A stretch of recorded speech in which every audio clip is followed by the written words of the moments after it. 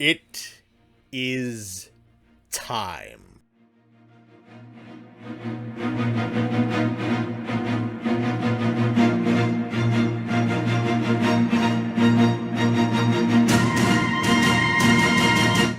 Time for a return to the frontier of Monster Hunter, both on this channel and within the main series itself. The 5th generation is over, and the next era of the franchise lies just over the horizon. There was a time when Monster Hunter Frontier was dead, discarded off into oblivion in 2019 to be barely mentioned again as World and Iceborne reigned supreme, and Rise followed soon after. Then came Sunbreak, and with it, Espinas and his subspecies, and many Frontier skills, and armor sets, and mechanics, and gimmicks, and Frontier staff members on the main team. So the question becomes, what will be brought over next? Was Espinas in Sunbreak merely a final tip of the hat in acknowledgement to a now dead era? I don't think so. And I don't think Capcom thinks so either. And from the looks of things, you, the audience, don't want this game to disappear either. And the newfound appreciation that we have for Frontier nowadays has been very cool to see. Pokaradon.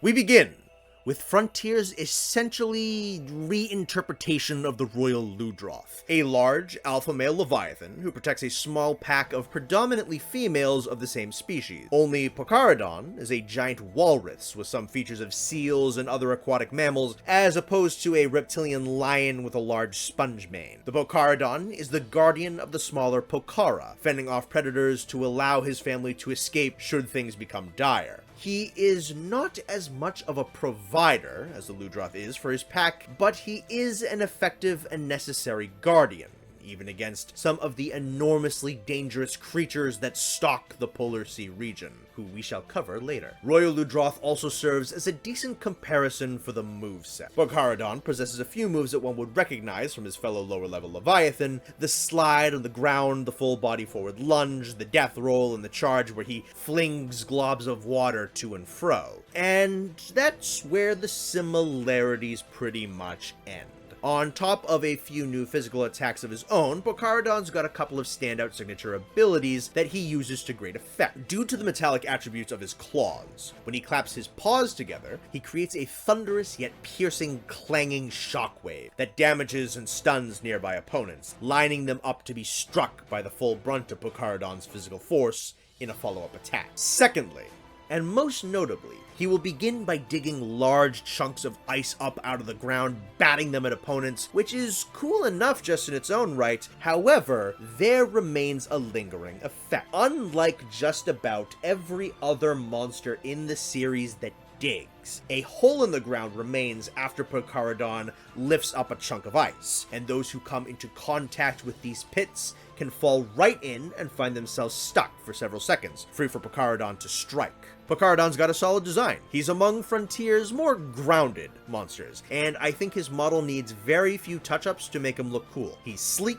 yet imposing, he's got a simple yet recognizable design, he has a distinct personality that he plays off very well with his moveset and animations, he branches off very well from the monster whom he took a lot of base elements from, and I could see him fitting in very well at the middle level difficulty on an ice map, maybe around Barioth level difficulty. He's definitely a few steps above the low tier for mainline Monster Hunter. He's only the first entry in the Monster Hunter Frontier G update because this is Frontier we're talking about. It also warrants mentioning that Pokaradon would by proxy, flush out whatever map he's on, both with the standard smaller monster Pokara and these tiny little baby Pokara seals that will actually come up to you and interact with you. And if bringing in Pokaradon means I get to play with baby seals, then yeah, bring him in.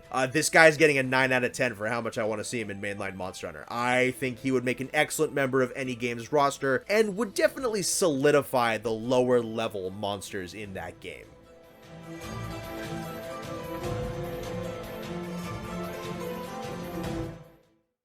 Farunokku.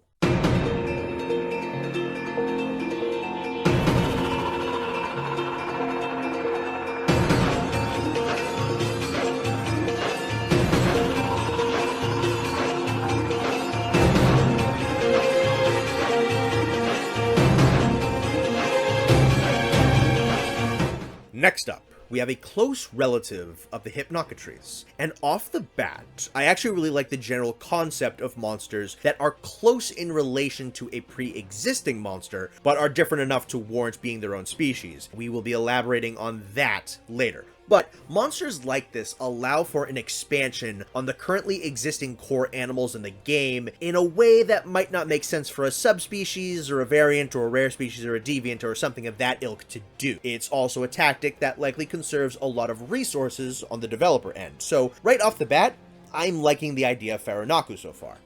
This bird's probably one of the more expressive monsters out there. I'm really not exaggerating when I say that he challenges his enemies to dance-offs. Farunokku fights by leaping and kicking and hopping and shaking and prancing in rapid, frantic patterns that look like this kind of ridiculous dance. By doing this, he builds up large charges of static electricity within the bright yellow feathers on his body, which he then predominantly detonates in huge lightning blasts around him. Although he can fire off this lightning in projectiles, it is his defensive application of his thunder that more defines him. His different and varied dances and animations will signal the size of the electrical burst he'll detonate and how he'll go about using it, requiring knowledge of his telegraphs. He has a bunch of these to memorize, and each animation is unique and lively and simply just kinda fun to watch. He even strikes poses with his wings sometimes. What's very interesting to me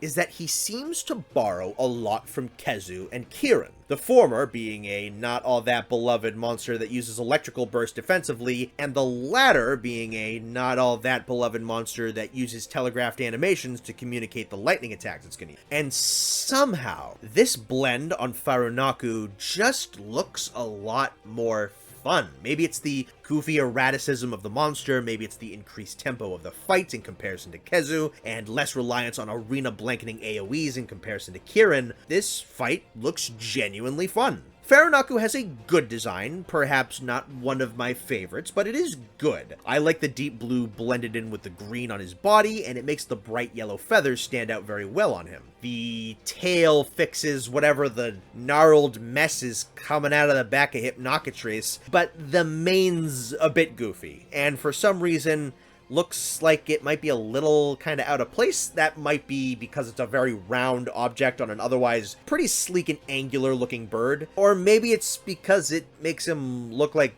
Big Bird. And I don't really want to stab Big Bird. I think I'd want to see it with some better textures before fully judging it. The mane and the other feathers do stand on end a bit when he's enraged, which is a little bit better, but it's again kind of limited by texture. I think more than anything, I want to see this guy just move around in a newer engine. I want to see his dancing animations and thunder shocks fully realized with some top-of-the-line technology. I think that would make me appreciate him even more, but as is, I quite like the guy, more than I thought I would. I'm gonna give Farunokku a 7 out of 10 for how much I would like to see him in the main series.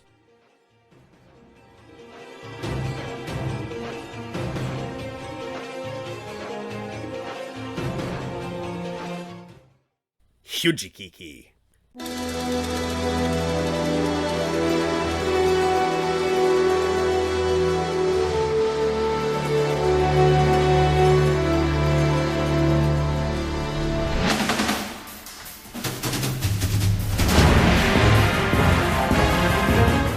Tenacious, violent, and armed to the teeth, with rows upon rows upon rows of launchable spear-like spines.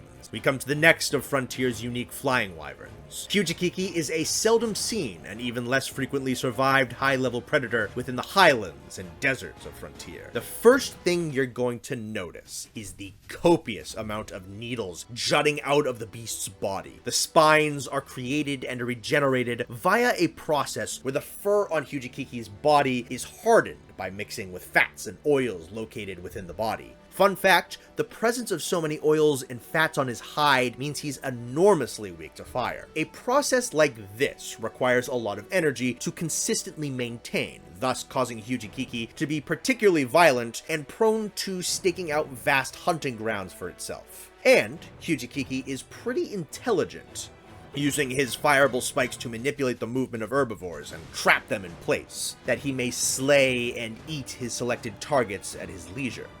Though the spikes also double as protection against the Highlands predators, who are far larger than him. In combat, a Hyujikiki has a lot of tricks up his sleeve. He takes after Barioth quite a bit, borrowing a good portion of Barioth's physical attacks, and also sharing his ability to exhale blasts of air that form small cyclones. These cyclones aren't too dangerous on their own, and he actually doesn't even really try to fire them directly at you, because he doesn't have to. With a swing of his tail, he'll throw a barrage of spines into the cyclones, and let the winds fire them off in every direction, pelting a massive chunk of the arena with an indiscriminate Gatling gun's worth of projectiles in patterns that are almost guaranteed to hit their mark. This is easily his flashiest and most famous way to weaponize his needles, but it's not the only way. A lot of his attacks will drop spike clusters on the ground around him, making the ground nearby very dangerous to approach. Additionally, he can leap into the air and fire off a ring of thorns, deterring opponents from approaching him and separating hunting parties. He'll even curl himself up in a ball of spears, retaliating if attacked. And when Hyujikiki gets desperate, he has one last trump card. Hyujikiki has several organs filled with a variety of toxins. The ability to poison, paralyze, and induce sleep can all be found in these organs, and you guessed it, he can force these organs to blend the toxin in with the fats and oils to lace every single spine with one of these effects. When he does this, he will double down on his wind usage as well, firing off more cyclones and moving his limbs and tail with so much force that they can kick up strong gusts of wind all their own. The game turns into a debilitating bullet hell designed to shred unprepared hunters to death, not giving them an inch as they are repeatedly incapacitated as their health bleeds away. I know status-oriented monsters aren't generally well liked by the community, but quite honestly, I think Hyujikiki would be fun for a few fights to get absolutely battered around and beaten the snot out of, only for it to require a dedicated counter build for future fights. The potential for him to be annoying, it's there, but I don't know. I think he's too cool to be written off just because of status use. The design is pretty damn cool as well, leaning heavily into the mammalian look, kinda looking like a giant spiky winged hyena. Despite all the spikes, he doesn't look too bad or too messy. The head spikes are maybe a bit large compared to those on the rest of his body, but that's a pretty minor gripe. He has excellent colors, a very dark brown for the spines, contrasting with a mix of tans and cream colors, with a bit of a yellow tint in the fur. And when enraged, his claws and spikes have this blood orange hue on the tips that make for a really neat looking rage mode. I think Hyujikiki is a pretty excellent monster, and some more up-to-date renders that are available show just how good he could look on a modern hardware. I think he'd make for a really good challenge, with a gimmick some will love and some will hate, but I know that I certainly want to give this fight a try. Hyujikiki is getting an 8 for how much I want to see him.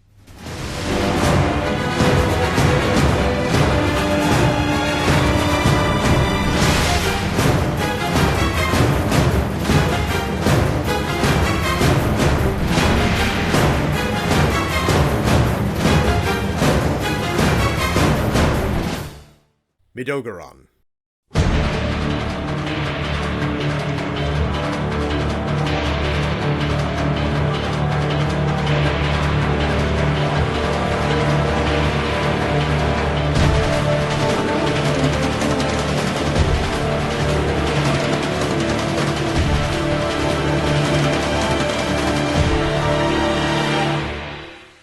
When the worst occurs, and a Kamu Orugaron is left bereft of its partner, the Nono Orugaron it had partnered with slain or dead from some other cause, the Kamu will, for some unknown reason, journey into the volcanic regions alone. There, his ice-producing organs mutate into fire-producing organs. The fur on his body darkens, and the ends of tufts of fur on his neck, back, belly, and legs turn to a volcanic red. Scars of years of battles cross his body, and the now abandoned Kamu Orugaron transforms into a beast of tragedy and terror, a Midogaron.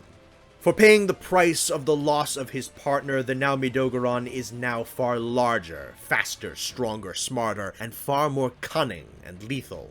Not to mention a more successful predator than two Orugarons combined. When not enraged, he fights a lot like an amplified Kamu Orugaron. Tail whips, claw swipes, lunges, leaps, bites, a roar that can knock back opponents, and the ability to fire off spikes out of his back. He's certainly swift and aggressive like this, but this is not the part of the fight you need to watch out for. When driven to anger, stripes on his dark fur and ends of his red fur, and his eyes begin to glow gold. The experience and wrath of this creature is brought to the forefront. His speed and aggression are jacked up to 11. Maybe make that a 12 for the speed. He can push himself so hard that his movements give the illusion of teleporting. He will vanish in a cloud of cinders and red fur, only to reappear a fraction of a second later with a devastating physical attack or a massive burst of fire. This trait is Midogaron's biggest claim to fame. These unreactable bursts of speed and power designed to destroy a target as quickly and viciously as possible. He can warp into a diving lunge, warp into a detonated charged fireball, even warp while in mid-air and firing off bursts of fire down on the ground. And what makes this even more fun is that he will actively try to fake you out, and will target hunters in multiplayer that one would not assume he's targeting. He may warp several times in a row to bait a roll or face one hunter, only to warp attack into another. And on top of that, sometimes he'll single out one individual hunter and try to isolate and annihilate just that one target with a flurry of attacks. Now, this state consumes a ton of energy and can't be maintained for very long, so there is the trade-off of him always eventually falling out of this transformation and into an exhausted state. Basically, what I'm saying is that this is Primordial Malzeno, only he's a dog on fire. And judging from the community response to Primordial Malzeno, I think they'd really like Midogaron. He's got a really great design. Menacing dark fur paired with brilliant burning red fur makes for a great core palette. The extra large tufts of said fur all over him look awesome, and when he's lit up all gold, he looks legitimately phenomenal. The golden eyes especially. Much like Hyujikiki, I don't think he needs too many touch-ups to look really good. His proportions look fine, his fur and spines don't look bad at all, and more up-to-date renders have tweaked his face a bit to make him a little less goofy looking. He's intimidating, and I think probably among my favorite of Frontier's monster designs. If a Monster Hunter game had Kamu and Nono Orugaron in its roster, I think Midogaron has to be a title update monster. I love really kind of everything about this guy. In fact, I love him enough to give him a big fat 9 out of 10 for how much I want to see him in the main series. I think Midogaron would look phenomenal on a modern engine, and I really want to see a turf war between him and Teostra.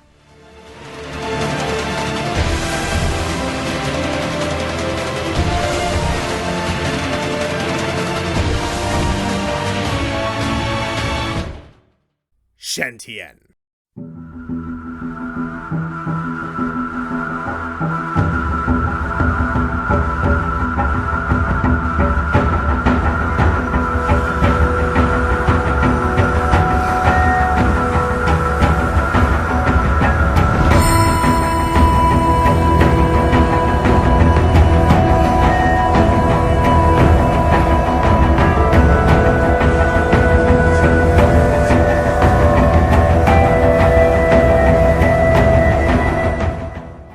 getting to a big one pretty damn fast, kids. The flagship of Monster Hunter Frontier G1, and the gatekeeper between you and G-Rank is Shantien, a legendary elder dragon, and for a number of very good reasons. As stated, he must be repelled for you to enter G-Rank in Frontier, and the proper Slay quest is added in the next update, G2.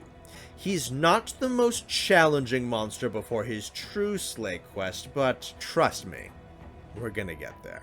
You face him atop a guild airship. Upon entering his territory, he moves to intercept you, alighting on the deck of the ship and threatening to send it crashing back down to Earth. He will first face you grounded, not taking the battle particularly seriously, and opting to bat away the fleas trying to take him down. But as the fight progresses, as you prove yourself more and more of a threat, he will begin to take to the sky, gradually bringing his full power to bear.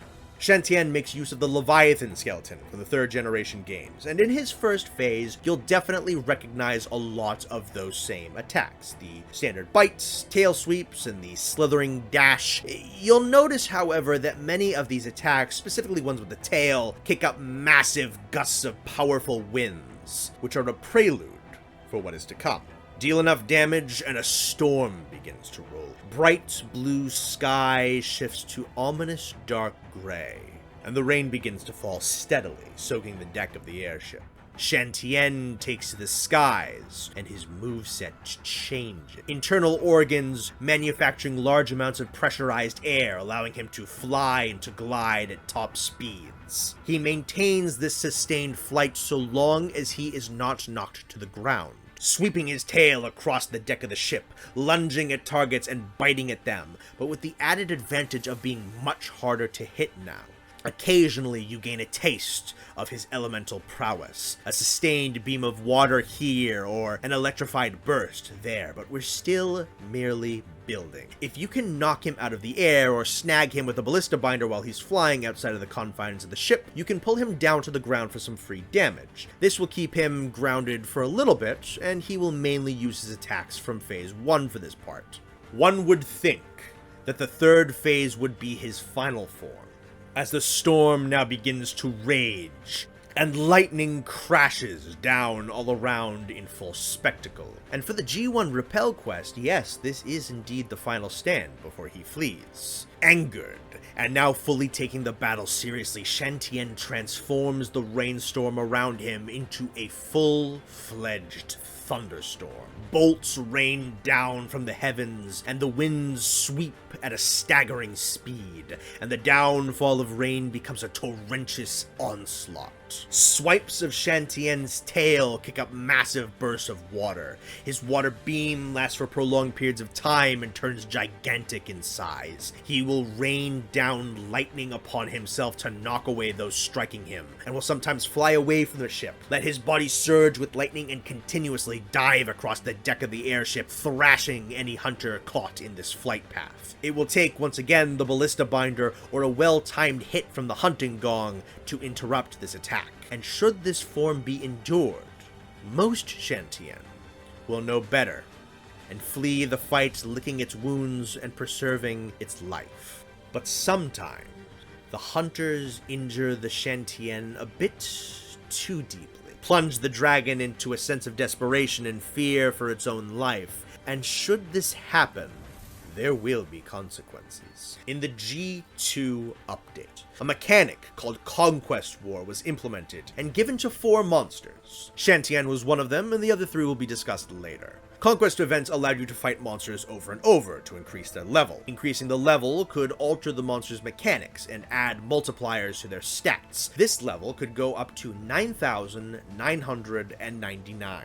You didn't need to go that high to fight the final form of Shantien, but those top-level Conquest Wars really did give some high-quality upgrade materials. When faced in this manner, and the previous 3 phases have been bested, a wounded and livid Shantien will turn to desperate measures, shooting the airship down and sending it careening into a volcanic wasteland.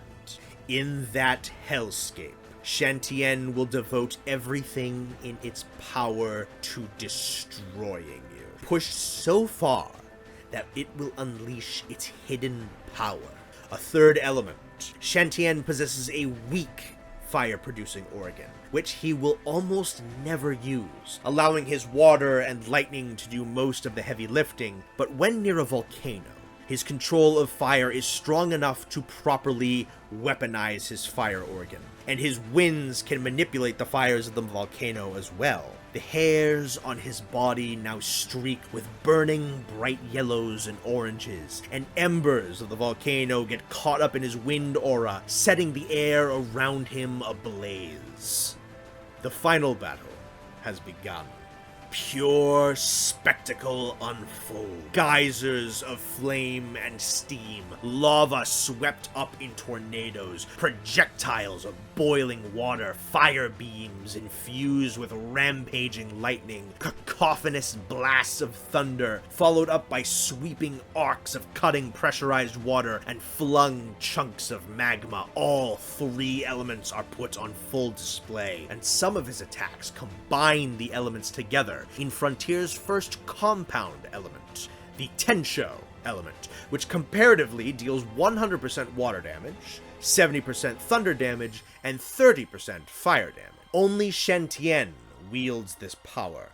Through fire, and through thunder, and through water. The battle is long, desperate, bloody, perilous, and deadly. The chance of survival is low, and the dragon will never relent. And even if enough wounds go through, even if you manage to bring Shantien to the very brink of death, it will not be your blade that fells him. Whether he simply underestimates his injuries and fries himself by accident, or proudly opts to end his own life on his own terms, Shantien, at the end, takes to the air, charges up his full might, pushes his powers beyond what he can handle anymore, overloads himself, and dies, falling back to earth in a trail of dissipating wind and discarded cinders. His floating hairs still swaying and his glittering shell still glowing as he lays still upon the hellscape. Monsters like Shantien only come around every once in a while. That dragon that leaves mouths agape and shocks us to the core. There's very little I'd change about the design, although there's something about how and where his eye sits on his head that makes his expression look a little goofy at some angles, and I initially didn't love the stiff, weird, half-developed looking wings coming out of his back on his renders, but they look fine in motion. The silver and teal look excellent, and the added yellow and orange in his final phase look exceptional. And my god, if all that couldn't convince you, just listen.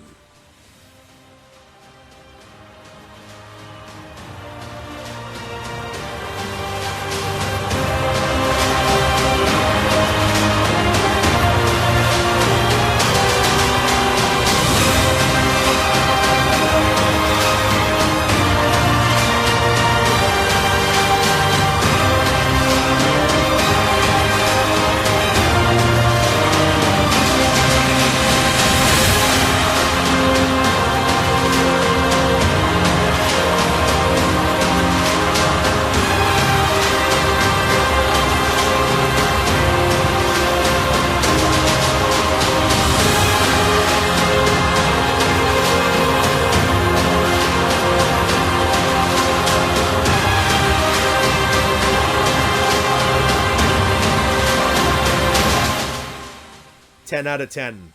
I don't care if there's another major storm elder dragon in the main line. They're both in Frontier anyways. Who cares? 10. I want to fight this thing so bad.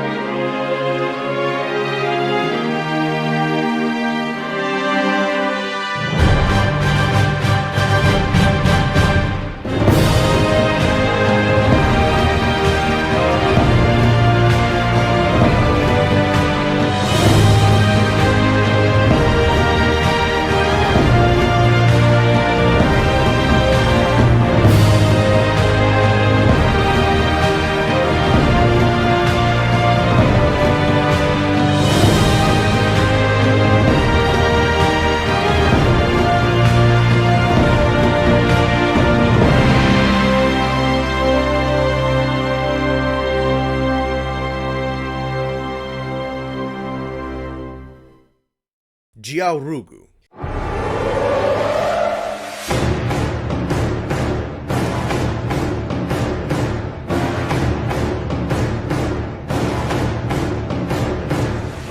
As we enter the G2 update for Frontier, we begin with the close relative of the previously featured Abiorugu. Giaorugu is believed to be the species from which Abiorugu derived, and currently serves as a top-level hunter within the Polar Sea region. It is likely that the scarcity of food resulted in some Giaorugu wandering away from the Polar Sea and changing into their green relatives, yet some of these terrifying Arctic brutes still remain in their place of origin. Though not the apex of the Polar Sea, we'll meet him later, Giaorugu is a predator to be taken seriously and be feared. He is designed to be a polar predator. The icy blue scales provide ample camouflage in the snow. His need to maintain a high body temperature means he's always on the move, and when enraged, he purposefully releases some of his instantly freezing blood to coat the back plates in an extra layer of frozen blood. And his tough, elasticy-like skin retains heat incredibly well. He is a difficult animal to put down, to say the very least. Physically, Giaorugu borrows a lot from other brute wyverns that came before him. He shares a number of attacks with Abiorugu and Deviljho, as well as the chin slams and balled-up roll attacks of Uragan. He uses the dorsal plates on his back to keep himself steady as he rolls. Paired with Giaorugu's physical strength are his elemental powers. From his mouth, Giaorugu can exhale a sustained beam of freezing liquid, as well as a closer-range burst of it. Additionally, he maintains the corrosive saliva of his relatives, Abiorugu and Deviljho. And at the back, he can shove his tail into the ice, and due to the properties of his blood, he can coat said tail in a thick layer of ice, forming a bladed end. Abiorugu may have some blade-like tail attacks, but Giaorugu fully evolves this concept into a full-on ice sword. Mind you, Giaorugu appeared a whole 2 years before Glavenus appeared, and I have no doubt that Abiorugu and Giaorugu were smashed together to form the flaming sword-wielding Carnotaur we all know and love. I actually think I like Giaorugu a bit more than Abiorugu. Giao's got some really cool ecology, a really cool color palette with the icy blue and the desaturated greens. He's got a bit of extra spikes and horns and bulk to make him look a little bit more menacing. I think his moveset overall looks a bit more fleshed out, and he clashes a bit less with some already in the main series monsters. He's a very cool creature. I think I'm going to give him a solid 7 out of 10 for how much I'd like to see him in the main series.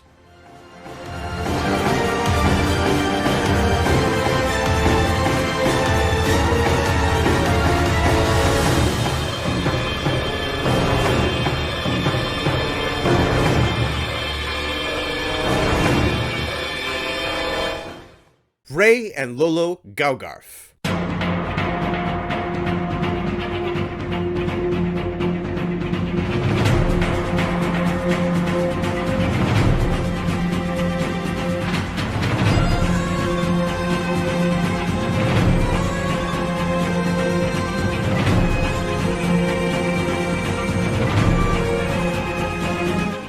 An inseparable pair of fanged beasts, whose play fighting together can be so destructive that the guild will send hunting parties after these two in order to prevent them from irreparably damaging ecosystems. These are another permanent monster pair, like the Orugarons and the metal fish, but these aren't mates for life or sworn enemies. These are two genetically different members of the same species. The blue-furred, wolf-faced Ray Gougarf is the result of the far more common genes, and the red-furred, bulldog-faced Lolo Gougarf is the much rarer of the two. Whatever the two pair, the Lolo takes command, being the much more assertive and aggressive of the two. I would assume that a pair of the two that you encounter in a quest are mates, but as far as I'm aware, there's little information as to populations of common partnerless Ray Gougarf, and if there is any purpose beyond combat efficacy as to why these animals tend to pair together separately and are never encountered by themselves in pairings of two Rays or two Lolos. But when we get into how they fight, it'll become a bit more clear in a combat sense why they would want to pair like this. The Gougarf species is capable of generating an electrical charge. However, the genetic dimorphism within the species is what signifies what kind of charge the animal possesses. Rays and Lolos produce different charges from one another and use this to great effect, using their electrical currents to propel one another as projectiles. What usually happens is Lolo will give a command and the two will leap into the air together, or Ray will lunge at Lolo and use its charge to repel its partner. Lolo will then send Ray careening across the battlefield at high speeds towards opponents. They can even leap into the air together and try to drag enemies in with a magnetic suction attack before crashing down on hunters they've brought too close. More or less, these are the professional wrestling monsters. It's not subtle at all, and it's pretty awesome. Even without this power, the two are still formidable, even separate. They are hardy creatures, capable of enduring great punishment and dishing it back out twice as hard with their powerful forelimbs and incredible agility.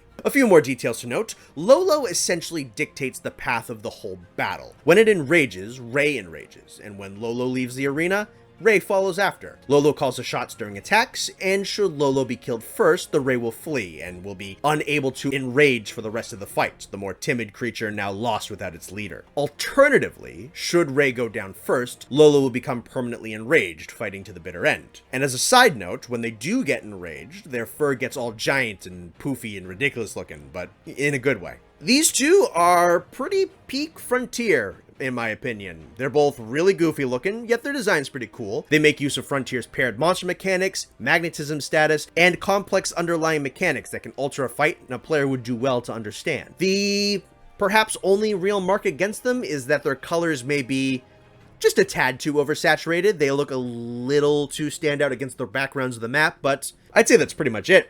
And I have confidence that if they were brought into Modern Monster Hunter, they'd give them even more magnetic attacks and animations. I think I'm going to give these two an 8 out of 10 for how much I'd like to see them in the main line. They're pretty great.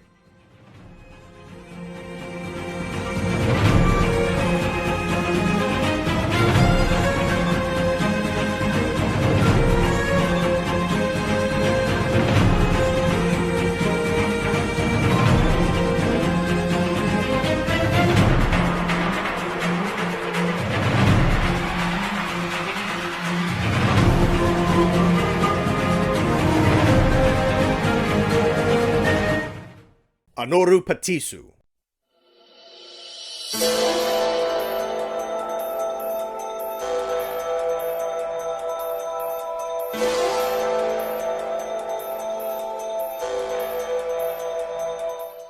At the apex of the Polar Sea, above the massive walrus and the ice sword dinosaur and all other menagerie of top-level creatures within this frigid land, is the Anorupatisu, a flying wyvern modeled after a saw-nosed shark. Anorupatisu is a voracious and unyielding predator, out to eat any meat it can find, and truly, nowhere is safe from this violent behemoth. Anorupatisu is an effective ground combatant, a skillful flyer, and a powerful swimmer, making him hypothetically the singular monster capable of doing all three. Frontier lacks underwater combat, but he is still very much capable of swimming, traveling beneath the ice while its dorsal fin tears through the frozen sheets, hurtling towards soon-to-be food. His famed saw blade horn is both a tool of ice-digging utility and a brutal weapon, though honestly he has less attacks with it than I thought he'd have. Phase 1 of his fight is pretty cool.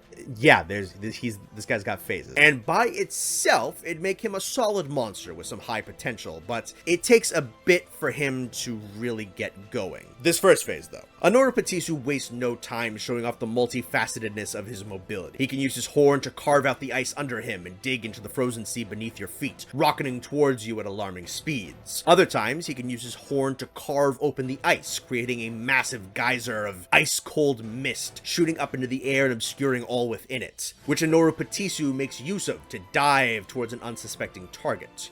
He's actually a pretty graceful flyer, despite his size, though not as skilled as a Rathalos or Soregios. Anorupatisu can maneuver quite well and with great speed, repositioning himself out of reach. He will often follow this up by blasting the ground with a massive ball of ice, the result of which kicks up a frigid mist which rains down icicles. He's even got an occasionally triple ice blast attack that he fires from his mouth. Other than that, he has some standard flying wyvern attacks, a hip check, bite attack, tail whip, Rathian's backflip, and Diablo's double tail strike. And if that was everything, I'd still quite like him. Very reminiscent of Guanzorumu with some flashier attacks, but less interesting mechanics. A great design and some solid potential for a main series release. He'd be either a low 7 or a high 6, but no, we're not done. Not only does he have more, not only does this monster have a dedicated second phase, which very few other monsters at this power level have, but Flying Shark pulls out the mother dragon element out of nowhere. This is where it gets nuts. Not only does he get new moves, but he amplifies a lot of his old ones with dragon. You'll notice Anorupatisu enter this stage when he roars and bolts of draconic energy zap around his mouth. He gains Diablos' horn sweep and charge. At least I think he does. I didn't see him use these moves in gameplay until phase 2. And he, at least to my eyes, appears to attack much faster. All of Anorupatisu's ice attacks are now imbued with dragon. His geysers, ice mist, ice shot projectiles now coursing with crackling red and black, and the two elements blend beautifully, adding a level of spectacle and menace, especially when his geyser is all lit up with the lightning and all you can see is the massive silhouette moments before it beelines right for you. He can also fly in a straight shot across the area, creating a wake of falling ice and massive bursts of icy steam. And I haven't even talked about the design. Sleek, badass, simplistic, intimidating, this deep, dark, oceanic blue with a white underbelly, white wing edges, and piercing gold eyes, and that prominent hacksaw horn. It's so cool. All in the body of this massive shark on a Diablos body shape. For the love of God, please salvage Anorupatisu from the wreckage of Frontier. With all that cool he still has untapped potential. He's an underwater monster with no underwater fight, and he as of yet has very few physical attacks to call his own, mostly borrowing from 3rd generation Diablos and a little Rathian mixed in. Put that together with a couple of new flying moves and maybe some updated ice and dragon visual effects, and I think we legitimately have one of the all-time greats on our hands here. I think he might be in my top 3 Frontier monsters. Top 5 for sure. 10 out of 10, easy. I would kill to fight this guy in mainline Monster Hunter.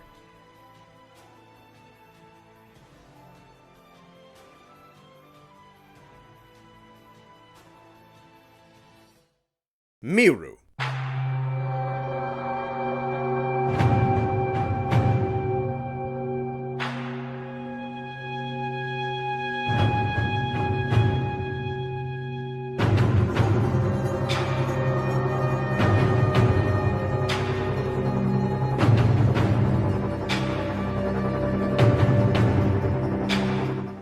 An enigmatic, elusive, and enormously rare fox-like wyvern, once mistaken as a black Duragawa, the Miru is tracked down and revealed to be a close relative of the aforementioned monster instead. Miru possesses one of the most unique anatomies I have ever seen in a Monster Hunter monster, and that is because Miru is a bona fide shapeshifter. Long before the days of Lunagaron's werewolf transformation, there was this 6-formed fox.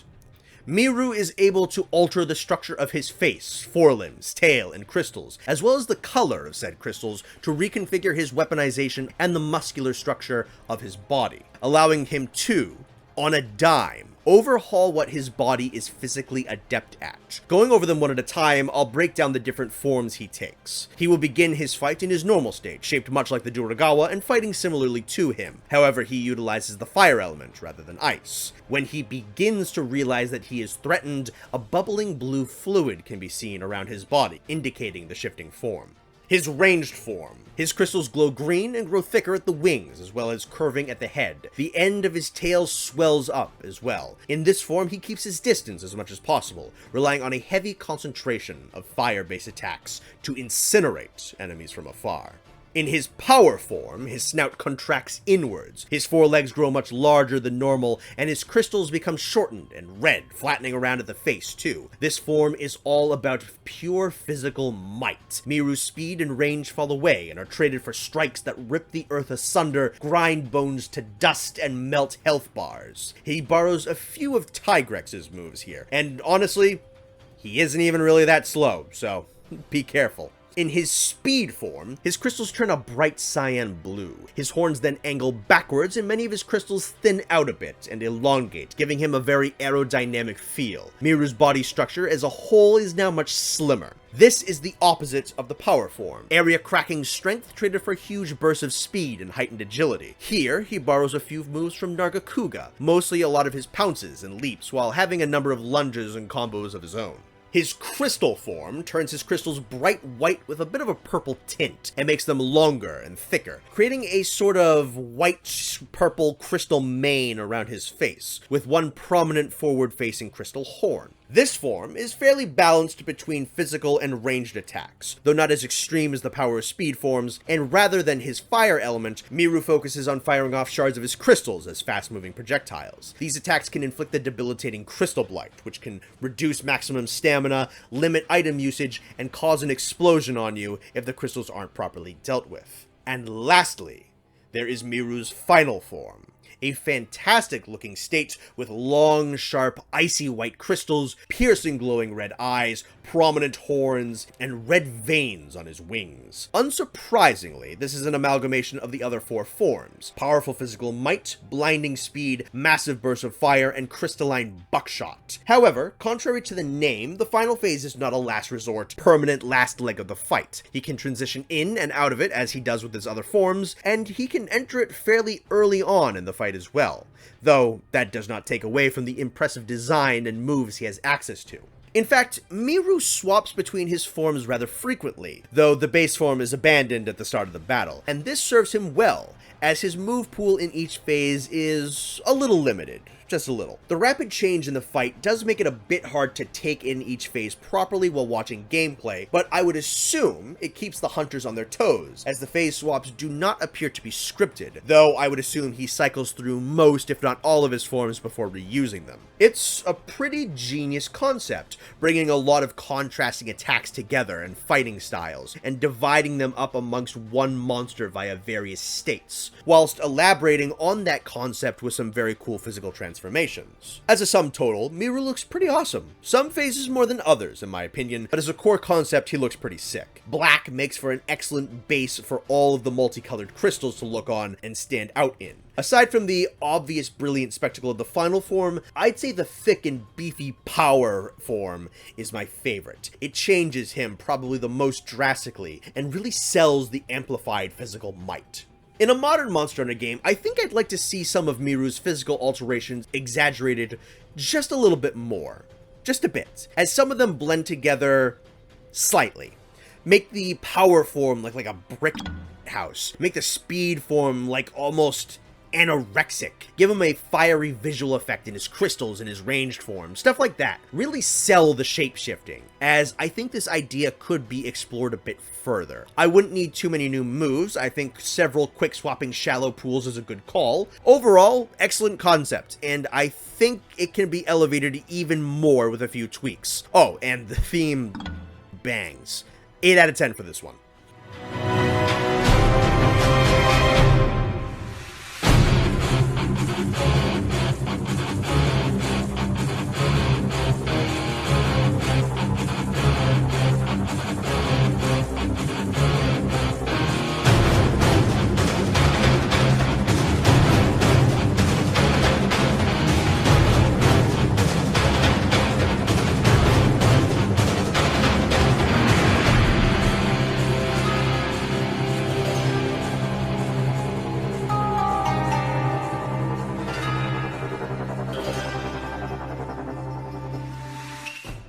Rebidiora.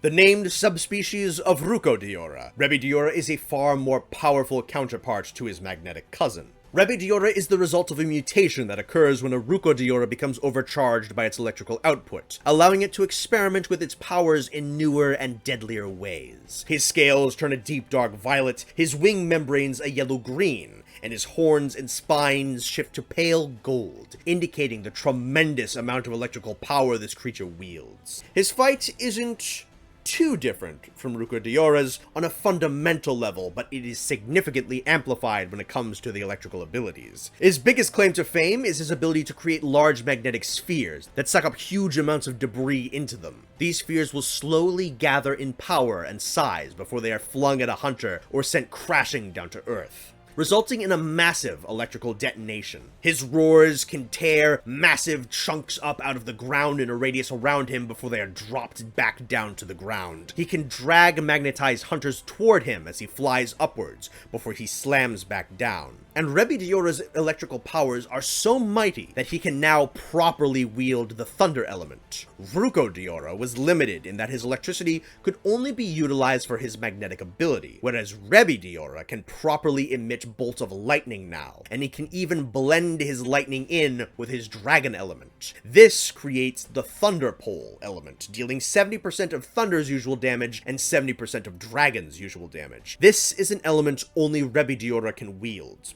Additionally, he has a few new physical attacks, such as a Wing Slam combo, and his general radial influence of magnetic power is utterly massive. I do think that Rebidiora has the superior color palette over Rucodiora, but I do have one gripe. When enraged, Rucodiora shifts physically. His wing membranes become frayed at the edges, making them look jagged. Yellow-green thunderbolt designs appear over the wing bones, and his horns, claws, and leg and tail spikes turn with this bright cerulean blue. I wish the cerulean blue colors were yellow or the same yellow-green as the wings. I think it's one major color too many on the monster, and the fact that the blue parts are so separated from the yellow-green parts kinda makes his different pieces of his body feel a little, I would say, separated. But the purple, green, and gold, those look really good. He's a cool one, and an Elder Dragon that I would love to see in a mainline game. I think he could be a really good spectacle fight monster, with some genuinely good regular combat mixed in. Whereas I could see Rucodiora being a more technical magnetic master, I think Rebidiora would be a really fun bombastic light show monster, with a lot of terrifying heavy-hitting elemental attacks. And as a bonus, he comes packaged with this incredibly heroic and triumphant battle theme. Very solid 7 out of 10 for how much I would like to see him in the main series.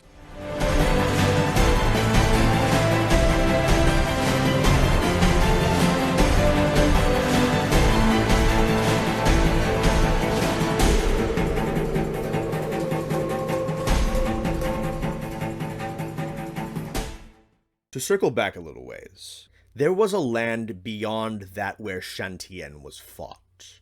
A frigid, frozen, apocalyptic wasteland, suspended in time. And it was here that the enemy of Shantien lurks, in his kingdom of solitude. An ancient dragon who had defeated Shantien in years past, a horror lurking at the end of the world, and one of the mightiest powers within Frontier, Disufiroa.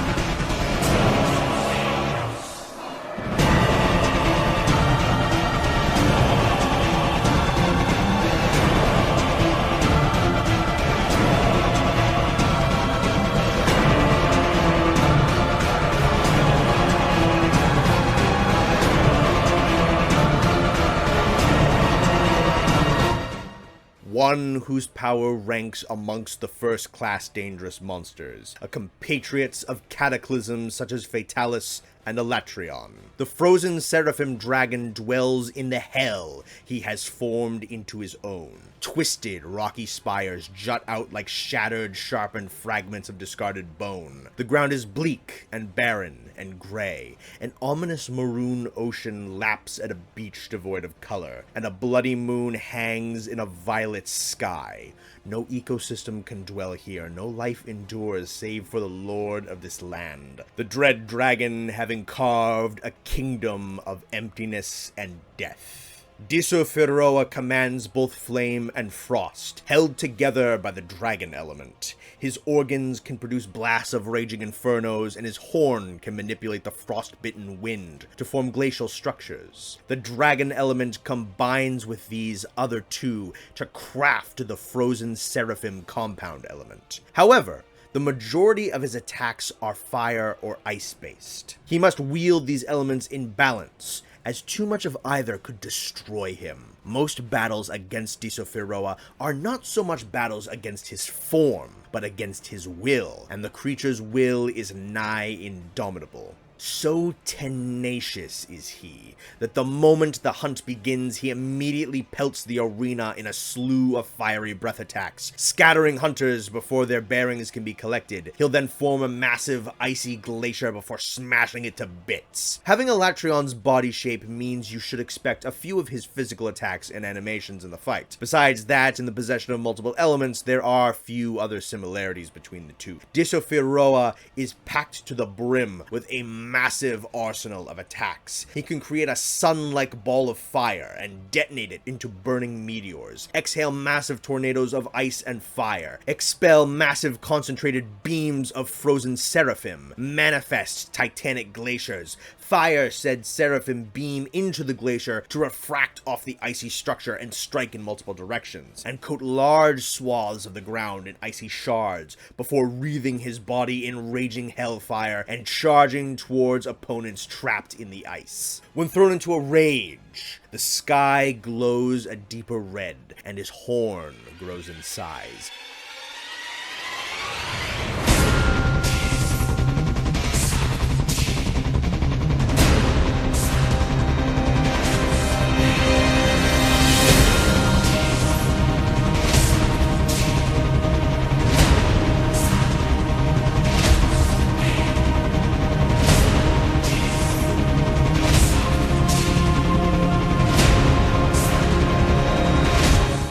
Powers multiply tremendously. Meteors fall from the sky into the violet sea. He can surround himself with swirling cyclones of ice. He'll create an ice shield around him before detonating a tremendous fireball so destructive that you must hide within the shield he creates for himself. The wild output of elements in this phase is dangerous for both you and Disufiroa. If you can inflict enough damage, if you persevere long enough, eventually you will surmount the insurmountable and drive Disufiroa to output more power than he can withstand. Like Shantien, it is Disufiroa's own might that puts him down. The frost turning against him, dousing his flames, encapsulating his body, and entombing the dead dragon in his own might. A permanent monument to the fact that the Disufiroa commands so much godly power that his mortal body cannot withstand it, for the most part. See, Disufiroa has a few high-level forms beyond his traditional quest. He has both a Conquest War version, like Shantien, and a Shiten version, like the 7th level Enraged version of Unknown.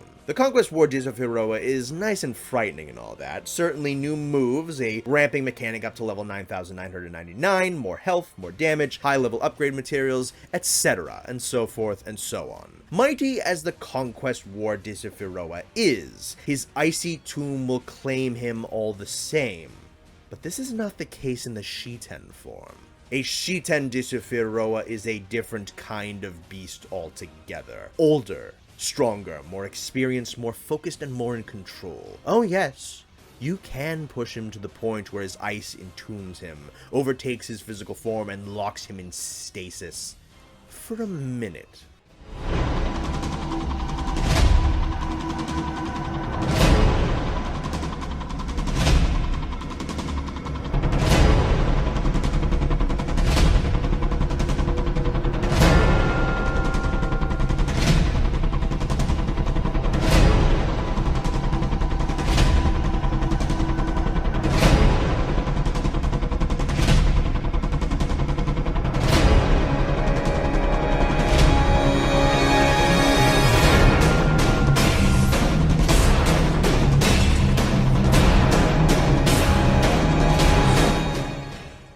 should-be statue begins to shake and splinter before great jets of fire erupt from the body of the resurrected demon and boil the ice to nothing.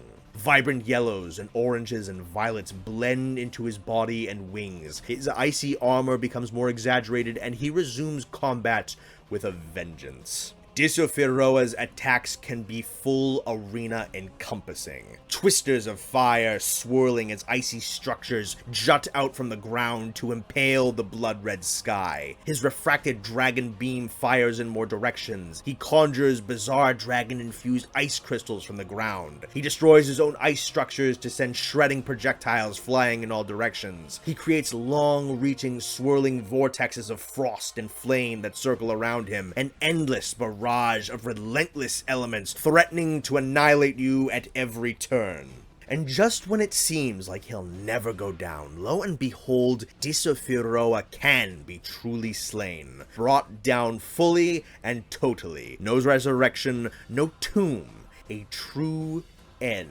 And that is the climactic encounter with what is one of, if not the strongest monster in Frontier's canon. Though perhaps a tad busy, I think Disufiroa's design is mostly pretty sick. I think a bit of texture work to make his armor look a bit more ice-like would do him some favors. In-game, the texture's look is a bit icier than his render, but I think he'd look truly phenomenal if he had, say, Velkhana-level graphics. The deep, dark red for his underbelly looks great with the white armor, and I really like that his horn arrangement kind of looks like a helmet, bits of it parting around his eyes to look like similar slats in a knight helm, the big prominent horn to indicate his importance and power. I could perhaps take or leave the cerulean chin spikes and this weird hand thing coming out of his chest. The chin spikes especially, I honestly don't really like all that much. And the hand thing is really weird, but kind of in a good way. It's just such a bizarre addition that it makes the design more memorable. And the similar pattern of bright blue lines he has on his underbelly look pretty good too. And Disufiroa's final form, I think it's legitimately gorgeous. His ice armor retains its general shape, but grows exponentially and becomes more wild, which I think is appropriate considering his elements are more out of control. And the beautifully blended violets and yellows and oranges in with the red body and wing membranes look phenomenal. There's a few funky looking parts here and there, but Disufiroa has a fairly standout design, and sells a fire and ice dragon brilliantly. What's there to say beyond that? Of course I want this guy in mainline Monster Hunter. Not only would he be the 4th monster in the exclusive First Class Dangerous Monster Club, but his arena is hauntingly gorgeous. His design is striking. The grappling with his own power and eventually falling to it is such a unique dynamic, and the frozen over death is unlike anything that Monster Hunter has. Disufiroa's elemental combinations are insane, and I know for a fact that the team would push these combined elements even further. And the music, dude. It's such an unorthodox arrangement of instruments. This electronic percussion sound with heavier conventional percussion doing a ton of heavy lifting, a choir with both powerful vocals and this awesome menacing whispering chant to create this quiet yet powerful and ominous sound of impending apocalyptic death. Some conventional orchestra elements and a bit of electric guitar appears too and called for, but the use of the drums and the choir and electronic instruments creates this dreadful yet godly sound that I've listened to for many years and years now. Absolutely a 10 out of 10 for wanting Disufiroa.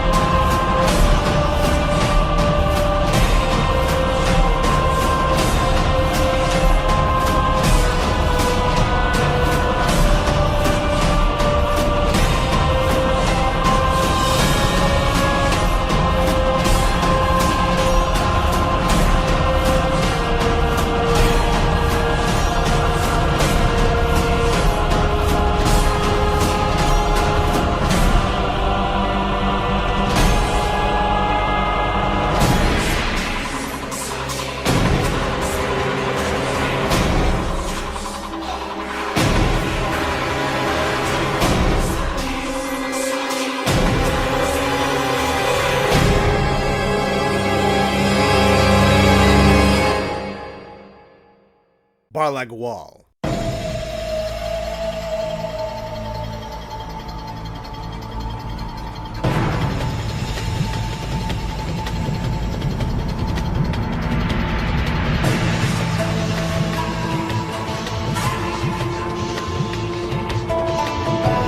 Okay, so we are finally out of Frontier G2, and we are on page 26 of this script.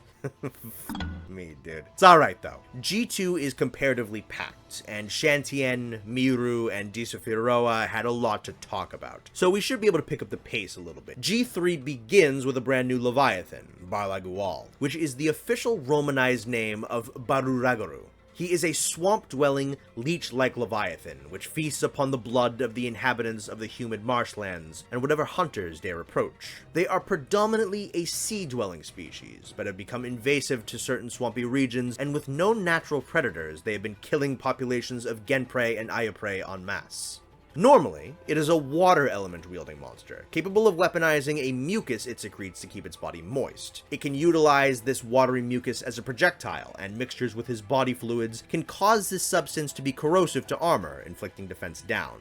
But this is not what you need to look out for. His most famed mechanic is, as I said, the ability to drain animals dry of their blood, and absorb certain attributes from it. When Barlagual gets its barbed, coated, extendable tongue into the neck of an iodrome or gendrome, it'll absorb the poisonous or paralytic toxins found within the body of these animals. Its internal organs have a method with which they isolate said toxins found in the consumed blood, and then send them to large sacs along the side of the creature. These sacs then expand, and you can see the isolated poisons flowing throughout the insides of Barlagual. He can then attack with these substances, contracting his muscles to defensively release them as gases, or aggressively firing them as beams at targets. However, should a velocidrome or a hunter be the one snared by the tongue of the Barlagual, the leeching leviathan's organs turn red, and his gaseous attacks corrode the integrity of weapons, reducing their sharpness. Getting caught in this pin also deals an absolute ton of damage, so either be enormously careful when he starts swinging his tongue at high speeds, or bring some other hunters who can heal you through the pin. Some other interesting tidbits to note. First of all, rather than claws, he has these tentacle-like growths on his forelimbs that allow him to dig through soil very easily. Considering that he is traditionally an undersea monster, I assume that means that he works kind of like Gobel, a seabed-dwelling ambush predator that submerges itself under the sand or dirt to strike unsuspecting prey with its tongue. Whilst submerged in water, his organs can intake a tremendous amount of the water around him to utilize when he hasn't consumed any blood recently. And when digging in the swamp, he can absorb the poisons found in the soil there. There are certain tongue-whipping attacks he uses that have animations that can actually cut some of the smaller raptor monsters in half. His tongue can be badly damaged whilst he is feeding, causing him to flinch for a prolonged period of time, and can even neutralize his ability to drink blood if the tongue is fully broken. The tip of his tail ends in a needle that can also expel the toxins in his body and can stab targets and pump them full of the poisons directly in this way, kind of like a syringe. Additionally, he is not suited for fighting other large predators and is generally a pretty easily frightened animal, which I think could be kind of fun to see expanded on in a game like World. Design-wise, Barlagual looks super cool. He's got a ghoulish-looking face, a simple serpentine design, and nice muted color palette with light blues and faded grays. And his red fins add this nice little extra pop of color detail. It is needless to say that he looks awesome when he's absorbed blood, and that huge stripe down his body flares up with purple, yellow, or red. It's an awesome visual indicator for what he can do, and brightens him up considerably without throwing off the look. This is another fantastic monster out of Frontier. A brilliant mechanic executed masterfully. A damn solid design, and he has a lot of his own moves, which is great considering I'm noticing a lot of borrowed animations in this game, especially in physical attacks, which isn't intrinsically a bad thing, but if there's an over-reliance on reused animations, it can kind of water down the monsters a bit. And Barlagual has a decent toolbox of attacks that I have not seen on any other creature. Additionally, if we get underwater back, we have another Frontier monster that can be plopped in the water, and that is a massive plus for me. I would love to see how he hunts in his natural habitat. I know I'm handing out quite a few of these, but I'm definitely giving Barlagual a 10 out of 10 for how much I want to see him in the main series. I think he is just a masterfully put together creature. And honestly, I am trying to be a bit picky with the 9s and 10s, but looking at the roster, I think the G series is when Frontier's designs really peaked. Not that they're bad before or after, but they executed a lot of really good ideas fantastically well during this particular section of Frontier's lifetime, and Barlagual is no exception. Fun extra fact, Barlagual was a bit of a dark horse pick for me as a monster I wanted to see in Sunbreak's title update. As Espinas had just opened the Frontier door, Barlagual's name had just been Romanized, and he fit the bloody vampire aesthetic of Sunbreak's endgame perfectly. So I have a little bit of bias towards him, admittedly, but hey, it's my channel.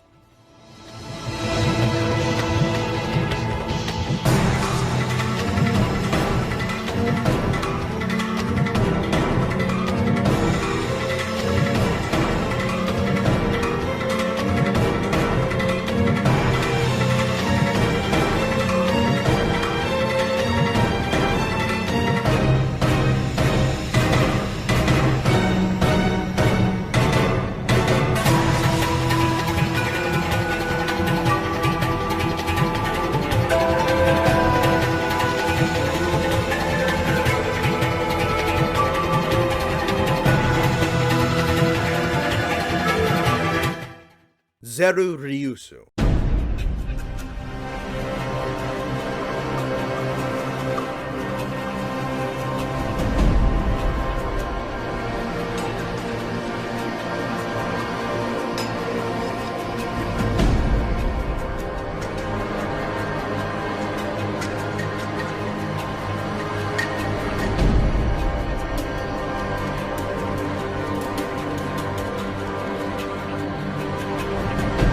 Let me introduce you to a new category of monster found within Frontier. The Berserk species are a type of monster designed to be relatives of other well-known monsters, but not variations of them, hence why I'm covering them here in this main section of this video, and not in a more generalized section towards the end.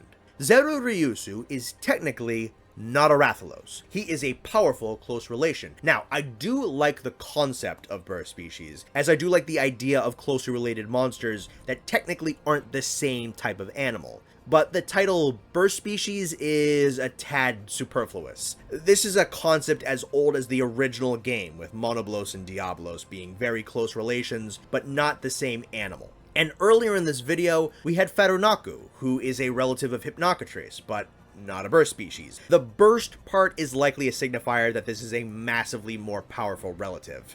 I like the concept of this category and most of the monsters within it, but the nomenclature is not particularly needed, in my opinion. So that's a quick little aside, but let's focus on Zerureusu himself, a brilliant, glittering, white flying wyvern with bright blue crystalline protrusions on his wings, horns, tail, and legs. Zerureusu is an enormously uncommonly seen wyvern, only appearing at the top of the highest towers when the sun shines brightly upon them. This is because Zerureusu absorbs solar energy, and its body converts it into its own personal compound element. It is simply named the light element, a combination of fire and lightning. The light within Zerureusu burns so brightly that an aura of radiance constantly emits from his body, an interesting indicator of how the fight is going, as the light will change and shift as he loses health, shifting from red to yellow to green to blue. Zerureusu has an intriguing core mechanic that serves as a bit of a cross between Berukurosu's adaptability to certain weapon types and Miru's shapeshifting. In response to receiving large amounts of a certain damage type, Zerureusu will reshape its crystalline shell to defend himself better against certain damage types. Against blade-wielding foes, Zerureusu will strengthen the crystals on his legs to protect against being tripped. He will also open up the shell on his tail and utilize his tail in attacks more, both for physical and ranged purposes. I'm not 100% sure which moves are and aren't universal across each state, but from what I can see, the anti-blade form of Zerureusu is incredibly fast, agile, and combo-heavy, using his wings as blades to slice into opponents, swiping with his tail often, and pretty much every attack he does with his tail follows up with a sweeping thin beam of light energy that will occasionally leave these lingering waves of light energy in its wake. When threatened by long-ranged attackers, Zerureusu will expand the crystals on his wing talons, from which he fires out his barrages of light attacks, bombarding those who opted to keep their distance and making them pay for it. He takes to the skies often in this form, dashing in and out of range, while also creating a variety of bombarding light attacks, barrages of small projectiles, firing off large beams that break off into other projectiles, and firing off beams at the ground whilst in the air. And against foes who focus on bludgeoning damage, Zerureusu will strengthen the crystals on his head into twin-facing forward horns, reinforcing his head against stun damage and implementing more attacks with his head to deter enemies from approaching that area. He's more of a brawler in this form, striking with a big, heavy, forward-facing hits, slams, and charges, including one where he slams his horns into the ground, creating a multi-lined lightquake explosion. He's also got a few goofy attacks I saw used in a few of his forms, such as one where he digs his lower jaw into the ground and flies at you with part of his head stuck in the dirt, and another where he corkscrew digs into the ground and then resurfaces in a ring of light. They're both enormously bizarre moves, but they are definitely unique. I really like this gimmick, as I think it incentivizes teamwork, bringing multiple weapon categories amongst the party so that each form is properly covered, whilst Zerureusu strengthens himself against one player in particular. This certainly isn't anything that Frontier has never seen before, but it's adapted in a way that still feels fresh and creative. Not too much to say about the design, other than it's a good color choice. Piercing bright white and gleaming sapphire blue look really good together. The impact form is definitely my favorite. They're a really standout feature that adds this extra layer of menace. I will give Zerureusu a 7 out of 10 for how much I like to see him in the main series. There's a few monsters that do this gimmick with a bit more to it, and I'm not exactly dying for a new Rathalos-esque monster, but he looks like a good hunt with friends.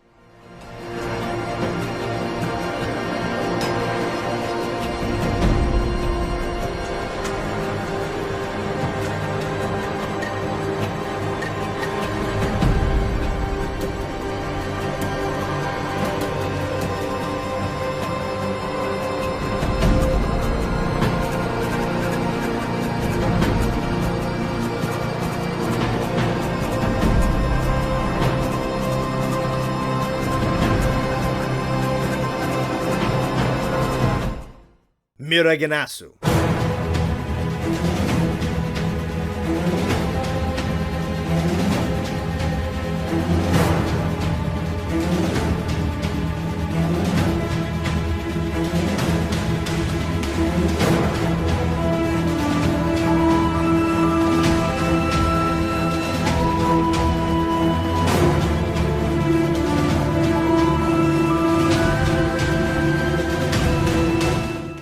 With the flagship of Monster Hunter itself gaining a burst species to embody the light, it was the flagship of Frontier who was worthy to gain a burst species embodying the dark. Meraginasu is a close relative of Espinaz, but it's honestly a little kinda tough to tell at face value. The bulky stature is similar, the spike placement is similar, their head shape is pretty similar, and they have that same forward-facing horn on their nose. But that's kinda it. Meraginasu exclusively lives within deep, dark caves, and as a result is completely blind. To compensate, it seeks out its prey using its gigantic bat-like ears, and an ability it has where it can rub its scales together to create a high-pitched sound that grants Meraginasu echolocation. This ultra-sensitive hearing plays into how Meraginasu goes about targeting foes. When potential prey starts making noise, he'll hone in on them, singling them out, and attacking relentlessly until it kills its mark and eats it. In gameplay, whichever hunter makes the most noise or deals the most damage becomes the singled-out target of Meraginasu's ire, relentlessly and recklessly hunted down across the cavern until that hunter is dead or Meraginasu picks a new target. A hunter will know if they have been singled out due to a shift in the music and, well, the giant drill horn flying wyvern belligerently trying to kill them. You can mitigate some of the potential damage of a raging Meraginasu by hiding in these limited integrity bone piles that remove knockback and damage whilst you're standing in them. Safi Jiva absolutely pulled a ton from how this fight works. Meraginasu has some bizarre adaptations for combat. On top of his immense physical strength and speed, he wields the darkness element, a composition of dragon and ice. He can weaponize the darkness element in the form of beams fired from his mouth, tails, and scales. However, the primary use of this darkness element is to be expelled from his tail, and I think these vent-like structures in his wings to propel Meraginasu forwards at staggering speeds. Combine this with his single-out mechanic, and he can absolute make for a very intense fight that does look pretty fun, though I do have a few issues, unfortunately.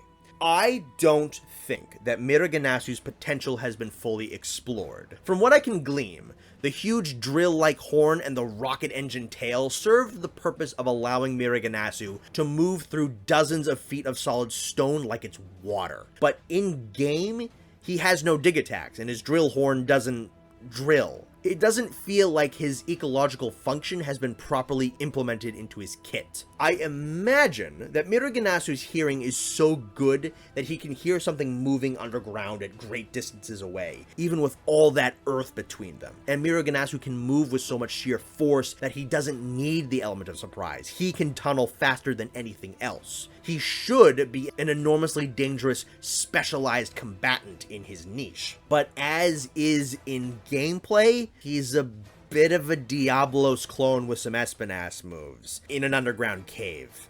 I think Meraginasu would stand to benefit by learning from some of Agnaktor's playbook in Tri, leaping from floor to ceiling and burrowing into every side and angle of the cavern that he's in. The hunter never sure what angle he's going to come from, all while his dark energy, rocket tail, and drill horn hit the cavern walls so hard that they practically melt tunnels for Meraginasu to travel in.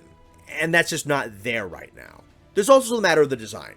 I know this one gets lampooned a ton, but I don't think it's that bad. It is, however, very noisy. The black and yellow nearing orange color looks great, but he has a lot of spines, curved in different directions, a very bizarre tail end, 3 horns pointing at different angles, and it's a lot of pointy bits spattered to and fro. He could stand to benefit from some cleanup. I think his body spikes could use a little bit more uniformity in direction, and I don't love his 2 thinner yellow horns on his head. The giant drill horn and the rocket tail do look kind of weird, but I understand their function. I think an actual revolving effect on the horn and some more rocket effects coming out of the tail when he launches himself could help to sell these odd-looking parts a bit better.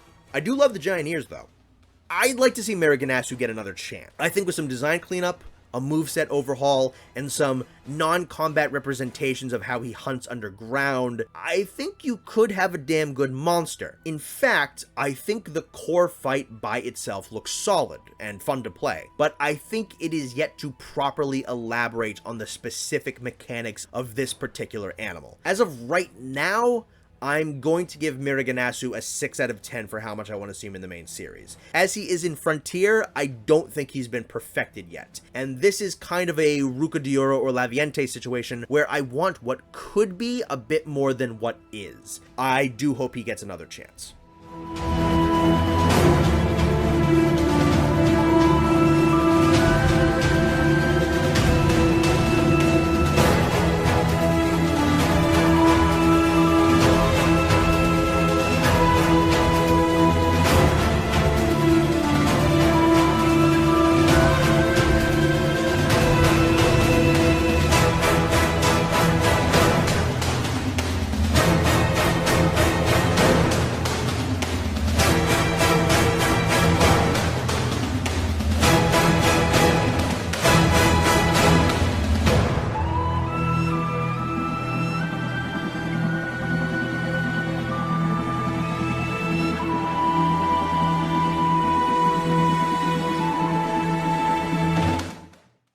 Forokururu.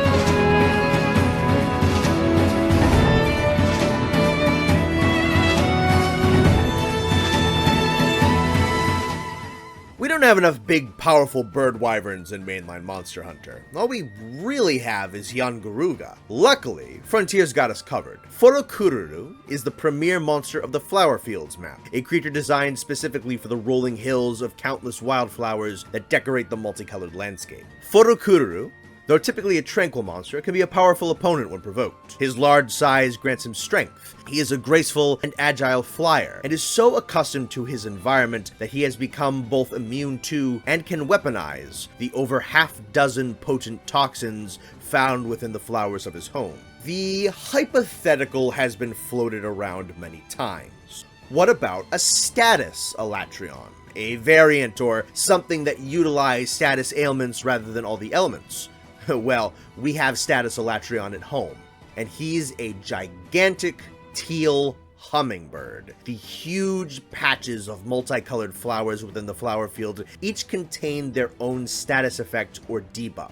Forokururu feeds upon the nectar of these flowers and can then utilize their toxins in combat. He is wholly immune to all of them. The list of effects that he can gain access to are as follows: poison, paralysis, sleep, dark, soiled, defense down, the fire element, and he can grant himself healing or attack up. Side note, the dark status effect is not the same as Meraginasu's darkness element. Dark is a status effect where much of your vision is obscured by darkness. The inside of his wings, some of the feathers on the plumage of his back and tail, and the dewlap under his throat all change to a different color and sometimes color pattern corresponding with each of the 9 different nectars. Having this many debuffs makes Forokururu a difficult beast to prepare against. A good hunter will have to bring what he believes to be necessary and understand the color patterns and lay of the land to know when is the time to be aggressive and when they are most at risk.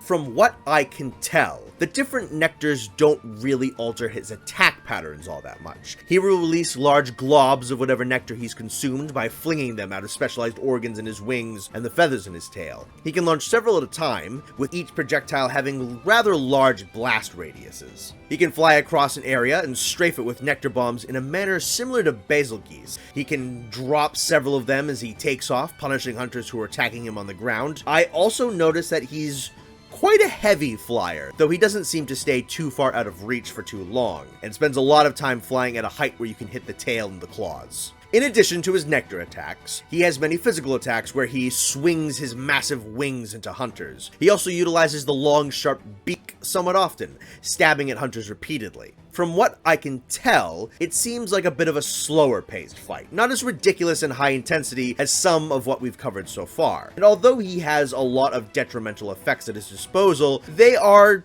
definitely manageable, and he has far from the craziest AoE projectile spam in Frontier.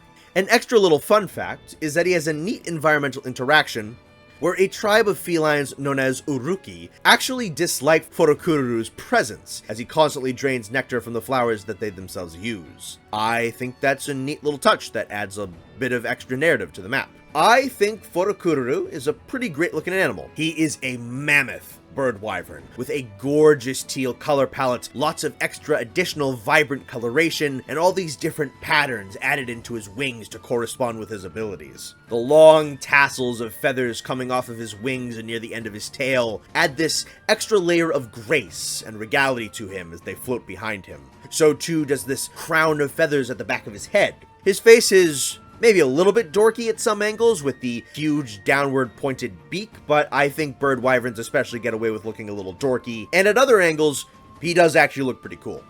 Forokururu has one major drawback, and that is how super specialized he is towards the flower fields. He kinda needs a map like that to properly function. This works for an MMO like Frontier, where there's a consistent introduction of new content, but that's a bit tougher for a regular Monster Hunter game. The best solution I can think of is to maybe have a third of a forest map have some larger flower fields built into a couple of the different battle zones so that he can function properly. It's not too preposterous of an idea. If you remember back to 4 Ultimate, Nerscylla had a lot of regions in the Sunken Hollow and Primal Forest that were dedicated to her massive web structures. I do appreciate that this fight seems to have a more lax tone to it. I think Frontier is due for a couple of monsters that aren't unrelenting, all-consuming, uber-aggressive carnivores. I'm noticing that there's quite a few of those in here. Forokururu gets an 8 out of 10 for how much I'd like to see him in Modern Monster Hunter. He's a bit specialized, and predominantly flying fights aren't always great,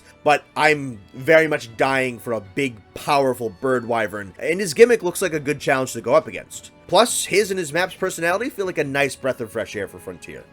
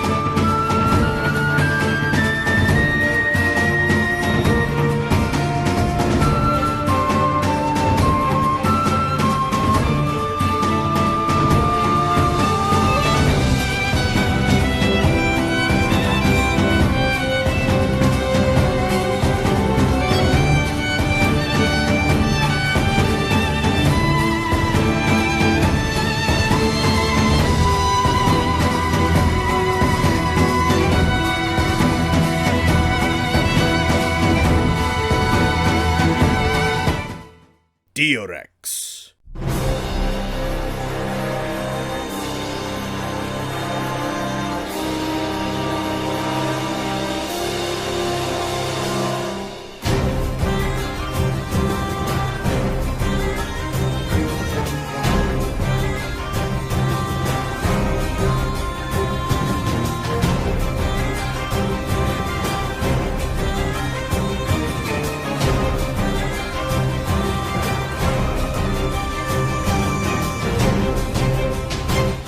Returning to the Burr species, we come to the Diorex, cousin of the Tigrex. The core Diorex is actually a bit weaker than your standard Tigrex. His scales are a pale gray and are softer than that of a Tigrex. He's also quite a bit slimmer. What makes Diorex special are the thunder-producing organs in his body, the largest being near his head, limbs, and tail. In a manner similar to the Zinogre, Diorex can use this electricity to stimulate his muscles, allowing for faster and stronger attacks than his body could normally output. But Diorex's most famed use for his electricity is a more defensive purpose. Diorex can be found in areas with high density of ores, and when threatened, he will charge his electrical organs to pull copious amounts of said ores to his body, where they will form around him, lose color, be flooded with blue electrical energy, forming what is essentially battle armor out of the ground. And due to the aforementioned muscle simulation, the Diorex is more than capable of moving with incredible speed, even when covered in layers of minerals. That hefty armor now backs his blows with an additional layer of earth-shattering force. To make matters worse, this new armor is damn difficult to penetrate, potentially turning away blades of the highest sharpness. This can be dealt with, however, as Diorex will need to charge the parts of his body he wishes to attack with, indicating this next move by forcing a body part to glow. The armor around said body part will soften up a little bit, allowing hunters to get in hits.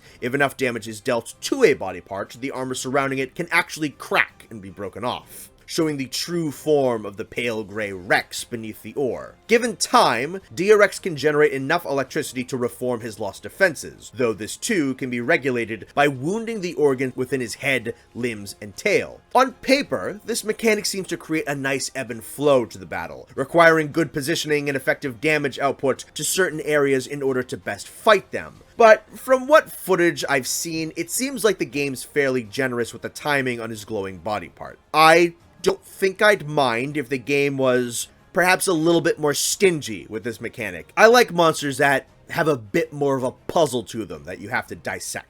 Moveset-wise, Diorex has a lot of what makes a Rex.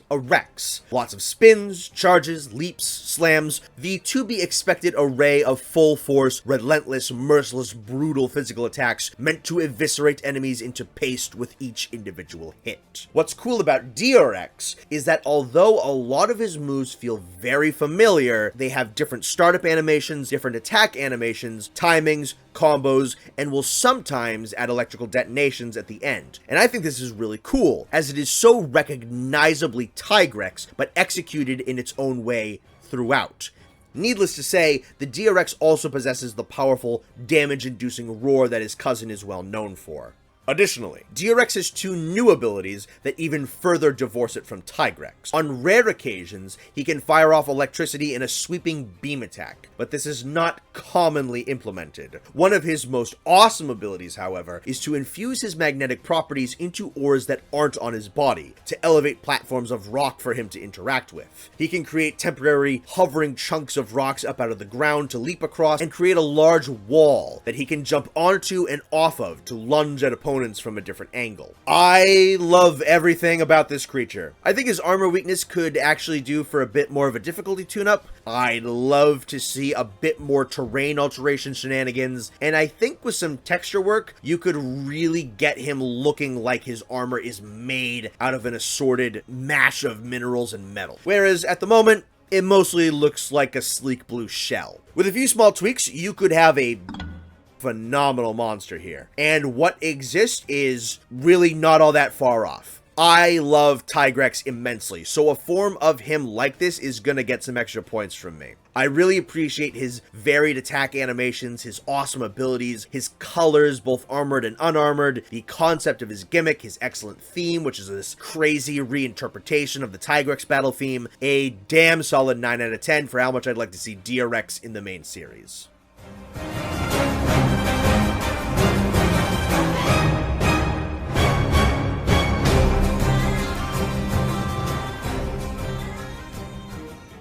Inagami.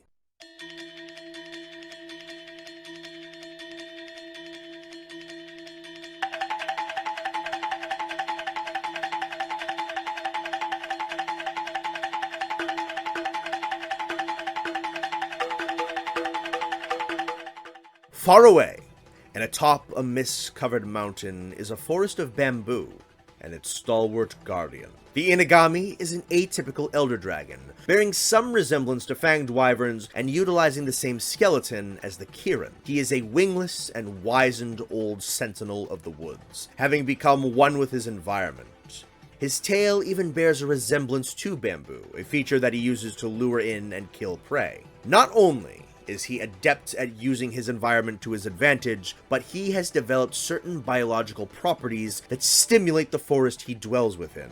First off, there's quite a bit that Inagami can do without even delving into his Elder Dragon-esque powers. He is a strong creature, with dense, blade-deflecting scales, high mobility, and cunning combat prowess. He is at the greatest advantage when he is surrounded by bamboo, snapping several trees and flinging the bisected trunks at targets like massive wooden spears. He can even grab bamboo trees in his mouth and spin them around as a weapon before snapping it into pieces. Gimmicks like this immediately add a level of personality, intelligence, and creativity to Inagami. He takes weaponization of his surroundings very literally, and I love the idea of an elder dragon that fights with its cunning and knowledge of its terrain and home. I think it would serve Inagami even better if he had phases wherein he stuck to environmental bamboo usage and his physical prowess before ever tapping into his broader powers, as if he did not believe that using these abilities were worth his time. It could solidify his personality of a wizened old master, and honestly, I think there's something very intriguing about a more minimalistic elder dragon. As is, he uses his smarts and powers in tandem, which isn't bad, but I think a little separation would add a nice sense of narrative to the fight. So let's talk about his more uncanny abilities. Inagami has a number of traits tied to either various fluids his body produces or one kind of catch-all multi-purpose fluid that his body produces. I couldn't find a definitive answer if all of this is accomplished by the same substance or not. I think they might all be the same due to the fact that these light blue foggy clouds are created by pretty much all of these different abilities. First off, the substances he secretes can stimulate bamboo growth by exponential degrees. He'll often stab his tail into the ground, releasing the fluid, which results in massive chunks of the arena growing bamboo trees at alarming rates. They grow so fast that they can erupt out of the ground, impaling all hunters that can't move fast enough before snapping due to the velocity of their growth. He can fire off this fluid into projectiles from his mouth, which will create this smaller burst of rapid growing bamboo. He can also imbue the secretion into his paws, allowing him to stamp up large skewering spears of bamboo out of the ground in front of him.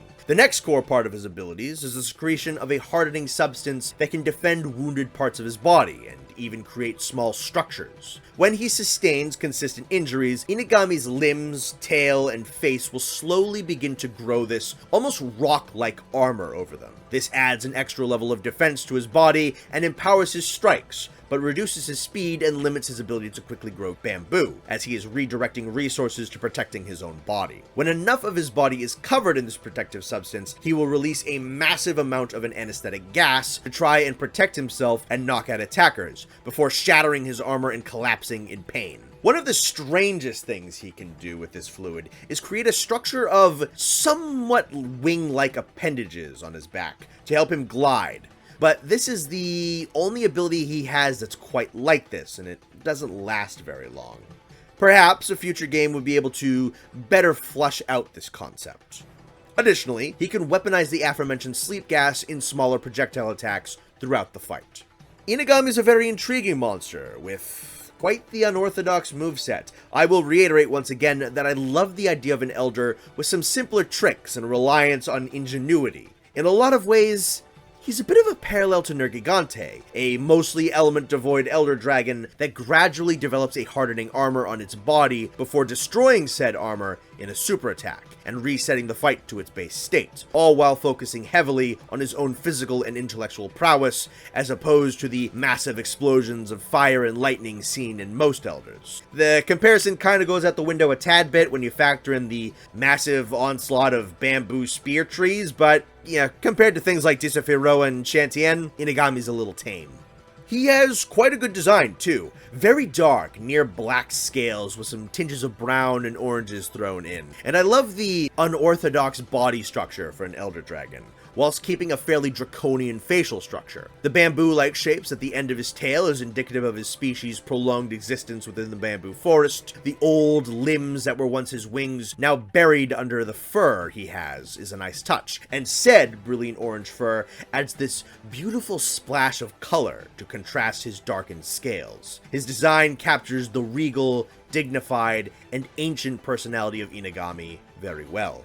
We have a little bit of a Forokururu situation, where Inagami is so tailored to the bamboo forest that to introduce him would require a very specialized map for him to be in. He honestly might have fit rather well in the Shrine Ruins of Monster Hunter Rise. Fortunately, the bamboo forest was only a single arena map in Frontier, so simply recreating it for a newer game likely wouldn't be the most difficult thing to do in the world if they really wanted to bring Inagami back. Another thing I like about him is that he is a bit held back.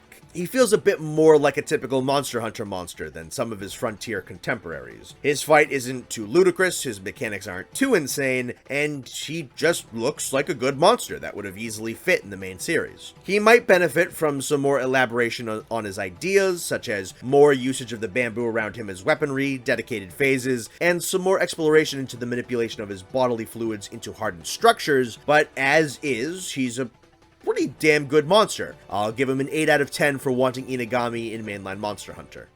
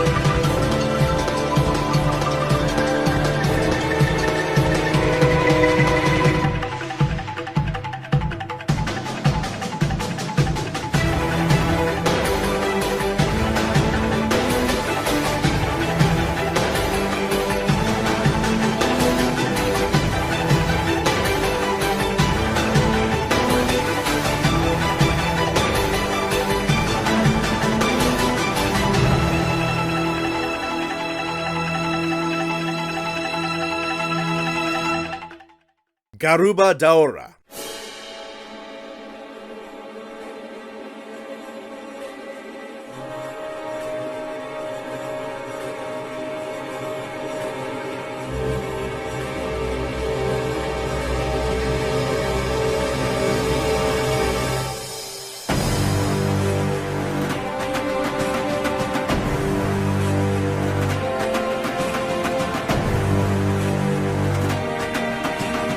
We cap off G5 with the birth species of Kushala Daora. Garuba Daora is a gold-encrusted elder dragon of winds and crystals. Wherever Garuba Daora dwells, likely has high volumes of gold, as it seems to have fused with the metallic shell that the Daora family is known for. Gold is in so much excess on Garuba Daora's body that it falls down in showers of gilded dust around him when he beats his wings. Garuba Daora still maintains his relative's ability to control winds, allowing him to manipulate the gold dust falling from his body. In doing so, he can create crystalline formations on the ground to strike up from under opponents in dangerous, jagged formations.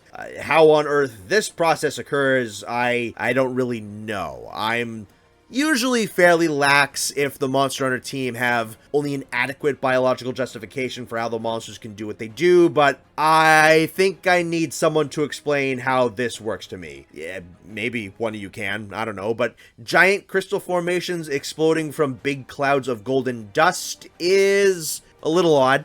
As you could guess, creating big crystalline explosions is the main part of Garuba Daora's toolkit. These attacks come in various shapes, sizes, and patterns. Some are small, concentrated bursts, others are scattered minefields of crystalline structures, and others are full arena encompassing, which actually kinda isn't saying much considering the airship you fight him on is a little small for a monster fight. Each of these attacks inflict the debilitating crystal status, which remains annoying to deal with. Additionally, he has some attacks you'll recognize from the second generation Kushala Daora. He has paw swipes, a wind aura, the ability to exhale blasts of wind, and the power to form small tornadoes. His most dreaded ability, however, is his ultimate attack. So, you know how you can set ants on fire with a magnifying glass out in the sun, right?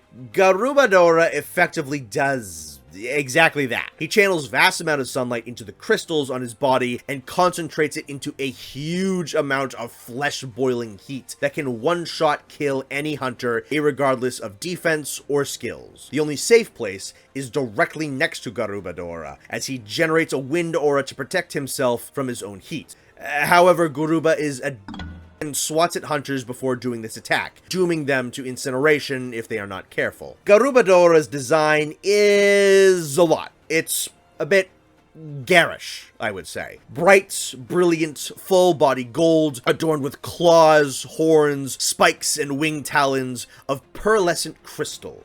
It might almost be trying just a little bit too hard to be this opulent dragon, though it may very well come down to a color and a texture issue. There is something that just doesn't quite look right, and you can especially see it in the wings. Something about it feels flat, muddy, not quite finished. Something about it just looks like a texture on a video game asset, with some refinement to look more like, say, Kulve Taroth or Gold Rathian. The gold coloration might work a bit better here. The crystals I don't mind too much, but I think the horns are maybe a little bit longer than they have to be, and some of these crystal spikes seem to be there just to have crystals. The core concept isn't bad. Take a very kind of desaturated metallic dragon like Kushala Daora and make him more brilliant and grandiose, but something didn't quite work out in execution here. I'm unfortunately a little less impressed than I was hoping to be. Garuba Daora's fight looks fine, but he's in such a small arena that some attacks look kind of obnoxious to get around. There's some issues with his design, his mechanics don't really make a ton of sense to me, and even his ultimate attack, though cool conceptually, doesn't have the most panache to it. I think he needs a major retooling to his looks and texture work, a bit of a desaturation, a bigger arena, and some tweaks to the moveset.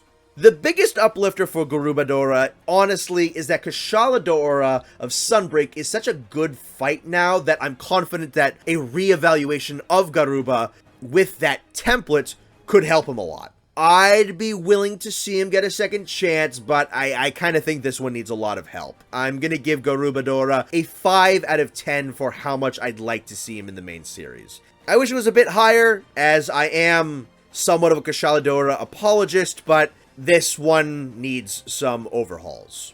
Okay, so We are now through update G5. What remains is G6 through 10 and the 3 Frontier Z updates. There's still a hefty chunk of Frontier to go, but thankfully for me, these games, as they went on, began to focus more on monster variations, such as the Peerless Individuals, or Musos, the Zeniths, and the Exotic Species, which are getting singular sections, and unique monster creations will start to thin out as Frontier goes on. We are quite a ways away from updates like G2 that had 6 monsters in it.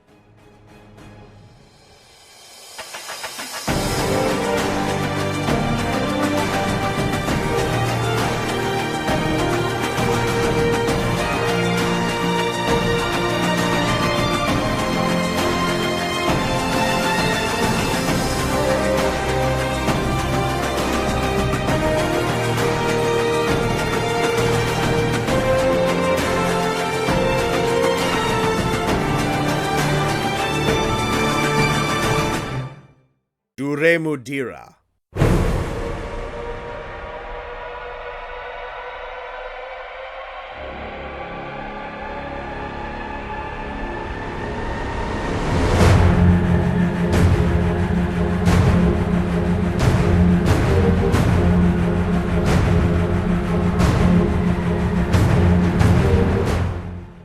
Dotted across the world of Monster Hunter are gargantuan structures left behind by an ancient and mysterious civilization from ages long past. Frontier dares to delve deeper into some of these structures, and one such relic from this bygone era is the Sky Corridor, a colossal cylindrical tower that pierces the heavens. It is a trap-filled labyrinth, comprised of hazardous obstacles and wayward monsters, but with the old inhabitants dead and gone. The Sky Corridor is now ruled by a new master, Duremudira, Emperor of Venomous Ice. This bizarre and mysterious elder dragon of unknown origin is the usurper of the corridor, and he is territorial to the point of belligerence. Any who would dare enter the inner hall of the tower is greeted by the aggressive Azure Autocrat, only to be gradually sealed in an icy tomb with him before being slain and likely devoured. Duremudira will initially portray himself solely as an ice dragon, not only weaponizing the frigid element during his physical and ranged attacks, but also sealing the walls, floor, and ceiling in a layer of ice, trapping hunters in the zone with it. Just about every attack he has in his first phase is imbued with ice, which makes sense, as it would seem that a constant stream of frigid air consistently exudes from his body. Beats of his wings send icicles crashing to the ground. Large chunks of ice erupt from beneath your feet after he lunges or sweeps his tail. He can exhale geysers of frost from his mouth. Stamps of his feet can blanket the arena with a huge frost-bitten burst. Swipes of his wings scatter the arctic winds and force the creation of huge, jagged, icy spires. Off the bat, it is already an impressive array of attacks. However, things take a turn when Duremudira feels threatened, and he pulls out the ace in his sleeve.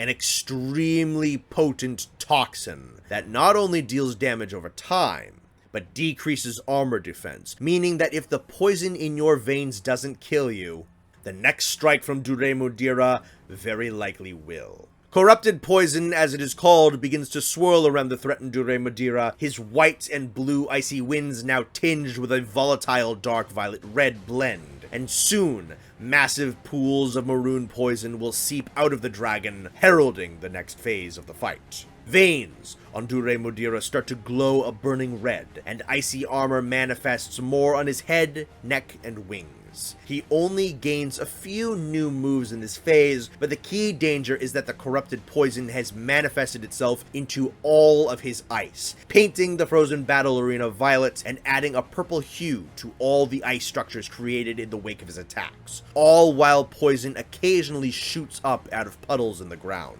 and a venomous haze sets over the whole battlefield. A few new moves found in this phase include a triple paw slam, a solely poisonous beam attack, and the ability to manifest a massive chunk of corrupted poison-infused ice over the arena, which he'll then drop to blanket the entire zone in a lethal explosion. And that is the standard Duremudira experience. And it's quite a hectic one, with a lot of color and effects and a very cool blend of poison to his ice attacks. A combination of status and elemental prowess that we don't get to see too often, and I think the blending of the two works very well.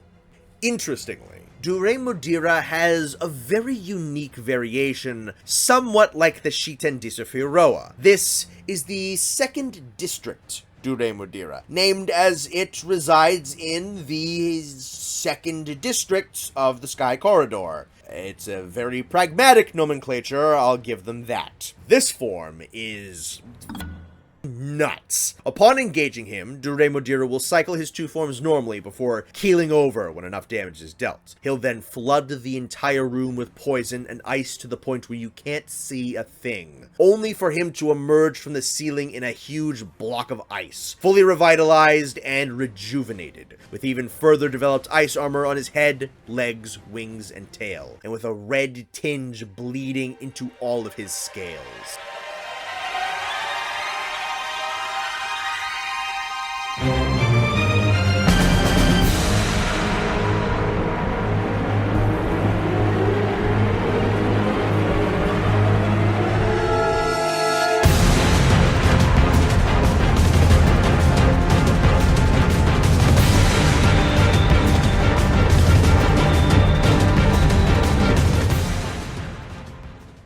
Copious amounts of venom seep out of the walls, turning the arena into a frozen hell of oozing toxins, all while nearly every attack kicks up massive structures of venomous ice. His attacks become faster, his ranged beam attacks swell up to enormous size, and if the ice starts to break apart from the walls, he can unleash a powerful burst that refreezes the entire map, and must be eye-framed through. The whole fight is a spectacle of icy blues and volatile purples, creating this almost kind of trippy sensation as you're trapped in an uncanny environment with a never-ending spectacle show of violet ice bombardment endlessly harassing you until Duremudira finally goes down. He is an incredibly worthy challenge for any hunter, considered amidst the power threshold of a creature like Disufiroa, and to conquer even the standard Duremudira, much less the second district incarnation, is a feat of true hunting proficiency.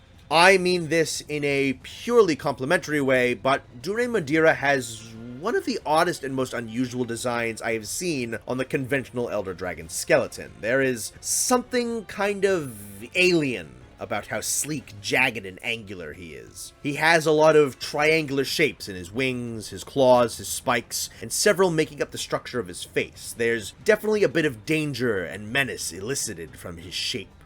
I love his color scheme as well, a deep, dark, prominent blue with icy white designs and some faded grays on his underbelly. There's also that prominent, bright, glowing orange eye with a bit of a trail of that coloration leading out to his nose. There is something a bit otherworldly and bizarre in his design, in a charming, cool kind of way. I really like just how different, specifically the head shape is. The tail's got some wacky baseball glove looking going on back there, but I don't know, that's fine. His alternate forms look pretty great too, progressively mixing in violets and reds to signify the onslaught of corrupted poison into his veins. And the ice armor in these forms don't look all that bad either, though I think the base form is my favorite. Sleek, volatile, intimidating, and the blue used for the base looks great. I think Duremudira would be a solid addition to mainland Monster Hunter, with a few caveats. One, I think he would definitely be a bit toned down. His elemental barrages are some of the most insane we've covered thus far, and a lot of stuff just all over the place. And if you're noticing any frame rate issues in the gameplay shown in this video, that's not on my end. There's so much stuff on there that I actually think it lags the game a little bit, at least in the footage I've seen. especially in the second district fight. We've seen a few full arena attacks so far in Frontier, but I would say Duremudira is the most reliant on it that I've seen so far. Specifically, full arena attacks that don't have a safety mechanic, you just have to iframe through them to survive.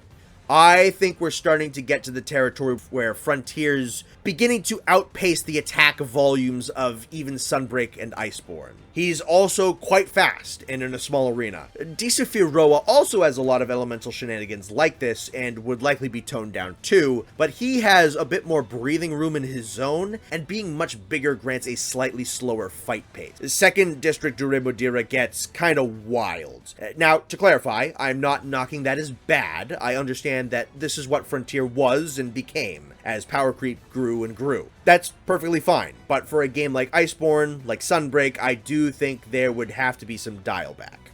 There's also the matter of the Sky Corridor. Now, unlike Forokururu in the Flower Fields and Inagami in the Bamboo Forest, Duremudira's function isn't really tied to the ecosystem of the corridor, that's just the territory that he claimed. So, you could put him on another map and it wouldn't really be a problem, but he's so closely associated with being the boss of the Sky Corridor that I'm sure some players would be bothered by that absence. Not sure exactly what the right solution would be, but I think he'd be given a new arena if he was brought over. He was certainly designed to be a single room, trapped in with the monster type of fight, though you could maybe do something like Raging Brachydios in Iceborne, where there's a scripted finish as Duremudira locks down one area of the map. Long story short, he'd be a bit difficult to implement, but doable. The theme's also pretty incredible, the first two phases having this nice building of tension ramp up that bursts into a more high-octave battle theme, and second district Duremudira's got a balls-to-the-wall, fast-paced, hectic track with some callback to the original, but with greater speed and intensity. Both are excellent pieces of music. Duremudira's a tricky one. He's got some unique mechanics, specifically tailored around the game mode he was built for. I didn't even mention the unique feint mechanics for his quest, where hunters could be picked up by allies, and carting resulted in time loss rather than a reward loss, and that's not even mentioning the entire mechanics of the Sky Corridor itself. There's a lot tied to the Duremudira experience, and if he was brought over without all of that, fans of him, I think, would feel like something was missing. I'd rather have him than never see him again, but I definitely wonder if the devs would do anything to try and preserve the whole experience surrounding him. Regardless, exceptional music, a standout design, a bat-crazy fight with some awesome elemental combinations, and a slew of fantastic power-ups and attacks makes for a monster I'd love to experience. I'll give him a 7 out of 10. I'd like to see him in mainline Monster Hunter. There's some fine details that really gonna have to be tweaked, but I think he's too badass to just abandon.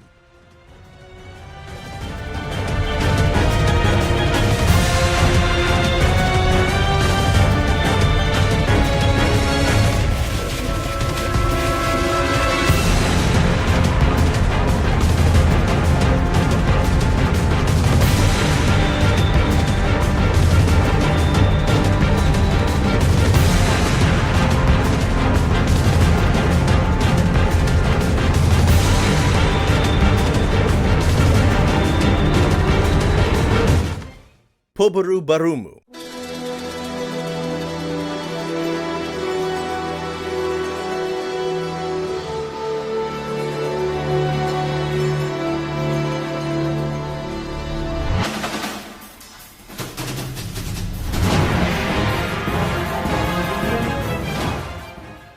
Alright, let's veer away from some regular cool stuff and get into some cool-ass goofy.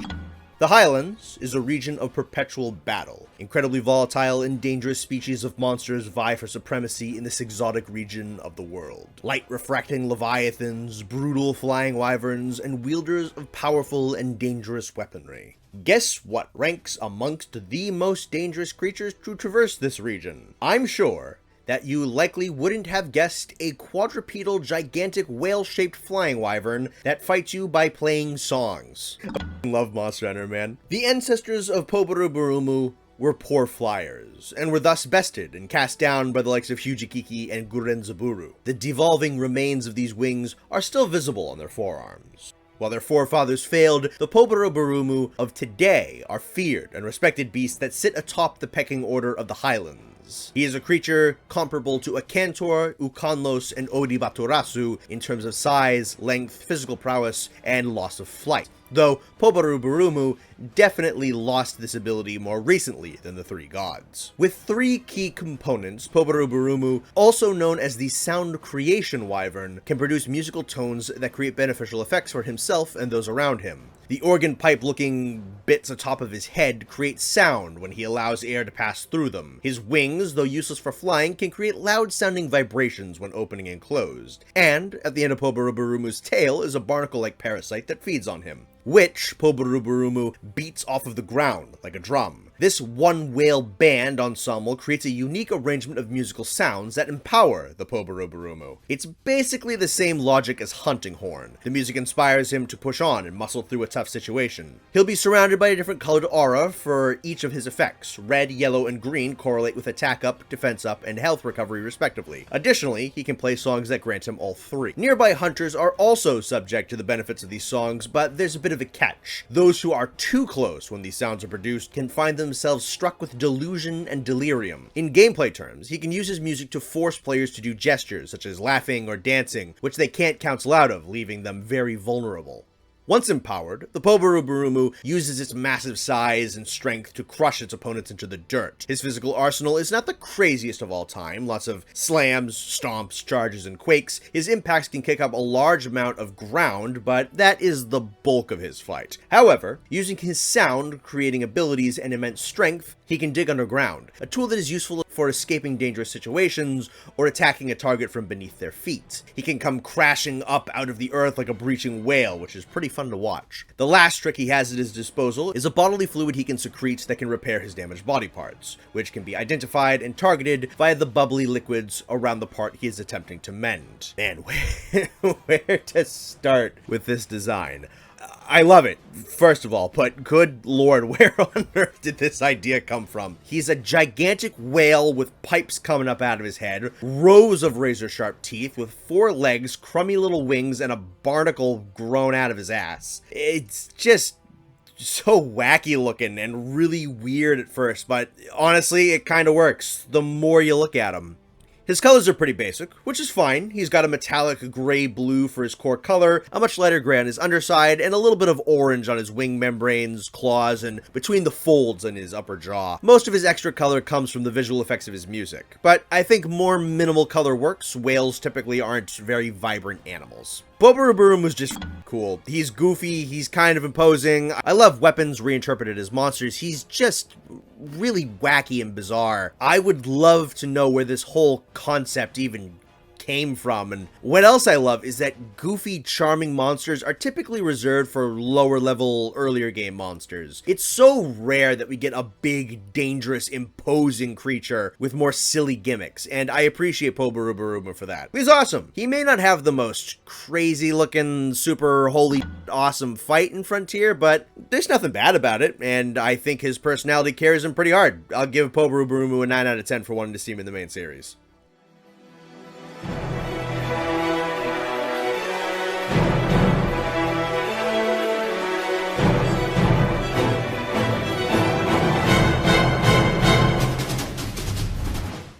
Varusaburosu.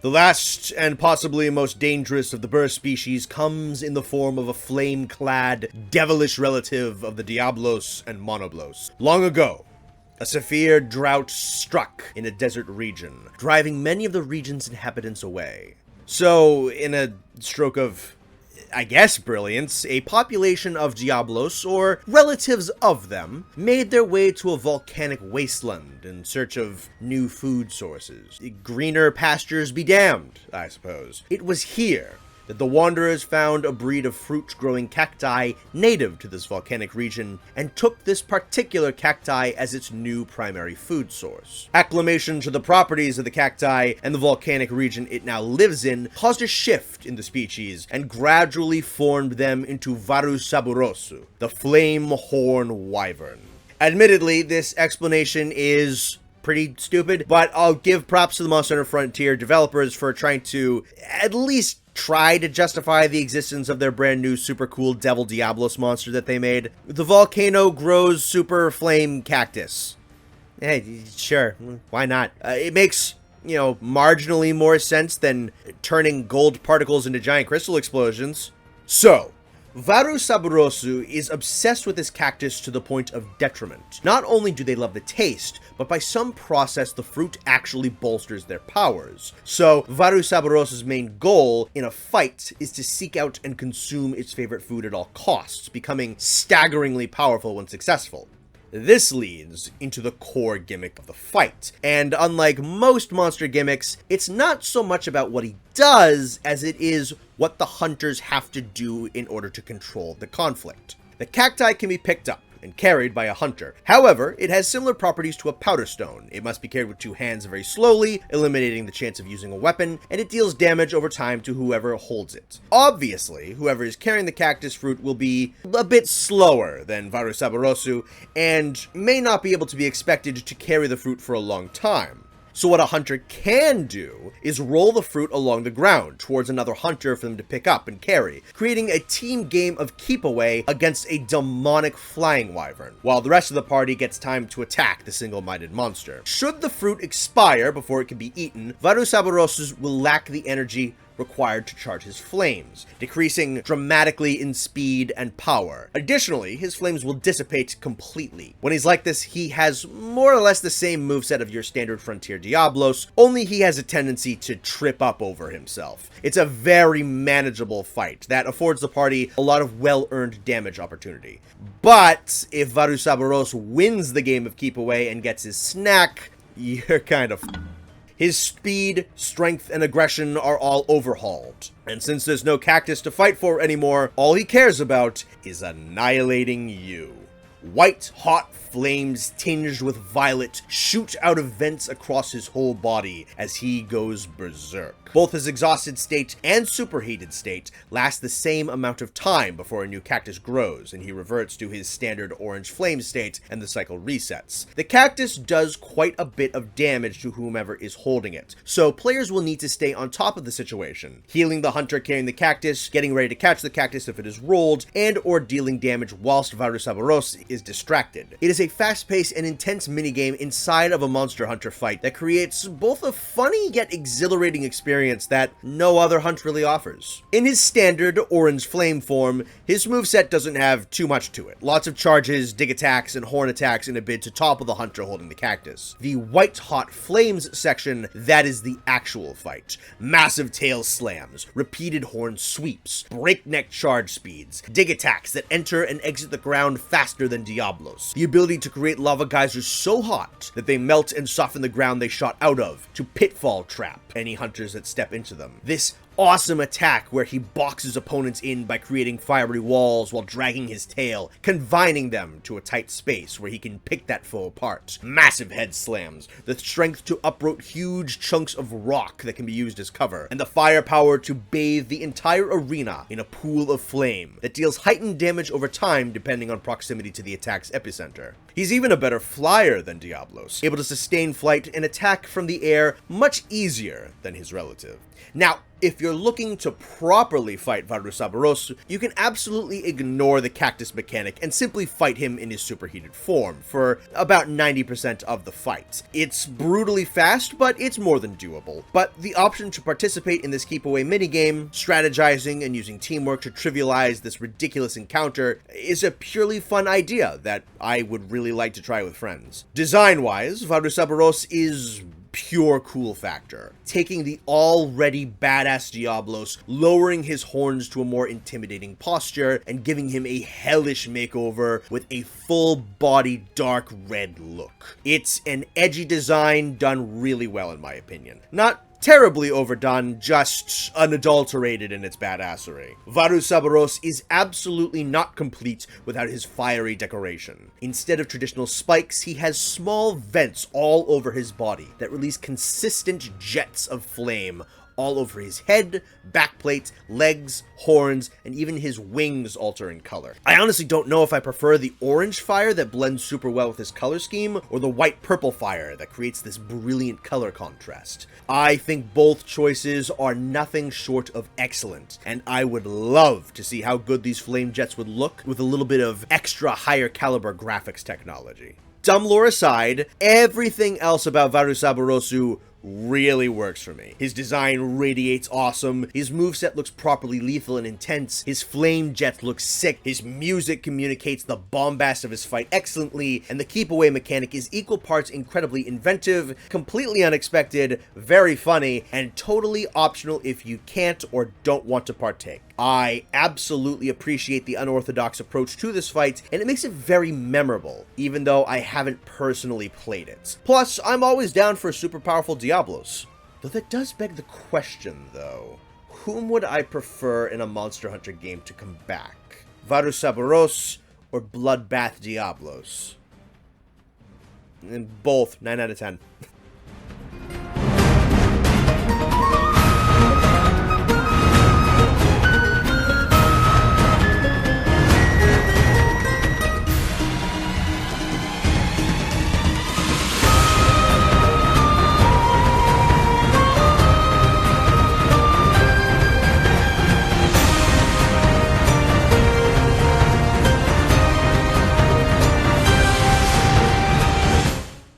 Harudomerugu.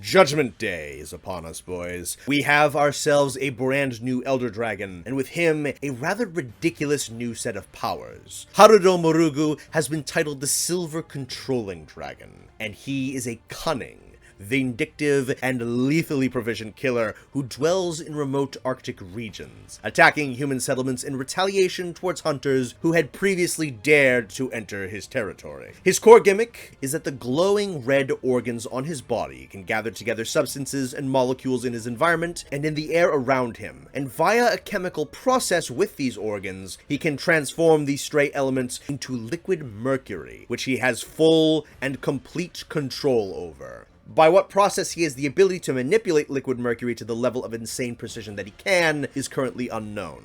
This metal is both Harudomerugu's greatest weapon and greatest defense. Defense-wise, Harudomerugu will maintain a consistent armored layer of mercury on his body for as long as he can. He will wear it all over himself, protecting his limbs, head, torso, tail, and wings from just about any form of attack. Additionally, his regular wings are nothing more than spindly, membrane-lacking pieces of scale and bone sticking out of his back. But Harudomerugu can apply mercury to his wings and use that to grant him the ability to fly? Okay, so I just retell what information is out there. I don't make any of this up.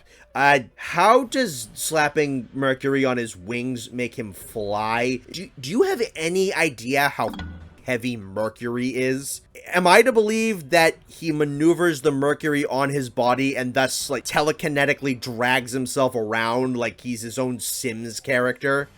I checked a couple of sources, but nothing told me exactly how putting what is scientifically classified as a heavy metal on his wings, not even creating full membranes with it, just kind of slapping it on those tendrils, lets him fly.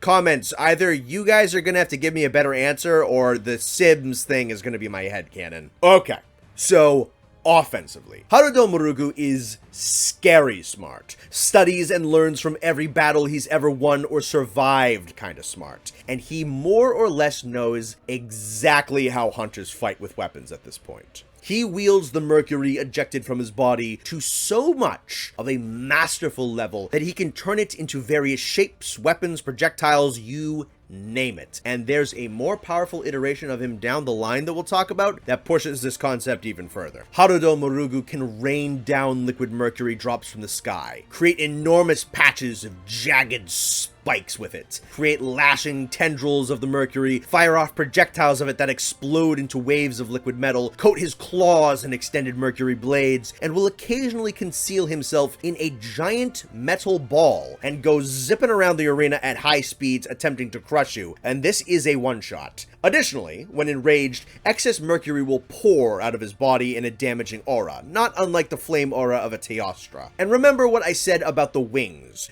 Mercury is damn heavy. So when you're getting pelted with projectiles or impaled on a mercury spear, there's a ton of force hitting you. Realistically enough power and speed to reduce your bones to sand. The only thing that could be kind of a cool addition is due to the toxic nature of mercury, if being impaled on his spikes poisoned you. That could be a nice touch. You'll occasionally get a few opportunities after he does particularly large mercury explosion attacks to get a glimpse of him without his armor and be able to strike his much weaker, darker scales underneath the metal. You'll also have a chance to strike his now vulnerable red organs, which are major weak points on his body. When slain, all of his mercury will dissipate, revealing his true form. In terms of design, Harudomerugu is a really cool one, with lots of silver, several streaks of red, and the underlying black scales, really creating this excellent looking 3-color palette. He's a decent innovation on the basic Kushala Daora skeleton, rocking the full body V-wing design except with no membrane. These gnarly tendrils of wing bone look pretty cool coming up out of his back unarmored, and they look awesome when fully coated in mercury, like he's got big metal swords coming up out of his back. There's some pretty wacky tail shapes in Frontier, so I appreciate the very simplistic spear tip point with the glowing red end. And for a dragon covered in metal, it would have been pretty easy to deck him out in tons and tons of spikes and extra claws and a half dozen horns, but I'm glad they didn't. His design's pretty clean, and a lack of extra protrusions draws most attention to his really big, unusual looking spike wings.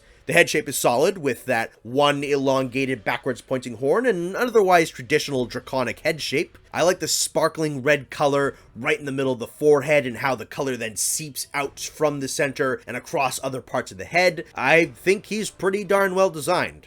Nonsensical flying mechanics aside, I think Harudomerugu is a pretty damn cool monster. I love gameplay that reflects the intelligence that the monster is said to have. Harudomerugu's creativity with his liquid metal is awesome to behold, and indicative of the creativity that went into his design. I do, however, think could be pushed a little further. What we have here is the ability to fully actualize the weapon countering abilities of monsters such as Berukirosu and Zerureusu. If you had Harudomerugu learn the abilities of the weapons being used against him, and towards the end of the fight be able to create constructs of the hunter's weapons and use moves from that arsenal, I think you would have one of the most replayable and memorable fights in Monster Hunter on your hands. Huge delayed mercury slices against a great sword, flurries of slashes against dual blades, massive defensive barriers against lance. Yes, this is a little pipe dreamy, but I say why not maximize the potential of a genius level metal manipulating dragon that actively observes the fighting patterns of its opponents.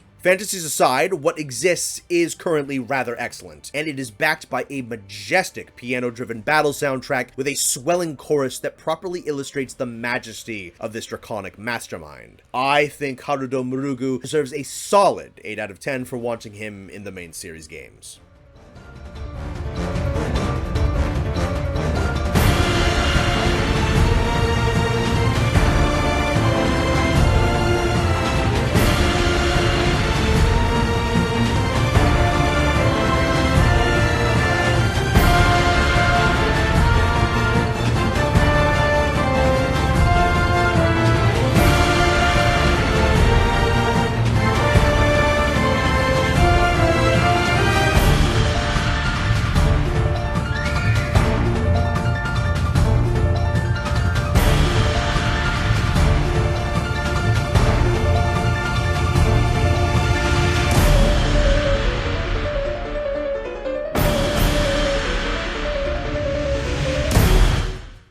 Gureadomosu.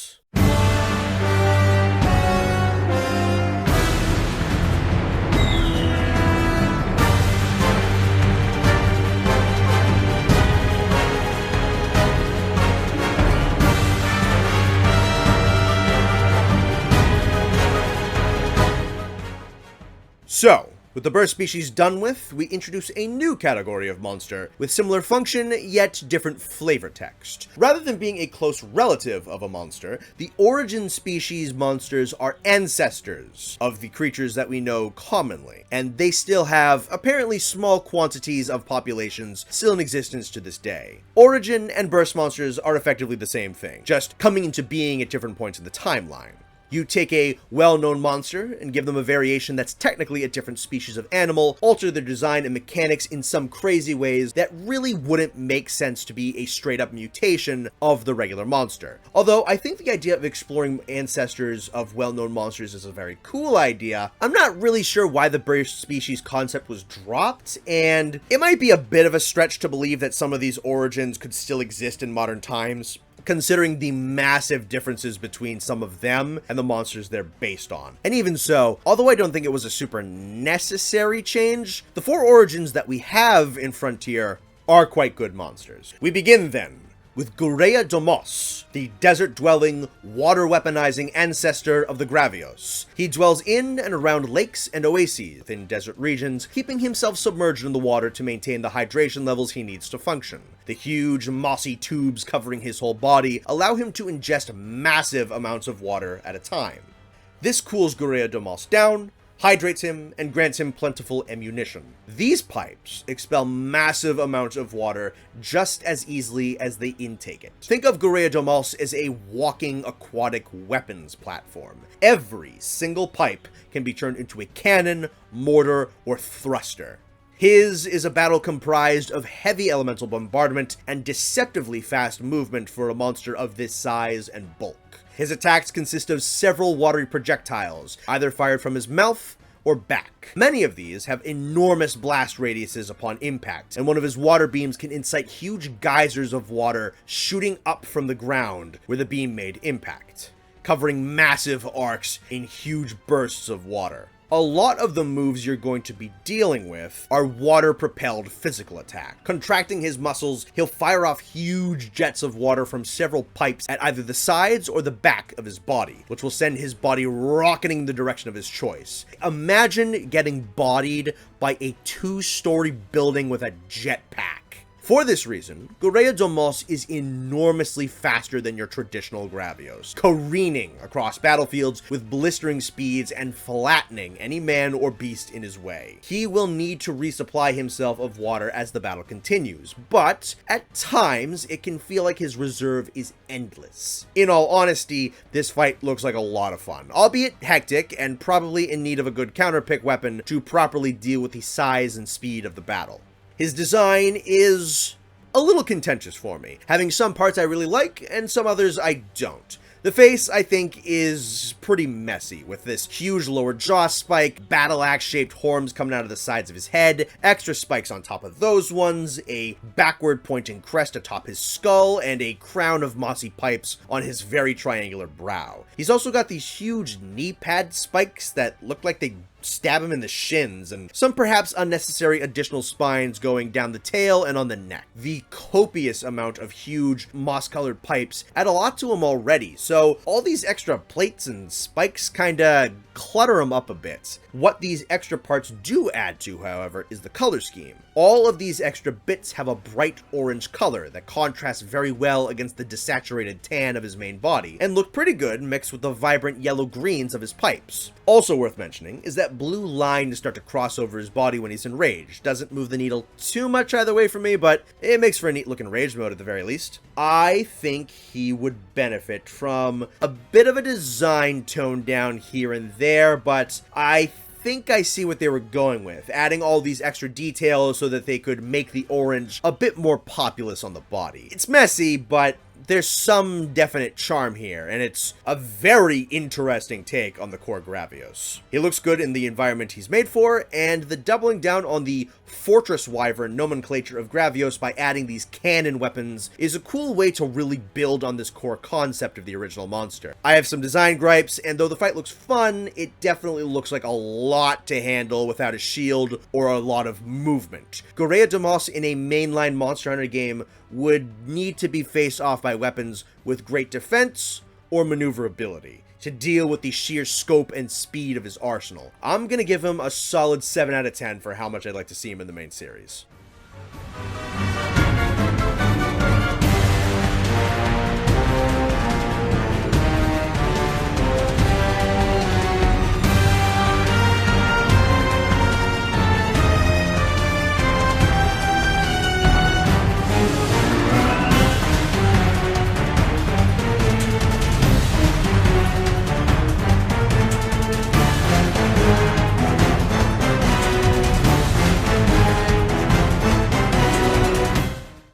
Gasurabazura.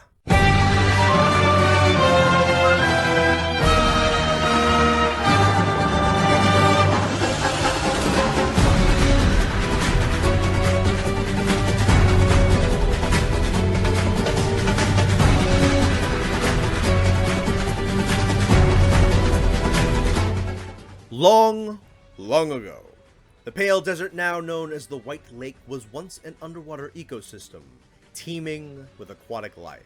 But once a catastrophic drought hit, many species fled or went extinct, though some survived and were forced to evolve. The ancestors of Gasurabazura were some such creatures. The leftover aquatic biology of this brute wyvern's origins still remains in the form of fins covering his body. He is a strange one, quite unlike any other brute wyvern I have ever seen. The sand-swimming beast feasts upon scorpion-like creatures called kusabami, ingesting the poisons of these arachnids and weaponizing the poisons for himself. Gasurabazura will defend himself using a voluminous amount of deadly poison to deter threats or simply end those who persist in fighting him. In his normal fight, he is incredibly dangerous, exhaling poisonous gases, vomiting up huge globs of poison that he will clap with his paws, causing them to explode in large blasts, and the wonderful 1-2 hit combo where he digs, creates sinkhole pitfall traps, and floods said traps with his poison, more or less dooming anything trapped in those hazards. He also has a guaranteed stun-inducing tailspin. When he becomes enraged, the fight changes almost entirely. His hand and tail inflates with excessive blood flow. His frills and fins shoot out to full size, and he abandons poison in its entirety in exchange for nothing but pure physical aggression. He will rip up huge chunks of rocks to throw and slam into hunters, dig his paws into the ground to create huge ripples of sand, paw slams, able to create sonic booms, as well as a slew of other powerful, fast, and brutal physical attacks. Now, Gasurabazura can't hold this form for very long. Pumping all that extra blood to strengthen his limbs could potentially create problems for his heart. So he forces himself to calm down by exhausting himself, with a process that includes digging up a huge plateau of rock and sand, leaping up onto it, and flipping off of it into a massive body slam that knocks him out of his own enrage. All in all, it's a pretty hefty toolkit of both impressive and obnoxious tools, as well as one of the most drastic differences between a normal fight and an enraged state that I have ever seen in these games. He's a funky looking monster, to say the very least. Brute wyverns typically don't venture too deep into the quirky, goofy category, usually veering towards some form of explicit or understated badass. Gasurabazura maintains some of the aggressive and ferocious personality typical of a brute wyvern, but blended in with this odd, fishy design and some goofy animations. I don't think he looks bad, but he definitely kind of looks like a Piscean wyvern and kind of a dog face that was altered to be a brute wyvern. In fact, I think his head's even a little bit too big for his body looking at him. His big paws with no opposable digits are really goofy looking, but I do like the fins on his tail as well as the spines on it. His face is kind of somewhere between intimidating and derpy. On initial viewings, I didn't really like him at all and thought he looked kind of dorky and stupid, but on closer inspection and especially seeing him move, he's warmed up to me a bit. Chin's kind of weird though. I do like the color scheme choices. Lots of dark browns with some tan and other earthy colors mixed in, little touches of orange and yellows here and there. These base colors allow his purple fins and blue claws and spikes to stand out in a good way, adding a perfect extra splash of color. I think his enraged state allows him to look really good. A strong purple tint is added to much of his darker scales, flushing out his colors way more, and these brilliant violet fins spring out of his back, neck, and the sides of his head. These features look really good and help him feel bigger, much more threatening. Keeping the goofy intact though are his now giant swollen beach ball hands and tail. He's a strange one, that's for damn sure, but I like him the more I look at him, especially in Rage. That design's like actually just legitimately cool looking. Gasurabazura is a perplexing monster for me. There's quite a bit to like here and a fair bit I don't love. I appreciate how outside of the Brute Wyvern norm he is. I think his mix of goofy and cool works pretty well, but his fight does have some annoying tools. Now, normally, I am absolutely an advocate for making counter builds for obnoxious monsters and crafting a tailor-made set for a tough situation, but Gasurabazura admittedly has a lot of very different stuff. Deadly poison, pitfall traps, instant stuns, high-grade roars, tremors, and attacks that can essentially stun you even if you have stun resistance. That's a lot of movement hindrance as well as chip damage that opens you up to get hit by his very high physical damage. Gasurabazura has a lot of ways to get in cheap shots, to the point where it would likely be pretty tough to build around him completely. Some aspects of him look really fun to go up against, and others look legitimately frustrating. On the other hand, I can appreciate a really oppressive monster that punishes you for not learning the fight. I can see a lot of mainline hunters not exactly loving this encounter, as it seems that high-level Frontier demands a lot more quality of play from its players than mainline does. Gasurabazura seems to be built around annoying the out of you if you don't get it right, which I can respect, but that does seem a little outside the design philosophy of most mainline Monster Hunter games. Part of me wants to give him like a 5 out of 10 for wanting to see him and brought in. Parts of me want to give him an 8. You know what? We respect a challenge that forces us to learn and improve. We'll take the 8 out of 10 for wanting to see Gasurabazura. I was torn on this for a while, but I think I'm happy with this choice.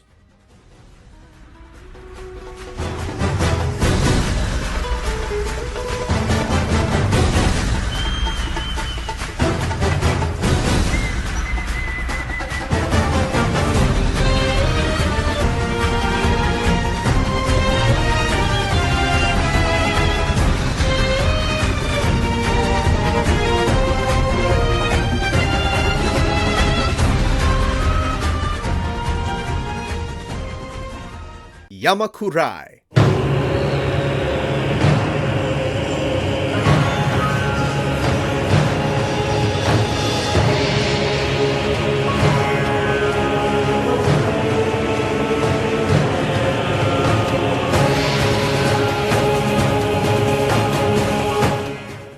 Origin species of the reclusive and rare Yamasukami. Kurai's status as origin species is a bit tentative, as it's not entirely definite whether or not the Yama Kurai fought is a close relative or just an extremely old Yamasukami. However, it bears features that some experts believe Yamasukami's ancestors had, so the label persists. Yama Kurai shares many attributes with its counterpart. A tremendous size, the ability to float perpetually, 4 massive tentacles around his body, 2 long lanky tendrils near his face, a spherical body shape, a massive amount of plant growth on his body, colonies of mutated great thunderbugs living in and around him, and the most unsettling looking teeth I think I have ever seen. Aesthetically, Yama Kurai has darker plants growing on him, a yellow eye instead of a red one, some brighter orange webbing between tentacles, and a different I guess, head shape. It's a little bit less round than Yamasukami's. His plant life is also a bit larger and a bit more plentiful. I'd say the greatest difference between the two is the fact that Yama Kurai is a normal fight on a normal map, not a scripted static battle atop a tower like Yamatsukami.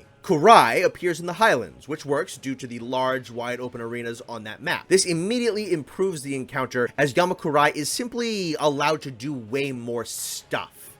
And way more stuff he does indeed do. Yama Kurai has a fight with ramping insanity and attacks being added to his move pool. He is nothing too crazy at the beginning, mostly using his physical strength to try and do away with anything attacking him. He'll stab and swipe with his massive tentacles, for the most part, occasionally slamming his body down on hunters beneath him. He can also release a sleep-inducing gas from his smaller tendrils in an attempt to knock out targets. Additionally, he carries with him a colony of great thunderbugs, with whom he has a symbiotic relationship. These insects will make an attempt to paralyze those wounding their host, but if enough of them are struck back towards Yama Kurai, they can actually be used to stun him. When angered, Yama Kurai begins to display his true power. He drops seeds from his body that spread out and begin to manifest into rings of foliage. If a storm is currently passing through the highlands, lightning will strike around the battlefield rapidly, and a cyclone of wind will begin to surround you. Yama Kurai not only becomes a bit faster and more aggressive with his physical attacks, but he replaces his anesthetic gas with poisonous and paralytic gases. He will often inhale deeply, trying to suck up hunters into his maw whilst expelling poison from him, pulling them into a venomous cloud before tossing them back to the ground. The ring of plant life created still houses the seeds he dropped, and when struck by him, these seeds will actually erupt into full-grown trees, which stab up into the air, uprooting hunters, before these trees eventually collapse back down to the ground. In another instance of turning his powers against him, if hunters manage to strike the seeds before he does, the tree spears can be turned against him, stabbing Yama Kurai for heavy damage. And when he is desperate, he undergoes a more radical transformation, his dark green jungle foliage turning to the brilliant orange reds and yellows of autumn. He has access to sleep, paralysis, and poison at this point. One of his new attacks includes repeatedly stabbing his tendrils into the ground, sending paralytic shocks hurling in all directions. He can send huge windy cyclones spiraling across the battlefield to add an extra layer of danger. His speed and strength increase again, and he gains a new attack where he can tear a chunk of earth out from under him, bringing you up with it, and then he will proceed to crush this rocky formation, sending you falling into a pile of rubble. Yama Kurai's fight looks rather magnificent. Despite the huge amount of stuff going on, the slower pacing of the fight allows you to maneuver all of these abilities, so long as you maintain some degree of situational awareness. There's not too much to talk about regarding the design. I like how Yamasukami looks, so I like how Yama Kurai looks. The otherworldly and ancient vibe they give off adds to the mystery that revolves around them. I suppose I like Tsukami's overall simpler shape a little bit, but I also like Kurai's darker colors. Speaking of, his autumn-inspired rage form does look fantastic. It's both very fitting for his plant aesthetic and communicates his rage very well. Yama Kurai is a druidic god. His level of control over nature is awe-inspiring, and the sheer spectacle of his fight is something to behold. A plus is that the slower pace allows for it to be more easily enjoyed. The way he employs insects, plant life, toxins, and destructive natural forces like lightning and tornadoes makes you feel like the full wrath of Mother Nature has been brought before you. I think Yama Kurai is going to get a 9 out of 10. Not even for just him alone, but for what his fight could potentially do to revitalize Yamatsukami, a monster the developers haven't known what to do with for about 15 years now.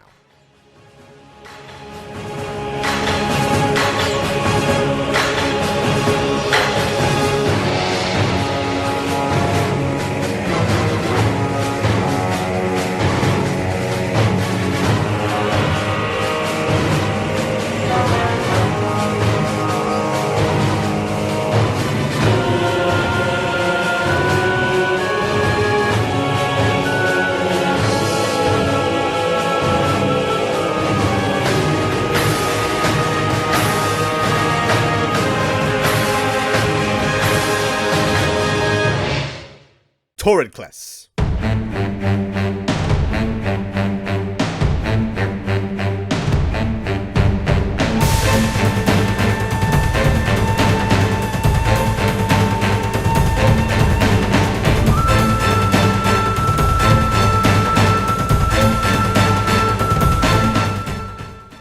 we've got one more big cool bird wyvern. So right off the bat, Toridcless is getting us a couple of free points. Toridcless is an enormously proficient avian hunter, as well as an agile flyer, territorial aggressor, and expert in the art of lightning usage. Toridcless's wings kind of work like highly efficient solar panels. His scales can intake sunlight and turn said sunlight into electricity. He honestly doesn't even need all that much solar energy to function, having been seen gathering power on cloudy days and in caves. Once converted into electricity, Toridcless will add huge electrical shocks to his roster of lethal physical attacks. Toridcless can detonate huge bursts of electricity around him, drop delayed blast lightning mines, imbue his launchable scales with lightning, and bolster his physical attacks with it. His strongest move consists of him releasing a huge amount of lightning into the air to come crashing down all over the arena as massive bolts of lightning.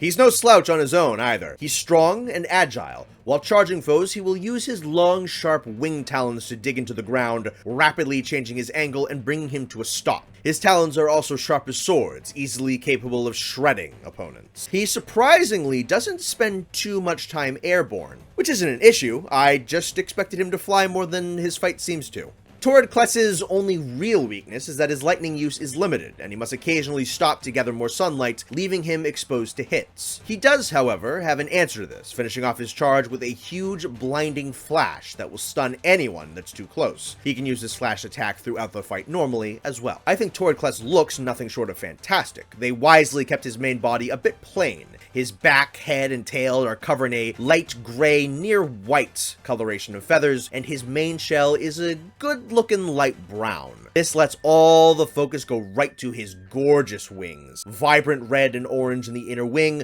where it connects to the bone, giving away seamlessly to a piercing sapphire blue, a matching bright blue on display for his two horn-like feathers atop his head. His wings are nothing short of beautiful, and the minimalist colors on the rest of the body help to let them stand out more prominently. The small number of thin orange spines just adds that little extra accent of color to the body and the tail. As an extra detail, when he's fueled up with electricity, his gray feathers poof up, making him look a little bit more rotund and kind of giving him a moth kind of shape. His eyes are also really big and expressive, if not a little bit goofy. I would love to see Toridcless in a modern Monster Hunter game, seeing what he would do idly in the environment, whether sunning himself atop a tree or a large rock, silently intercepting smaller birds to eat in midair, and you know those wings are gonna look immaculate with modern graphics. He's not super complicated, he's not godly powerful, but he's wonderfully well-designed monster, whom I think would seamlessly slide into mainline Monster Hunter, easier than, I would say, most of this game's cast. Though there's not a ton to him, he does what he does super well, and I think he's a pretty easy 10 out of 10 for me.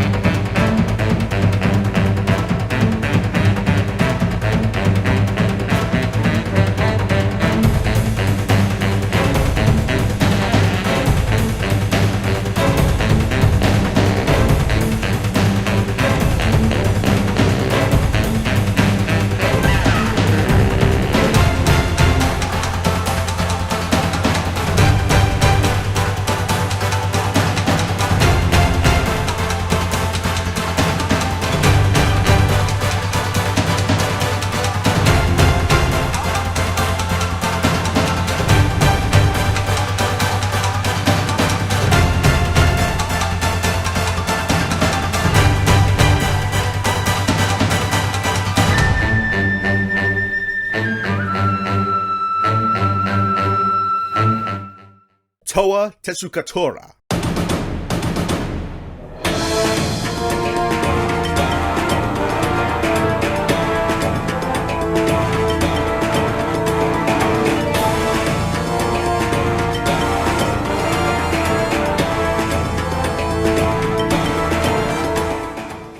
Look at the logo for this channel and ask me if I would like to see this monster in the mainline Monster Hunter games. The origin species of Teostra and Lunastra, Toa Tesukatora is a bit of a distant relation, living in the opposite ecological extreme and possessing a mastery of the cold to rival Teostra's fire. The species also seems to lack the sexual dimorphism shared by the fire dragons. Toa Tesukatora is a cautious, solitary, and intelligent elder dragon, wanting to be left alone for the most part, unless it feels the need to feed. He can conjure an all-obscuring, blood-freezing blizzard in large areas around him that serves as both a deterrent against potential threats and as a weapon against intruders or potential food. The snow-white scales and frozen white fur he has shields him against the cold completely. The hazardous weather conditions he manifests has allowed what Toa Tesukatora still exist in the world to go undiscovered and undisturbed by the guild for years, only giving themselves away when certain regions were experiencing abnormally frequent blizzards. It may be a bit reductive to call Toa Tesukatora's fighting style an ice-based flip-flop of Teostra, but it's honestly not all that inaccurate. What Teostra does with fire, Toa Tesukatora responds with ice. A blizzard rather than a flame aura. Icy breath weapons as opposed to a flamethrower. Toa releases snowy powder from his wings and detonates them as icy bursts rather than huge explosions. He leaves trails of ice spikes in his wake rather than explosive dust. It's not one-to-one, but they did a good job of adapting Teostra's moveset into a new element. He has a few brand new attacks of his own, some different physical attack combos, including this back-and-forth lunging leap combo,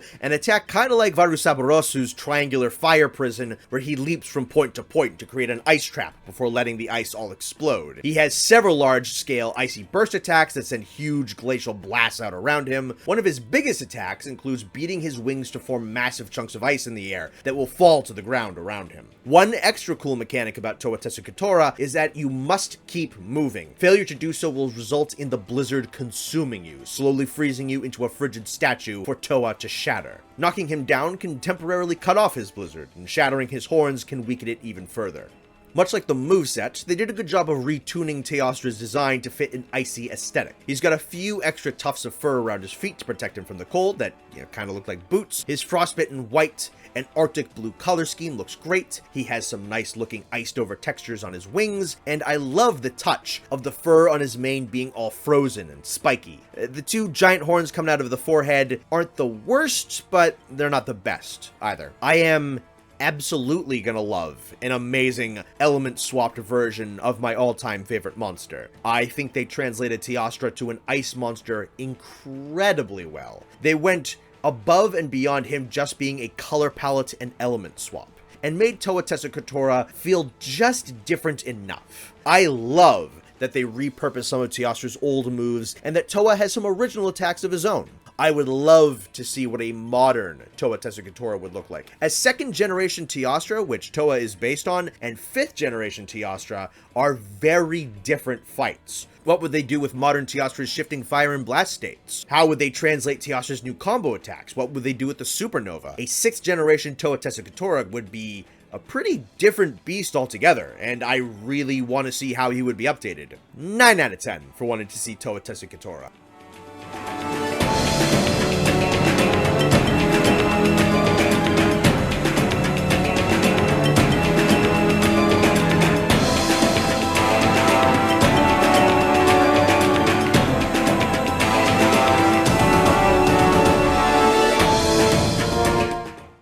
Voljang.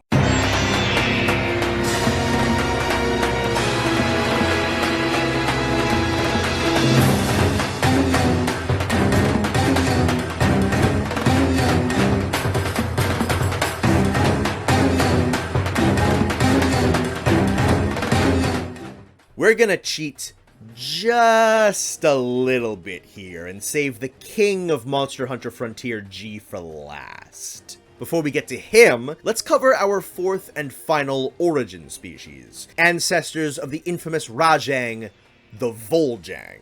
Voljang share the hyper-aggression, agility, and horrifying physical power of their relatives, as well as the same general shape. But they are much larger, and rather than being covered in thick black fur, they are instead covered head to toe in stone armor. They are also volcano-dwelling beasts, whereas Rajang is typically a nomad. Already, this guy sounds pretty cool, but wait until you see where this crazy shit goes. Voljang's rocky hide effectively shares the same properties as flintstone, as in rock that can be set on fire, as in Voljang drags his fists along the ground and lights himself on fire. He doesn't spew fire from vents or cloak himself in an aura of fire.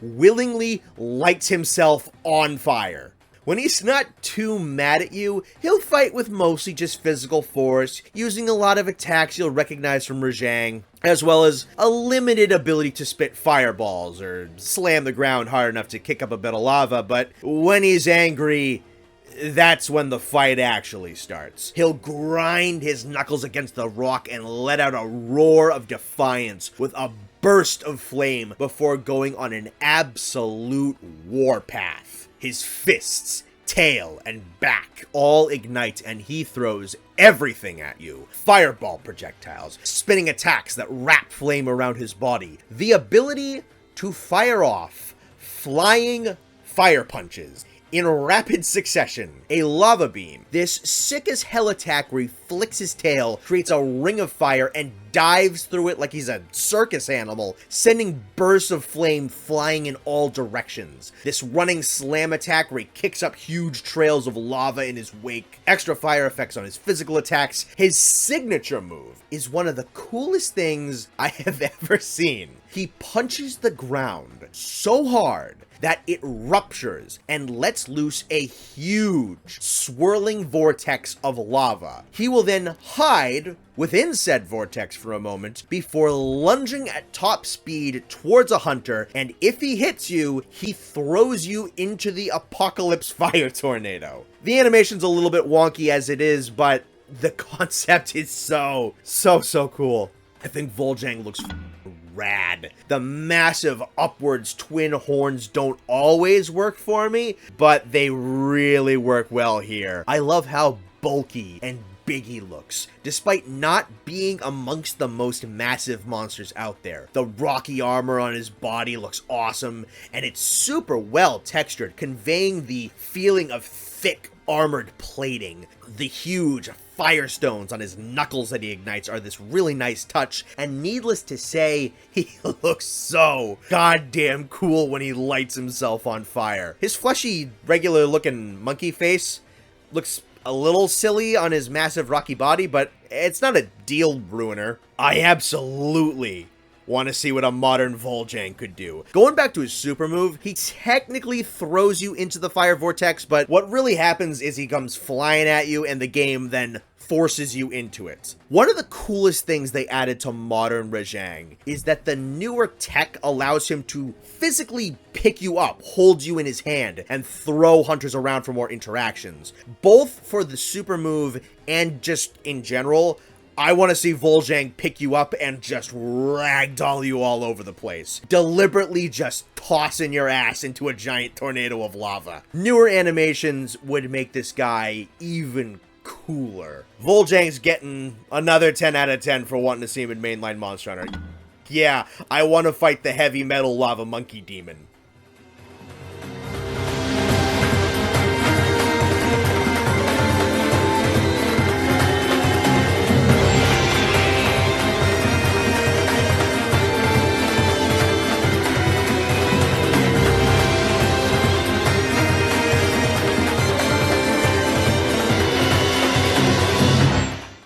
This is perhaps who most of you have been waiting for. The king atop the throne of Monster Hunter Frontier G. In Update G10, released in 2016, 4 years after the introduction of G, and 3 years before the end of Frontier, a grand emperor amongst all dragons made himself known. Sat perched atop an ancient civilization ruin known as the Cloud Viewing Fortress, flanked by his royal guard and boasting a power so grand that none whom have ever faced him have survived. Ladies and gentlemen, I present to you the Lord and Master of Monster Hunter Frontier G, the Emperor Conqueror Dragon, Guanzorumu.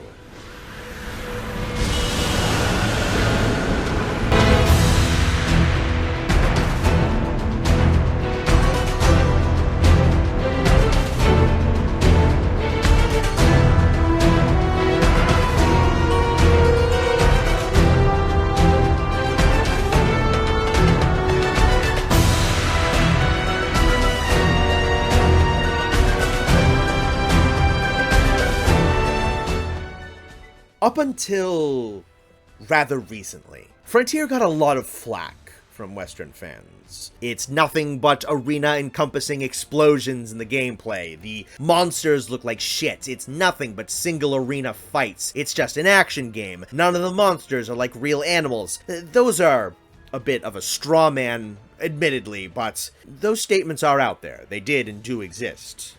I'm really glad that in the influx of information, Espinas's appearance in Sunbreak, and the work of various content creators, there has been more allowance for a more accurate insight into Frontier to be granted to Western fans who didn't really know what the game was. But in spite of all that, in spite of all the flack and the misunderstandings and the hatred that the game used to get, back in the day, there was a fairly unanimous agreement across the bulk of the greater Monster Hunter fandom. No matter the negative opinion of Frontier, right or wrong, it was rather unanimous that Guanzorumu was amazing. The Emperor, Conqueror, Dragon. A lordly individual of nigh peerless power, a sovereign of a kingdom once ruled by man and now dominated by a far higher regality. Dominator of wyverns, slayer of man and beast, a smashed rocky structure that once likely held some probable importance to ancient humans now serves as his throne, upon which he reclines and observes his empire.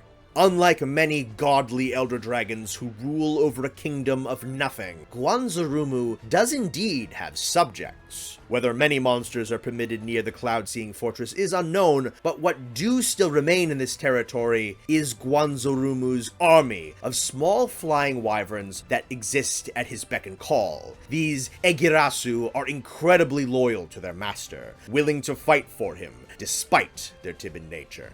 A massive flock of Egirasu can be seen observing your battle with Guanzorumu, but in the initial phases of the battle, he can call his subjects to his side. They can attack in tandem with him, adding their fire breath to his, magnifying its area of effect. They can swoop in and dive bomb at hunters attacking their king, and every once in a while, Guanzorumu will command his Egirasu to swoop down upon hunters, grab them, and carry them off the Cloud-Seeing Fortress, sending them hurtling to their deaths. This is an instant feint, by the way, but not too difficult to avoid. Guanzorumu himself is so powerful to the point where his army seems almost like overkill. When you trespass into his domain, he will descend from his throne and bring his wrath down upon you. Beats of his wings create hurricane force winds. His roar is the loudest in all of Monster Hunter, louder than even those of gargantuan behemoths like Laviente and Dalamadur. I'm not even sure how that's physically possible. His scales turn away swords, his blows crush armor like tin cans, and his fire incinerates all. His first phase utilizes many physical attacks that are standard for elder dragons of his shape. You'll recognize the animations of his charge, paw swipes, and he even has a slam down attack from the air that you'll likely recognize from Elatrion.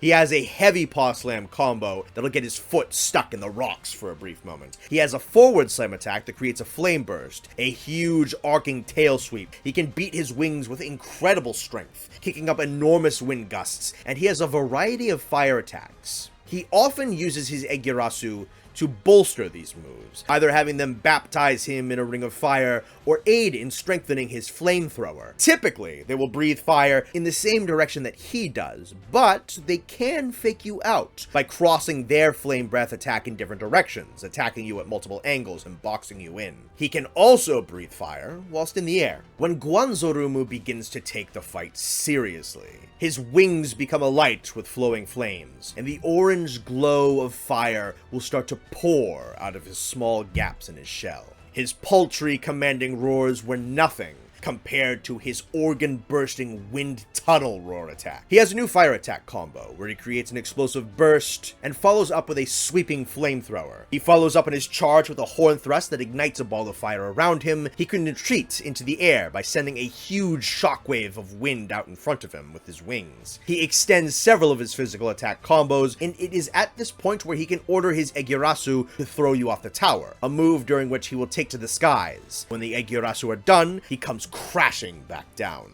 Though not the most hectic of battles that Frontier has ever seen, this is a brutal challenge, and you should be commended for getting this far. To endure Guanzorumu and his army up to this point is an exemplary feat of skill and strength. In fact, you have now injured him quite badly, angered him fully, and as the dragon's ire builds, you have even caused his entire army to flee in terror. Quite the remarkable accomplishment.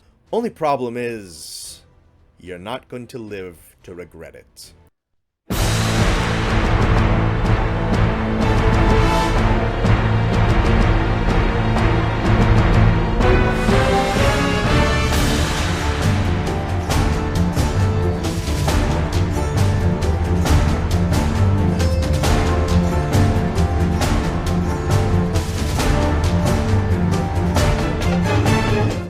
Snagging an Egirasu out of the air, Guanzorumu showcases his disgust with the weakness of his servants by crushing the now example with a single bite before letting out a roar of wrath that sends his army scattering to the winds. The very weather changes, dark storm clouds roll in, the flames on his wings are gone, and his bright green scales darken. His wing membranes turn near black, with faint pools of blood-like red mixed in, and his flames give way to the telltale crackling red and black of the destructive dragon element. Guanzorumu's attacks become far stronger, many of them now infused with dragon. He becomes even faster, his hits land even heavier. He keeps more or less his entire attack arsenal from the first phases of the fight, but with a much more sinister power behind them now. He now possesses an attack where he spirals into the air, firing off a cloud of dragon energy beneath him before landing and detonating the gathered together energy. This will be followed up by large raining projectiles of dragon element. Guanzorumu has a combo where he will strike before flying off to a further distance and exhaling a vortex beam of dragon energy. He'll combo out of his wind tunnel roar into a dragon-empowered slam, and he now possesses the ability to nuke the arena with a massive draconic sphere that he sends forth from his mouth. You're almost at the end, but there's one last push. In the final stages of the fight, Guanzorumu maintains his darker form and strikes up the flames upon his wings once more. A last stand at full power. You're almost through this battle and you've seen most of what he has to offer. You just need to survive. He drops many of his basic and less powerful physical moves and focuses on his more grandiose draconic powers. He uses his draconic nuke, hurricane breath, slicing wings, and dragon corkscrew attacks more frequently. He adds new attacks to his arsenal, one where he swings his wings in a massive arc, kicking up draconic tornadoes which go spiraling across the arena. Another where he flies high and rains down draconic hellfire upon the ground. And when the last strike comes down upon the scaly hide of the dragon, Guanzorumu's draconic fire explodes out around him, and he crumples to the ground,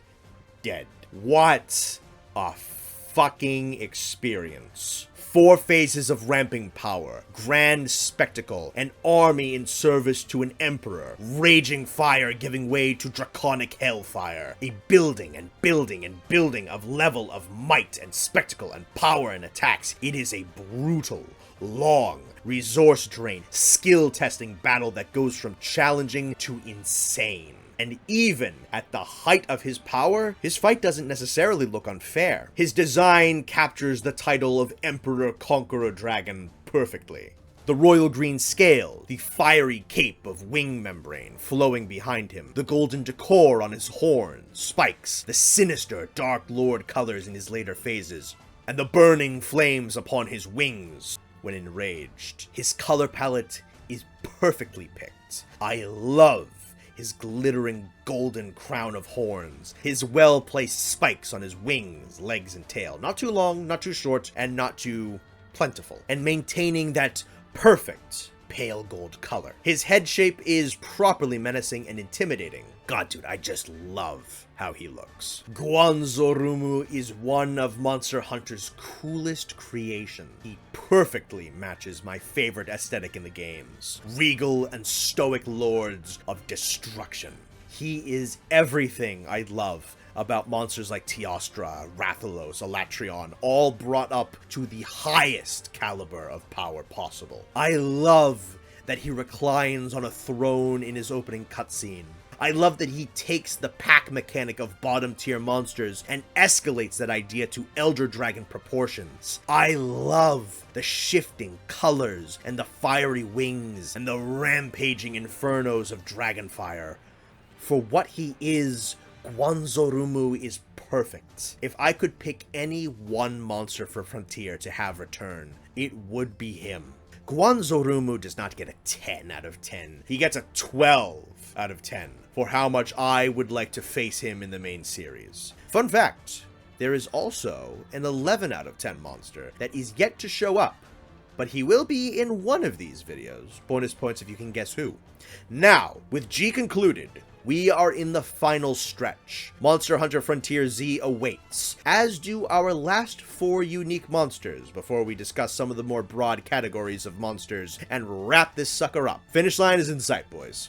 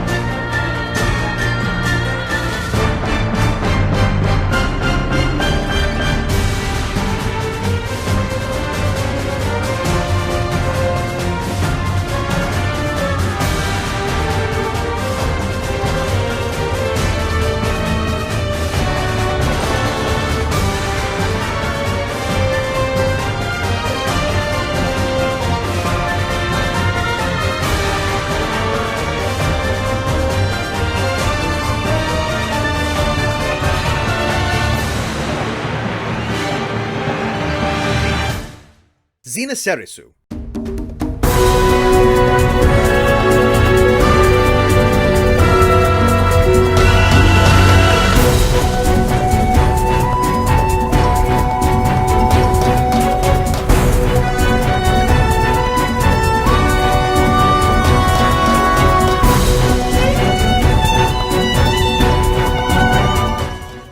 And at long last, we are in Monster Hunter Frontier Z, the last run of Frontier. We have 4 final unique monsters to cover, due to the fact that the Musos and Zenith were more or less ruling the roost at this point. But that doesn't mean the developers put no effort into the monsters of this era. Zenaserisu is up first, and is a close relative of Berukurosu and Doragurosu. He too is a flying wyvern with large whip-like appendages extending out from the back of his wings. He's much more bat-like in terms of design, and has a bit of a fish aesthetic thrown in. Additionally, he wields the water element, as opposed to lightning or draconic lightning. He is the apex predator sitting at the top of a new map called the Painted Falls, a gorgeous paradise of waterfalls, exotic vegetation, gorgeous sights, radiant waterfalls, and apparently water whip-wielding batfish wyverns. Nice place.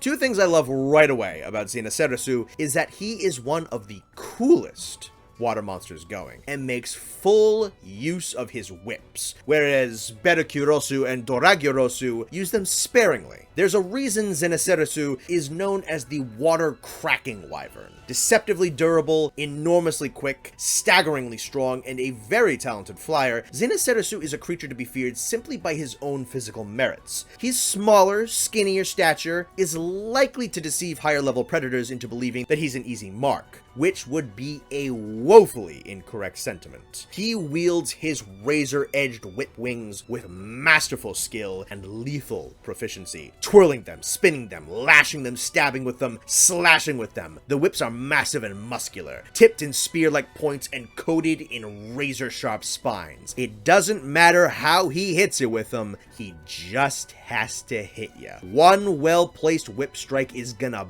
bisect you clean in twain, or puncture you in one end and right out the other. One fantastic display of his prowess is his ability to lift rocks up out of the ground with his talons, toss those rocks up into the air, and cleanly slice said boulder right in two with his whips, sending the chunks of rock hurtling down towards hunters. To add an extra layer of fun to this dance of death, Zenaserisu can eject vast quantities of water out of his mouth, wings, and tail. He's got a number of ways to weaponize this water, but his favorite is to slice up the water he's ejecting into the air with his whips, carving the water up into blade-like projectiles that he flings with tremendous force. He can bring his whips and tail down hard onto the ground, ripping up huge geysers in the impact area, lacerating the very earth underneath him, and sending the excess water from the painted falls out in all directions in spectacular display. He has one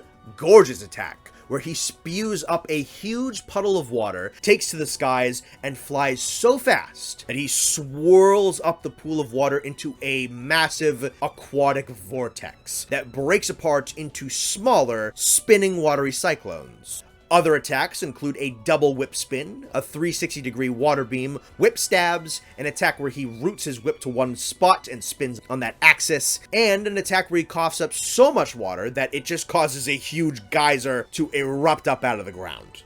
One really cool extra detail is that both whips and his tail are severable. This far from neuters his moveset entirely, but it does noticeably hinder his abilities. I am a really big fan of part breaks that actually hinder the monster's moveset, so this further adds to my liking of this fight. The Painted Falls really completes his aesthetic, adding this gorgeous vista to fight him in that supplies him with the massive source of water to play around with that he needs. All while this just really fun and high energy backing track matches the spectacle and rapid pace of the fight. Zenaserisu definitely fits the Painted Falls perfectly. He isn't super tied to it ecologically. To make him work in a modern Monster Hunter game, if you didn't have this map, you just need a lot of fresh water around him for him to fight properly. Zenaserisu definitely has a super cool design, and his general shape, I think, looks pretty awesome. I love the choice to go with a bat wyvern. We only have one other bat in mainline Monster Hunter, and he's just kind of a big cottony pushover. Zenaserisu is a properly intimidating, spooky looking bat. And the added fish elements give him a look that's purely his own. And I love the fact that they went back to the awesome wing whips that Barakirosu and Doragirosu had, but didn't make too much use of, and then took that concept and maxed out the potential of those unique appendages. I adore these whip wings on all three, and I'm very happy that they were able to make a monster that pushes those wings to their limits. He's got a bit of an unexpected color scheme for a water monster in a beautiful tropical island setting. Jet black scales, blood red coloration on the ends of his whips and a few other parts of his tail and head, as well as silvery blue coloration for his wings. You can even see the water rushing over his wings, which is a really nice detail. The reds on his body and the fleshy pink color on his underbelly are supposed to be indicative of the color of salmon. Also harkening back to his fish elements is the shape of his tail. I didn't even mention that when he's enraged, parts of Zenaserisu's whips, most of his underbelly, and parts of his face turn this bright red color, and it looks really cool, but I don't know. I don't think he actually needs it. I think his base form looks really good on its own. I think he's maybe a little spikier than he needs to be, and I think his whips may be a bit thicker than they have to be. They honestly look kind of heavy and bulky in comparison to the rest of his wings. I get the need for razor blades on his whips, but I think the rows of spines on his back aren't necessarily needed. A little bit of cleanup, and I think he's looking pretty perfect. Zenaserisu is a really fun monster. He balances edginess, grace, elegance, badassery, and an inspired amalgamation of creatures packed into his design, and it blends really well. I actually like that he has this dimension to him. Keeps him from being just the cool monster, and helps him fit a little bit better into his home. I think Zenaserisu is a bit of a standout. He feels very different from his relatives, very different from other water monsters, and I think the way he combines his two prolific pieces of his identity, his whips and his water, is executed masterfully. I'd love to see what they would do with a monster like this in Worlds. Maybe animations where he's spear fishing with his whips. There's art of him out there sleeping upside down like a bat, but I don't think he actually does that in game, and I really want to see him do that. like, wicked bad. Zenaserisu was a monster I was excited to get to, and I came away from this section absolutely loving him. I think he'd be another monster with a slightly toned down fight in mainline Monster Hunter, but damn, I really want it. 9 out of 10 for Zenaserisu. Love this guy.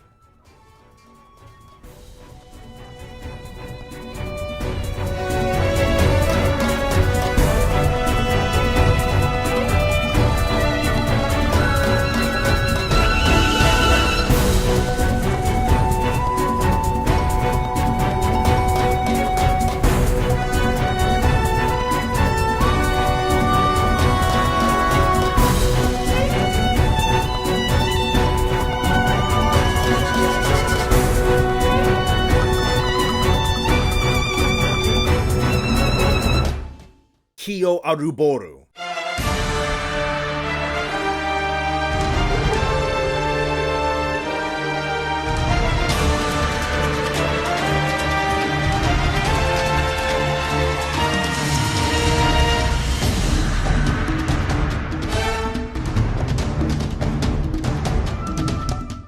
It took Frontier a long damn time to get to a fight like this. A fortress defense against a gigantic behemoth of an Elder Dragon.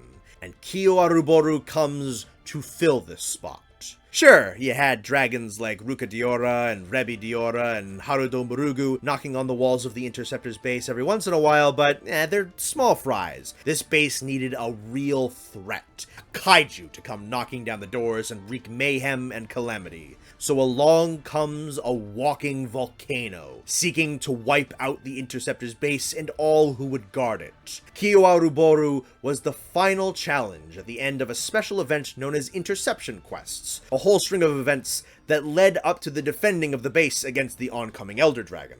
Keoaruboru's core ability is that his body produces utterly enormous amounts of heat, which he can expel in enormous geysers of flame. He gathers heat from the air with his horns and spreads it throughout his entire body. His skin can withstand enormously high temperatures and stores all that heat until the buildup becomes so extreme that Keoaruboru will create massive blasts of fire from his body. The parts of his body set to detonate will glow red, and if they are dealt enough damage, the detonation can be averted. This fire can also be exhaled in enormous quantities from his mouth. Any detonation or sweeping flame beam is strong enough to annihilate defensive installations and incinerate hunters to cinders. The chip damage his fire attacks deal is insane, and huge pools of molten rock are left in the wake of his physical attacks. It is awesome to see the ground crack under his footfalls as his man-sized claws burrow their way into the earth. His paw slams create enormous quakes, and he can expel huge volumes of hot air that can fling hunters back. When he is able to detonate a body part he is charging, he envelops much of the arena in rampaging wildfires. When pushed to his second phase, Keoaruboru will retreat underground for a moment to gather his bearings, dig underground, and re-emerge with a massive burst of fire.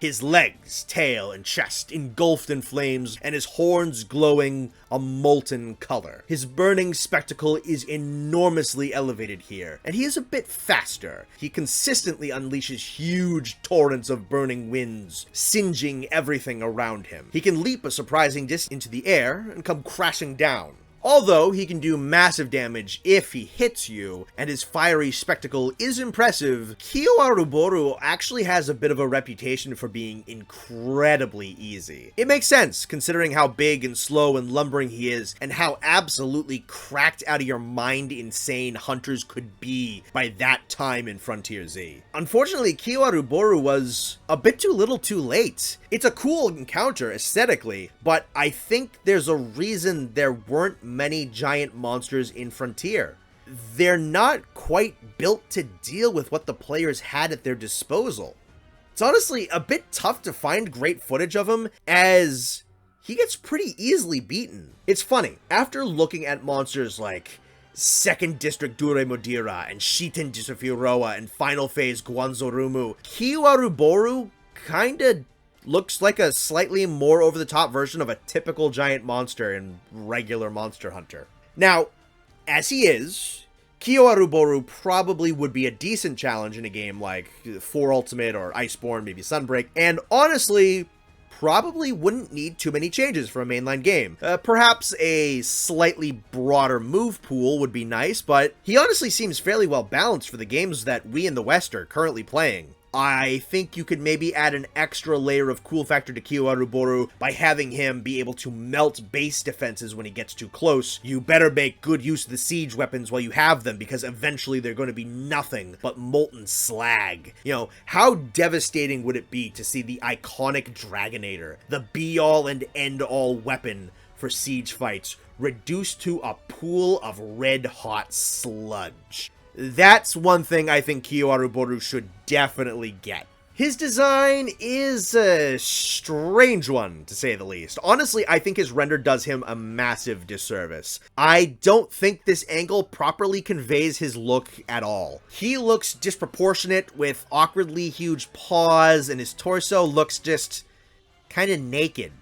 You really got to get a good look at the massive bone structures coming up off of his shoulders and hovering over his back to really get a good feel for him. You need a good head-on shot or a full-on side profile to see him properly. Keoaruboru has this large, branching, bone-textured, almost somewhat kinda wing-shaped thing coming up off of his shoulders and wrapping up over his back. Structures of similar texture make up his horns, guards around his arms, and much of his tail. It looks like he's wearing some kind of ornate, wooden, bone, ceremonial battle armor. It's kind of tough to put it into words, honestly. It's such a weird design choice for monster armor. It feels so decorative. I'm not too sure what I think about it. It looks fundamentally cool, but I'm not really certain what purpose it serves, and even within the wacky designs of Frontier, this bone armor is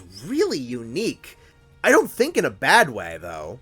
When he's right in front of you and you see that pattern of bone-like structure coming up over him, the image is pretty intimidating.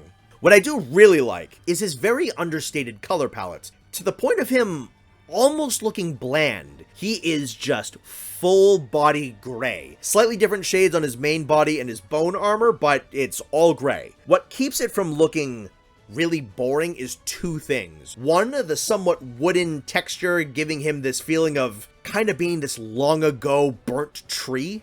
And two, his very plain gray colors allow his fire effects to pop phenomenally, flooding his body with flaming colors and allowing for almost no other clashing coloration to take away from the spectacle of his fire. It's a pretty smart choice if you ask me. I like the vaguely canine shape of his head, and although crazy horns aren't my favorite, I feel like what he has matches the wacky and ornate patterns and flow of the rest of his armor. I think I like this design more than I dislike it. It's certainly super different, and though I don't know how practical it is necessarily, I do think it's pretty cool looking. He's a gigantic, volcanic, ceremonial tree demon dog dragon.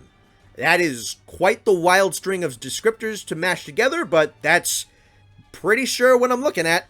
Jury's still out on the final opinion on his design, but man, when the armor is on full display and the fire is pouring off of him, it's a pretty memorable image.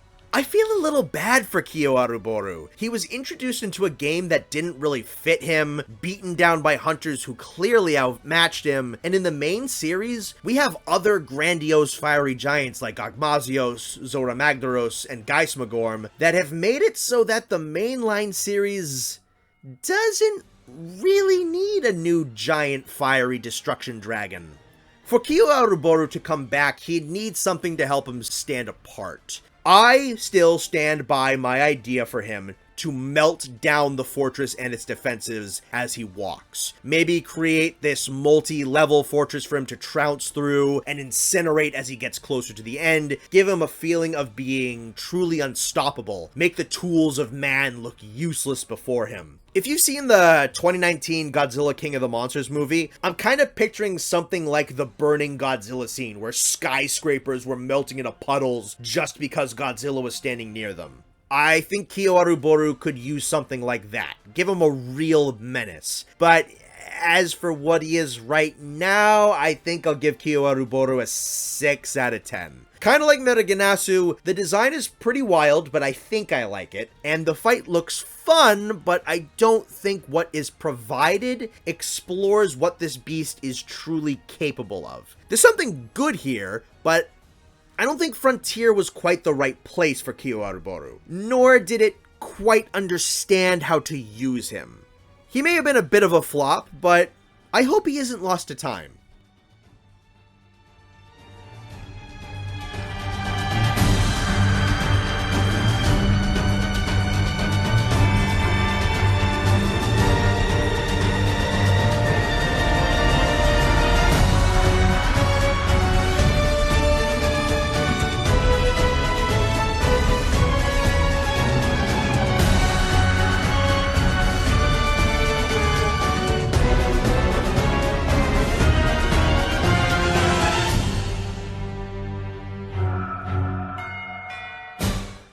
Eruzerion.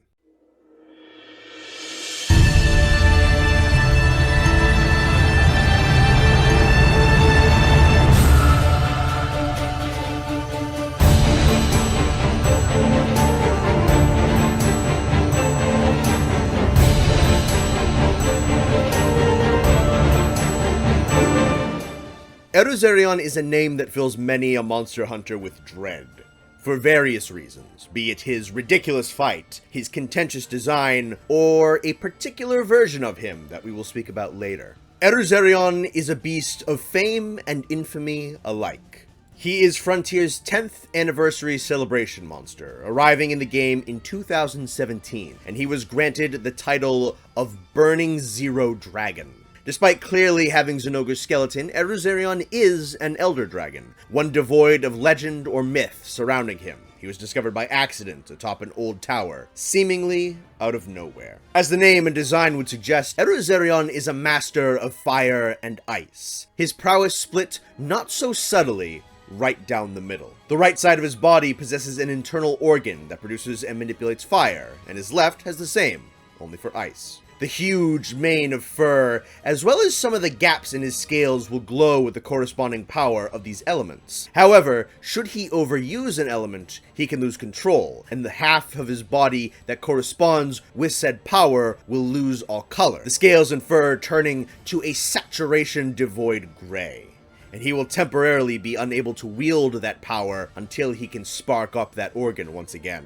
You could probably count on one hand the amount of attacks Eruzerion has that doesn't have elemental effects. The simple act of him running can leave bursts of ice and fire in the wake of his movements. Swipes of his paws can coat huge regions of the arena with Caltrop-esque ice traps. He has this awesome combo where he'll fire off a sweeping ice beam to try and freeze you to the floor, only to immediately follow up with a sweeping fire beam to sear you to the bone while you're stuck. A personal favorite is when he shoots out a huge amount of ice in front of him, before charging up a miniature sun in his right paw and slamming the flame sphere down, causing the ice to explode, creating a dual element detonation.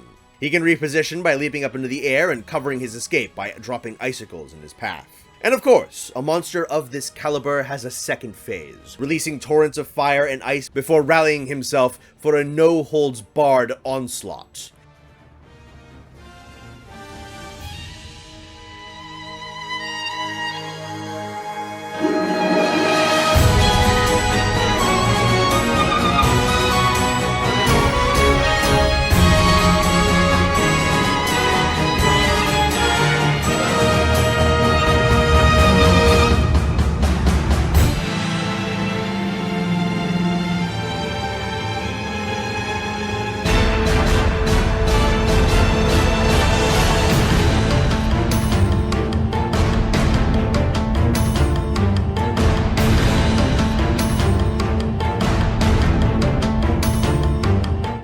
now livid, Eruzerion pumps out his elements at higher levels, so much so that burning steam and frozen vapor pour out of his body. He increases the speed of his twin beam combo. He can slam the ground before firing off a torrent of icicles. His paw slams send out explosions of ice and fire in several directions all around him. He has a full arena supernova attack, where he generates a huge ball of blended ice and fire before he detonates the sphere, which coats the ground in flame and sends ice raining down. He's got this great looking combo where he strikes with one paw, strikes with a second, swipes you up into the air with its tail, and incinerates what's left of you with a ball of fire. Additionally, some of his attacks from his previous phases have increased blast radiuses, or additional follow-ups and elemental discharges. To say this fight looks wild would be an understatement. The immense amount of explosions, icicles, and fireballs look grueling. It's definitely a bit more intense than I think a mainline Monster Hunter would dish out. More than anything, I think a main series Eruzerion would likely have the blast radiuses of his attacks reduced, and with that change, he'd probably be a bit more balanced for the modern regular games. Honestly, I think it's just the volume of his attacks that make him so ridiculous, more than anything he specifically does. His actual moveset is quite awesome to look at. What I really appreciate is that he has quite a few moves that combine his elements together. There's a bit more ingenuity here than I was expecting. I love that he will lock opponents down with his ice, only to then follow up with a hit from his fire. I love that he'll set up fields of ice only to detonate them with flame. There is some good cooperation here between his two powers, and I'd love to see even more of this if Eruzerion was ever to return. Now, for his design.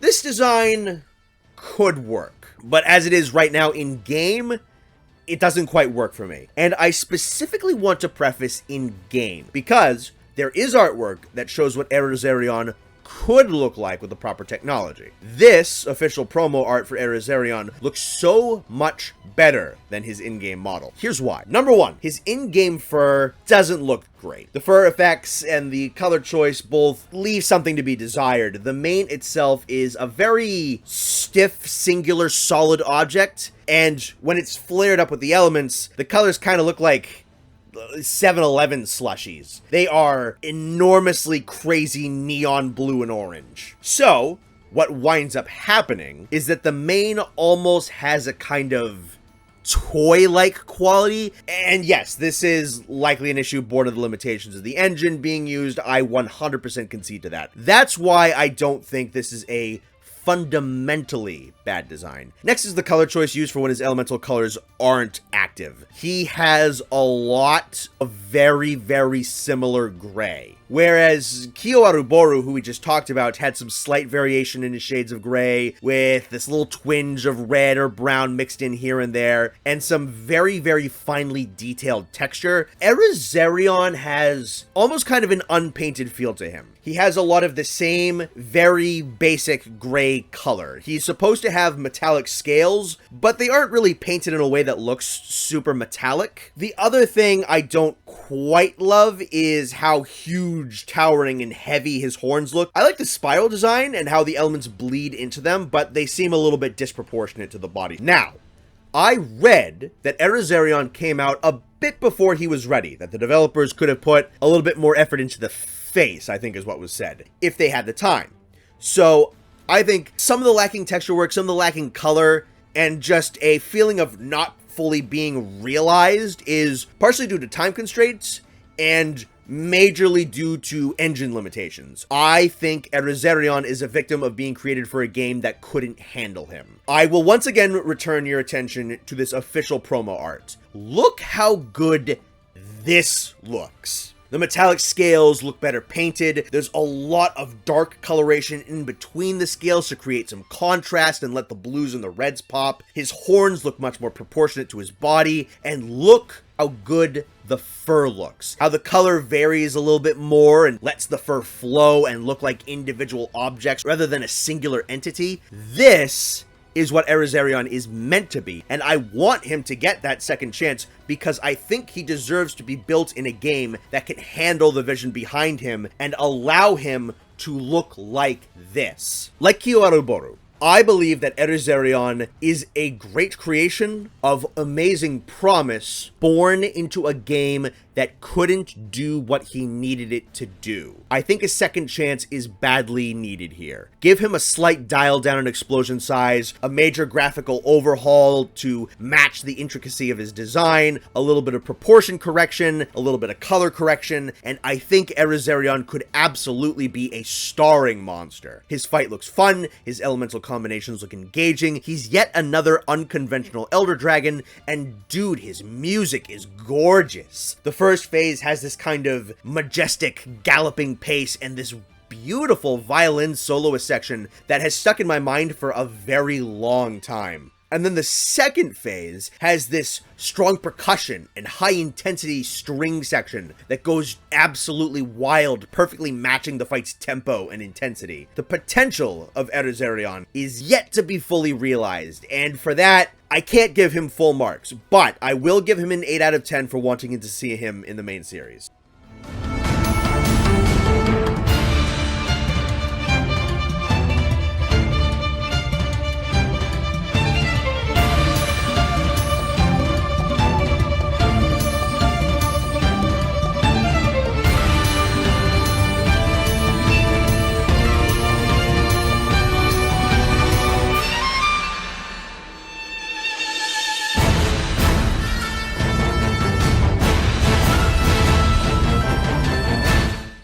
Poborumarumu.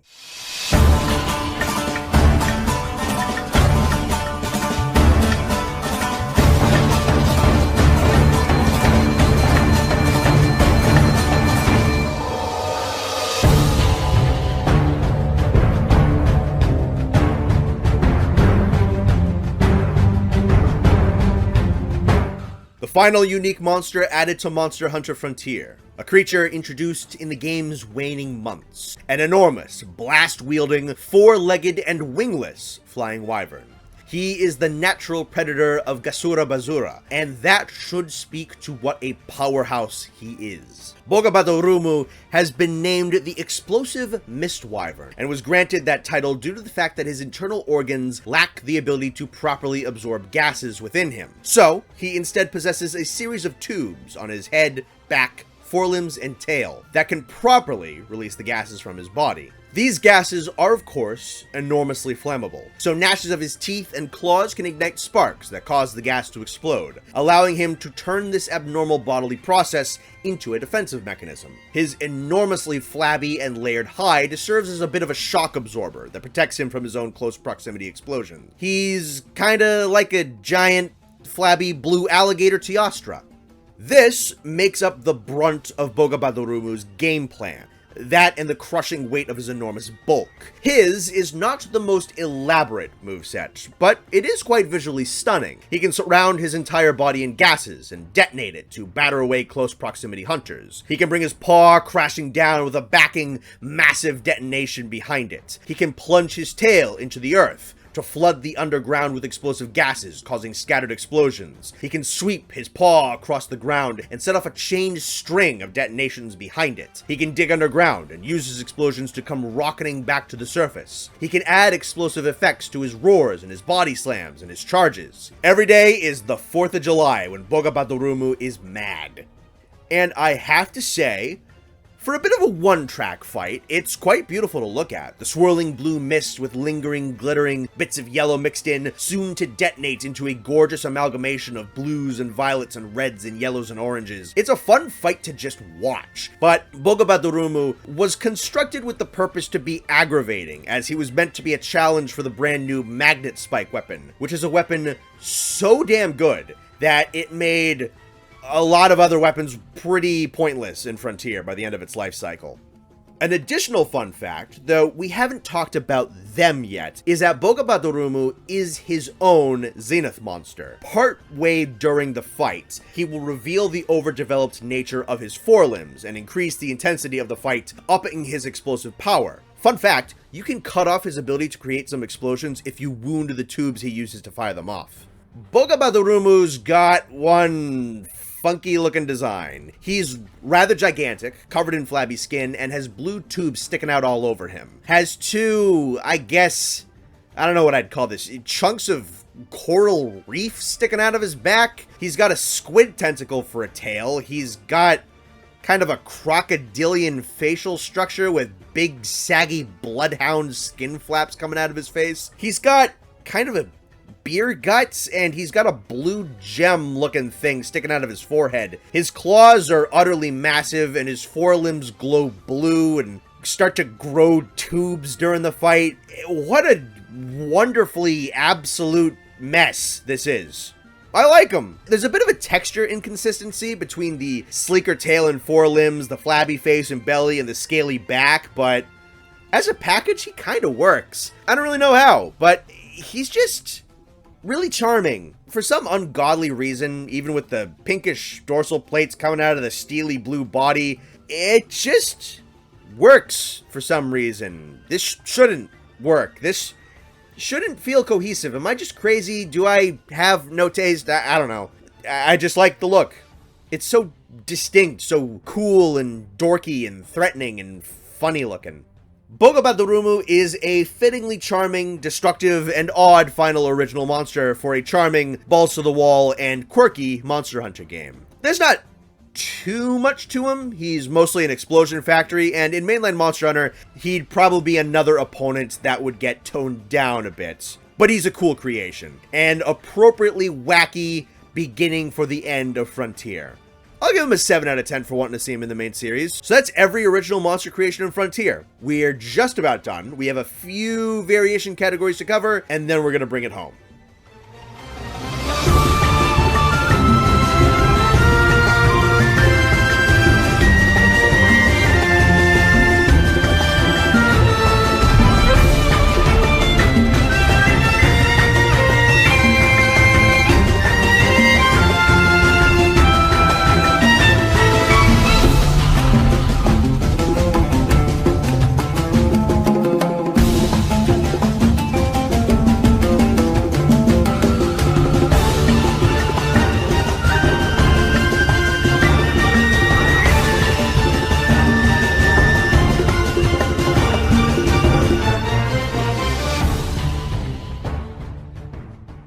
Berserk Laviente.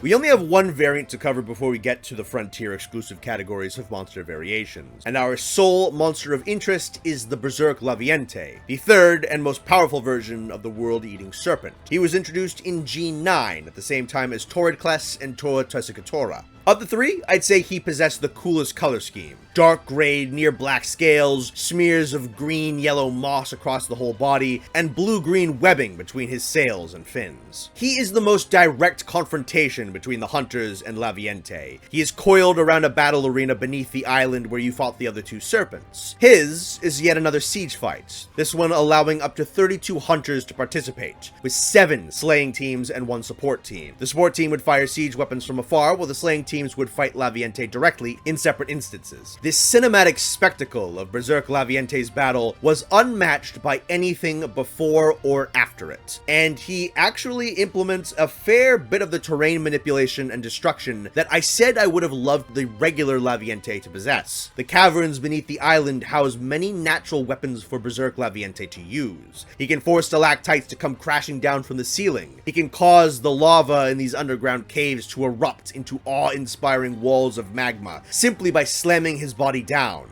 enveloping damn near the entire cavern in molten death. And probably the single coolest attack in the game, maybe in all of Monster Hunter, he will swipe his tail through an underground lake to create giant waves and bursts of water that on hit can send hunters hundreds of feet into the air. Your camera will pan down to reveal Laviente slithering beneath you and rising up to snap you out of the air and devour you whole, including every Monster Hunter game there is. I think this is among the top 5 most amazing attacks out there. It is so well animated, so cool to look at. He also possesses the ability to generate party-wiping fireballs and emit huge paralytic shocks across his whole body. To defeat Laviente, teams would need to put out massive damage, run up his body to get to weak points, break his parts, and destroy these green crystalline structures across his body. Doing so would force prolonged knockdown, minus the enormous amount of paralysis, which of course can be mitigated with skills. Berserk Laviente looks like one of the greatest and most engaging giant monster fights out there. And if not him specifically, I think a lot of his mechanics should be brought into mainline Monster Hunter and granted to the base Laviente to use.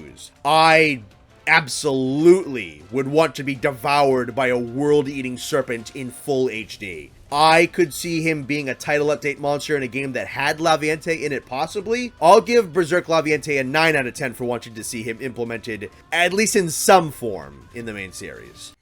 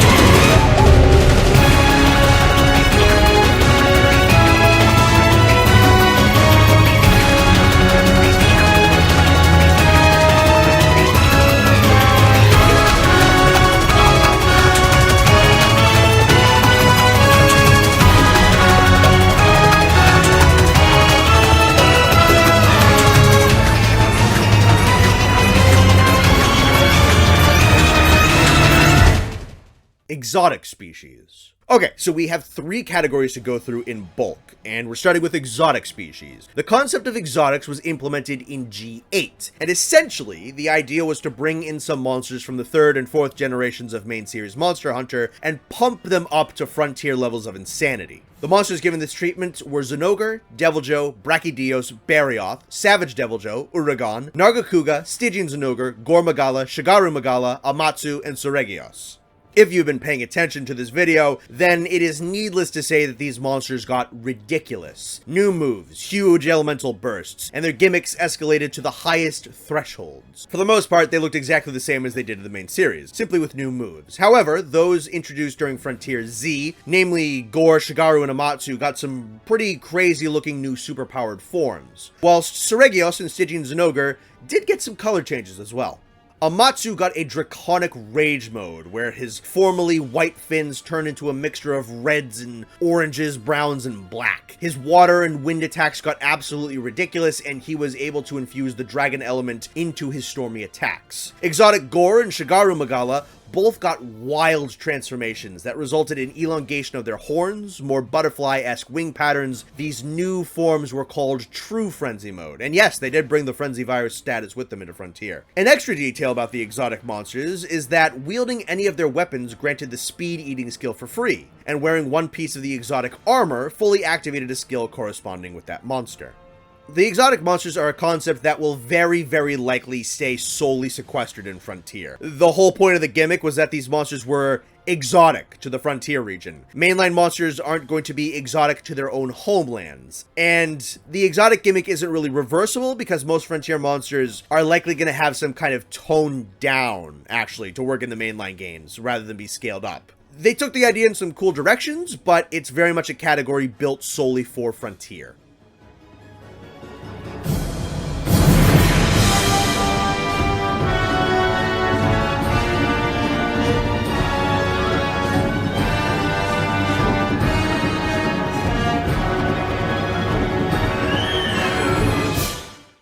Musos, or peerless individuals, or extreme individuals. 3 titles, same concept. These were the single greatest challenges that Frontier had to offer. The most dangerous, the most damaging, the most ludicrous, the most skill required, the most exclusive fights in Frontier, and all of Monster Hunter. The core concept was to take a monster and create, lore-wise, one singular individual that stood atop everything their entire species could ever hope to manifest. One peerless, god-level individual to trounce all others of their kind.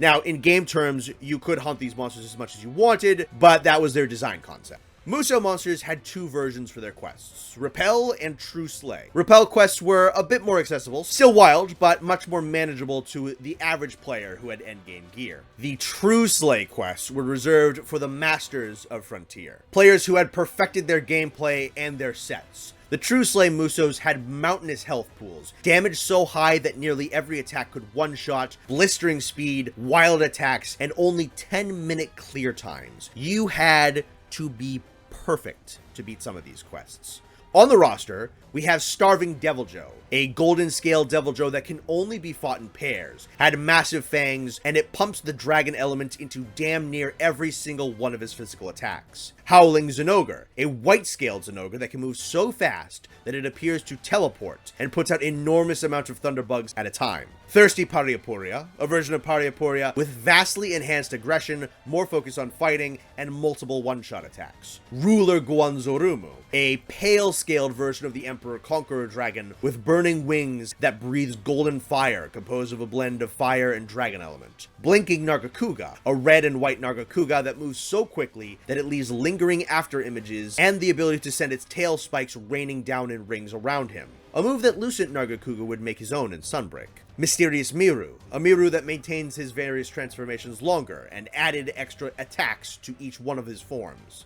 Burning Freezing Eruzerion, the infamous Eruzerion of legend. He has enormously heightened speed, greater explosions, and amped up versions of Fire and Ice Blight. Burning Freezing Eruzerion was not defeated solo until 9 months after his introduction. 9 months. Arrogant Duremudira, a pale-scaled iteration of the dragon who kept his corrupted poison but swapped his ice for arcing purple lightning. He was apparently made so fast that his animations were a bit janky and had unreliable dodge windows. Bombardier Bogabadorumu, a faster version of the monster with a handful of new explosive attacks. And lastly, the final monster of all Frontier, Sparkling Zerureusu. Fitting that the end was heralded in by Rathalos, or a superpowered version of his relative at the very least. His sapphire crystals exchanged for ruby crystals. He doesn't have the intricate crystal forms, but he has light shields, precision lasers, fast combos, and a few moves from Unknown, as well as the ability to come rocketing in like a red comet, similarly to Volstrax. Will we ever see these monsters again? Well, maybe we'll get something akin to variants that share names with these monsters, but are we ever going to see the Musos in mainline Monster Hunter? No. They require a level of perfection that the mainline games don't ask for. They are beyond ridiculous, and even partially responsible for the iffy perception Frontier has among some Westerners. Teleporting 1,000-spike Nargacugas, golden double Deviljhos, the apocalyptic elemental light show of Eruzerion. It's a lot to take in. Looks incredibly wild and far beyond anything that regular Monster Hunter has ever really tried to do. And likely will never get to these levels. There's a chance that we may see monsters one day with these names and these designs, but the true Musos will likely stay forever in the endgame content of this crazy MMO.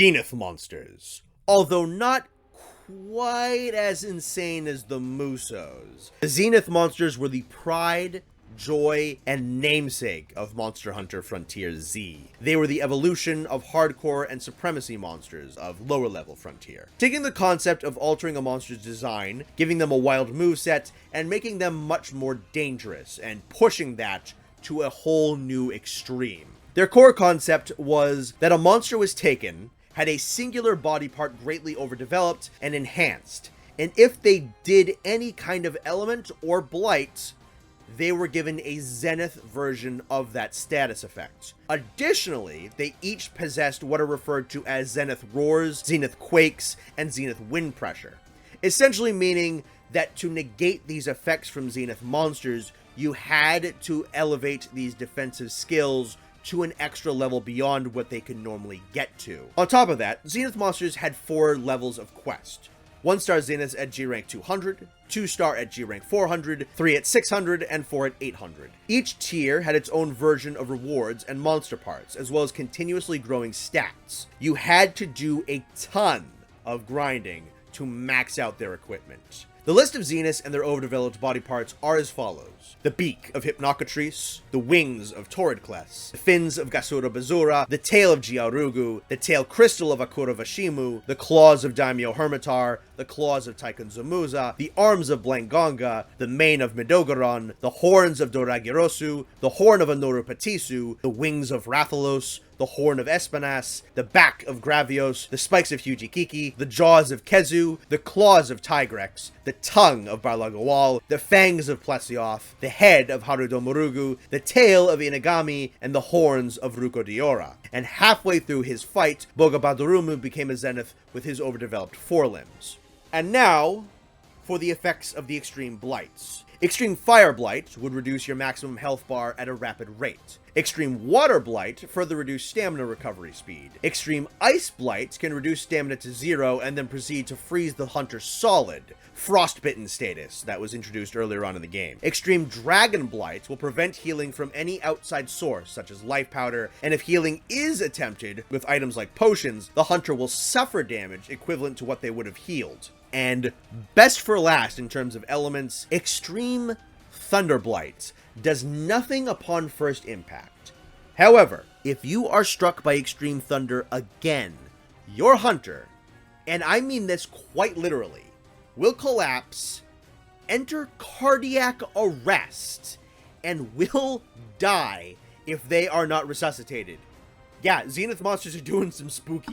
Extreme Poison cannot be cured by normal antidotes, and it deals damage that scales with the monster's level. The only way to cure it is to pick up items dropped by Zenith poison inflicting monsters. Extreme Paralysis causes lasting aftershocks after the initial paralysis wears off, meaning that for a period of time you can have attack or item animations cancelled by being jolted with electricity. And finally, for the statuses, Extreme Sleep causes instant sleep, no stumbling around. And if you're facing Zenith Hypnocatrice, he will begin to sing a song of nightmares that feels so real that you automatically die.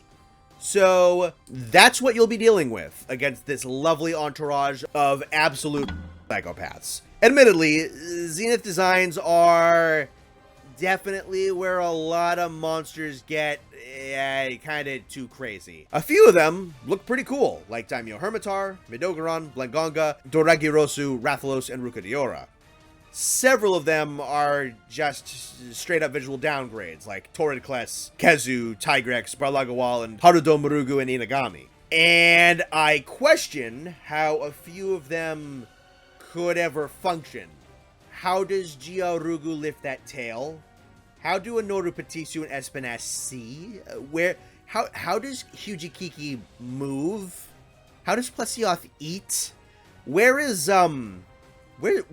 what happened with Gravios' spine? There's a hole in his chest that explodes out into a hole in his back, like he got shot in the gut with a cannonball. Where's his spine? My lower back is hurting just looking at this image. There's a lot of trying to improve on perfection here, and it's done in ways that are needlessly over the top. If anything is to be taken from the Zeniths, I think it should be their Extreme Blights. I think a perfect way to take lower game monsters and make them much more powerful would be to approach the designs like the hardcores, minor little touch-ups and changes, and carry over the Zenith blights and perhaps the Zenith roars, winds, and quakes. Some of these designs are just good enough that I think you could actually bring them over, like Zenith Rathalos, but Anorupatisu's gonna swing his head once and snap his neck.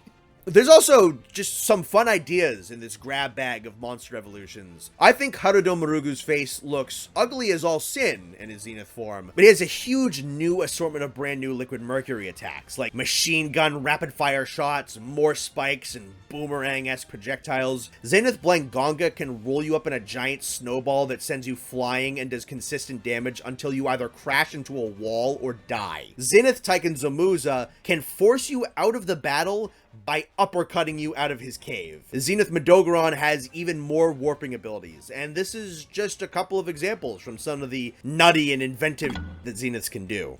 If the developers ever wanted to reinstate Zenith monsters, I honestly think they should do a little bit of cherry picking. Keep some mechanics, lose others, keep some designs, lose others. There's a lot of really good stuff in here, and a couple of questionable choices too. Another idea might be to blend the Zenith concept in with the Deviant monsters, as they share a lot of similarities in design concept and quest structure. The Zeniths should absolutely be restored in some way, shape, or form. There's just too much good stuff here to get rid of altogether.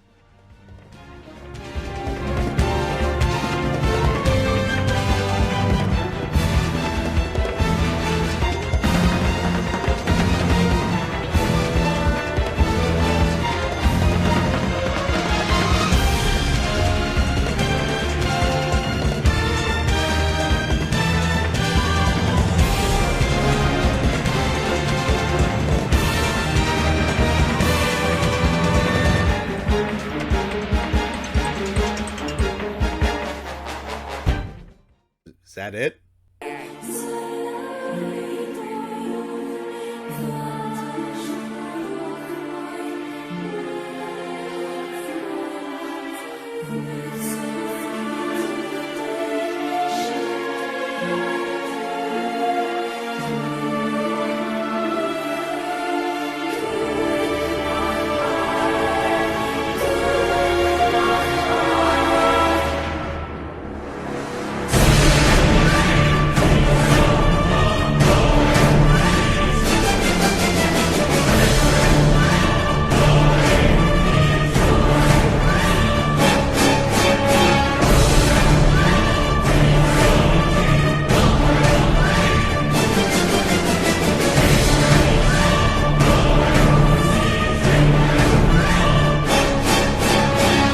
Did you really think I forgot about him? Oh yes, Fatalis, fell god of monsters, dark lord of the kingdom of cinders, the dragon of legend, the nameless one, hunter of man, the black dragon, and the one feared by all, as well as his two brothers, do indeed have versions in Frontier. Fatalis and Crimson Fatalis are both Conquest War monsters, the second two after Shantien and Disufiroa, and White Fatalis is a unique experience, a beast that can only be fought on the 10th level of the Hunter's Road, a game mechanic introduced in Frontier Z, that had you fight an unending gauntlet of monsters to get better and better rewards as you progressed. None of these three are Frontier's most powerful challenge, simply because they aren't Musos, but all three are cataclysmically powerful, and gameplay doesn't trump lore. These are the amped up versions of Monster Hunter's strongest dragon. Fatalis can be fought in Castle Shrade, as he normally is. He has two new sets of horns on his head, and streaks of blue on his wings, chest, horns, and tail. Additionally, there just so happens to be a gigantic swirling churning star of dragon energy hovering above the castle. Fatalis has full control over the sphere and will absolutely weaponize it against you. This includes, I don't know, dropping it on you. Mother throws a dragon star at you. Only way to survive this is to run to the other side of the castle that isn't getting obliterated. When injured, bolts of dragon energy fire from Fatalis' body and enhance his attacks. When he gets absolutely livid though, black and blue flames start pouring out of his body, enveloping his chest, wings, face, and claws. Gets fucking weird from here on out now. He makes giant spheres in the air that shoot lasers. He's got gigantic hyper lasers. He makes dragon fire light swords with his hands and swings them at you. He can fake his own death, drop his star on himself, and then just get back up afterwards. And if that wasn't enough, if somehow that wasn't wild enough, there's an old legend that those who wear Fatalis armor get possessed by him. Well, that can actually happen now. There's a skill on his armor that revives you when you die, gives you super armor and some maxed out skills, while your health gradually decreases back down and you fully cart. Look, Iceborne Fatalis was god tier, okay? We can all agree on that. It's one of the great video game encounters of all time. But could Fatalis stand to benefit from a Dragon Star, Ghost Fire, and weirdo freak spooky dragon powers? Yes. Yes, he absolutely could. Maybe you don't have to put these abilities on regular Fatalis. Admittedly, these additions do take away from his aesthetic as the quintessential European fire-breathing dragon. Maybe make an homage to this, called, I don't know, Dark Star Fatalis or something. I don't care. I just want it.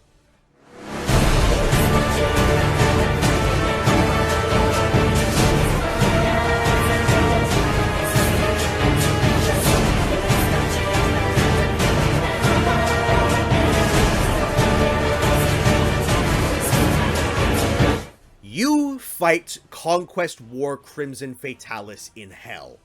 I'm almost not kidding. You fight him on a plateau in the core of a volcano, surrounded by nothing but a lake of magma.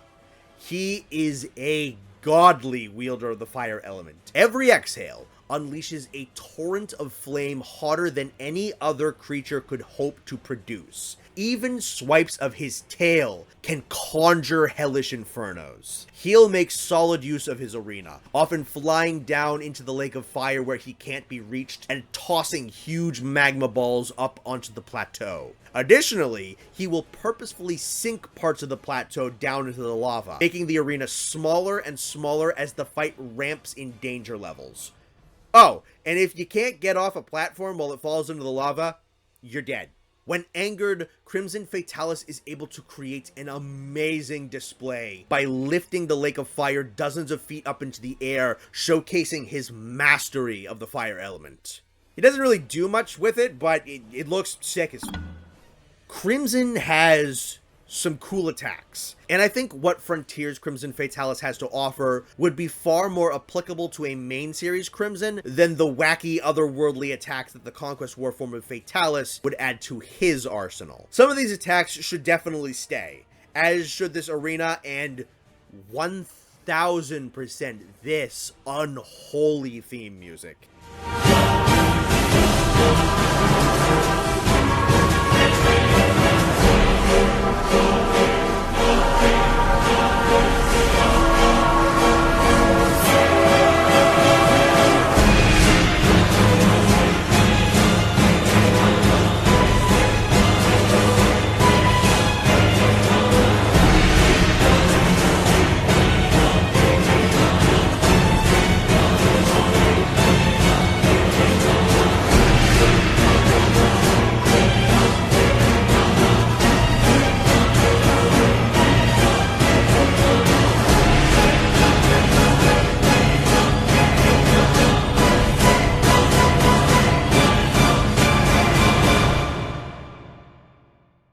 His is one of the most just evil musical themes that Monster Hunter has to offer, and it is dripping with fear and malice and hatred and doom. Toss out the Crimson Fatalis theme from 4 Ultimate. It ain't got on this. And lastly, White Fatalis.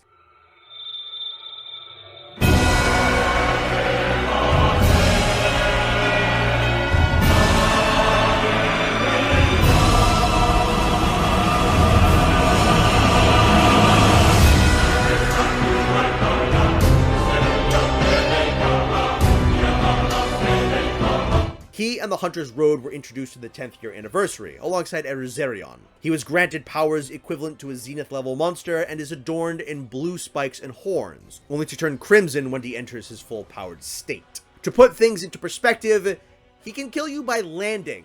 His footfalls create full arena Zenith tremors. He can casually send orbs of dragon lightning hurtling down to earth in huge numbers, and this is before he gets angry. His enraged state occurs when he strikes himself with a dozen bolts of crimson lightning and turns his spikes bright scarlet. His roar does damage over time if you're anywhere close to him. He fires off sweeping lasers of lightning, and he can blanket huge quantities of the arena with god-level electrical strikes. Once again, I could absolutely see some of these attacks making their way into a mainline White Fatalis. And in comparison to Crimson Fatalis' dark and brooding theme, his is operatic and godly, whilst keeping the air of dread. These guys are insane. Each fight looks so much fun and like such incredible challenges. I would love to see the Fatalis of the main games take some inspirations from the movesets and especially the music of these three. 13 out of 10 for Fatalis. He's already in the main series, but you gotta pay your dues to the god of monsters.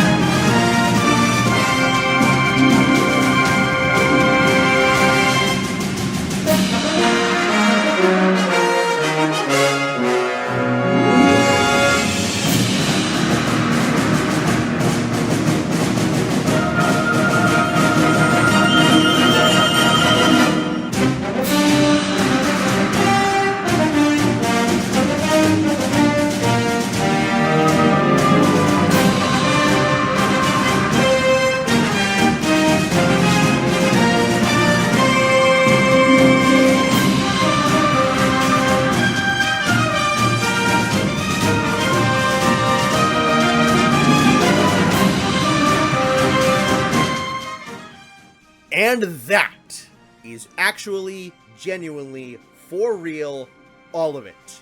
We are done. Frontier has been conquered. Holy mother of all that is good, this was a project and a half. Thank you. Thank you for joining me on this trek through the wildest Monster Hunter game of all time, exploring each and every one of its fantastic creations. And now that I've watched each fight, and observed each beast, and read each wiki page, and poured through Bandlagarcus' Twitters for hours, I can safely say that Monster Hunter Frontier was and is a wonderful game. I don't even have to have played it. Yes, there's a couple of ugly designs here and there. Yes, there's a few oppressively AoE heavy fights. Yes, there's 12 years worth of insane MMO grinding that looks so insurmountable to get through. Honestly, those are only small parts of Frontier. This game absolutely is a Monster Hunter game. Its creatures are well thought out and well put together, and have cool biologies and ecologies, and special abilities and unique mechanics, and I only really just talked about the monsters in these videos. The game itself looks incredible, rough patches and all. I don't have the rig for it yet, but someday I'm gonna play it. God bless the people who have salvaged the game servers, because my number one takeaway from this is that Frontier deserves to be preserved. Preserved by fans, preserved by videos like this, and hopefully preserved by Capcom. I hope to God that the response to Espinas and Sunbreak sent a message to Capcom that the community wants Frontier to live. And the rough edges and odd biologies and janky mechanics and designs, a lot of that can be fixed. But what is here is good. Great even. I am a fan and convert, and one day I will get my hands on this game. Subscribe to the second channel for when I post gameplay of it. Probably not going to be anytime soon, but it's going to happen. The time investment for you. Shout out to all the patrons, and special shout out to Nihilist Chimerax and Silky Dino. Thanks, guys.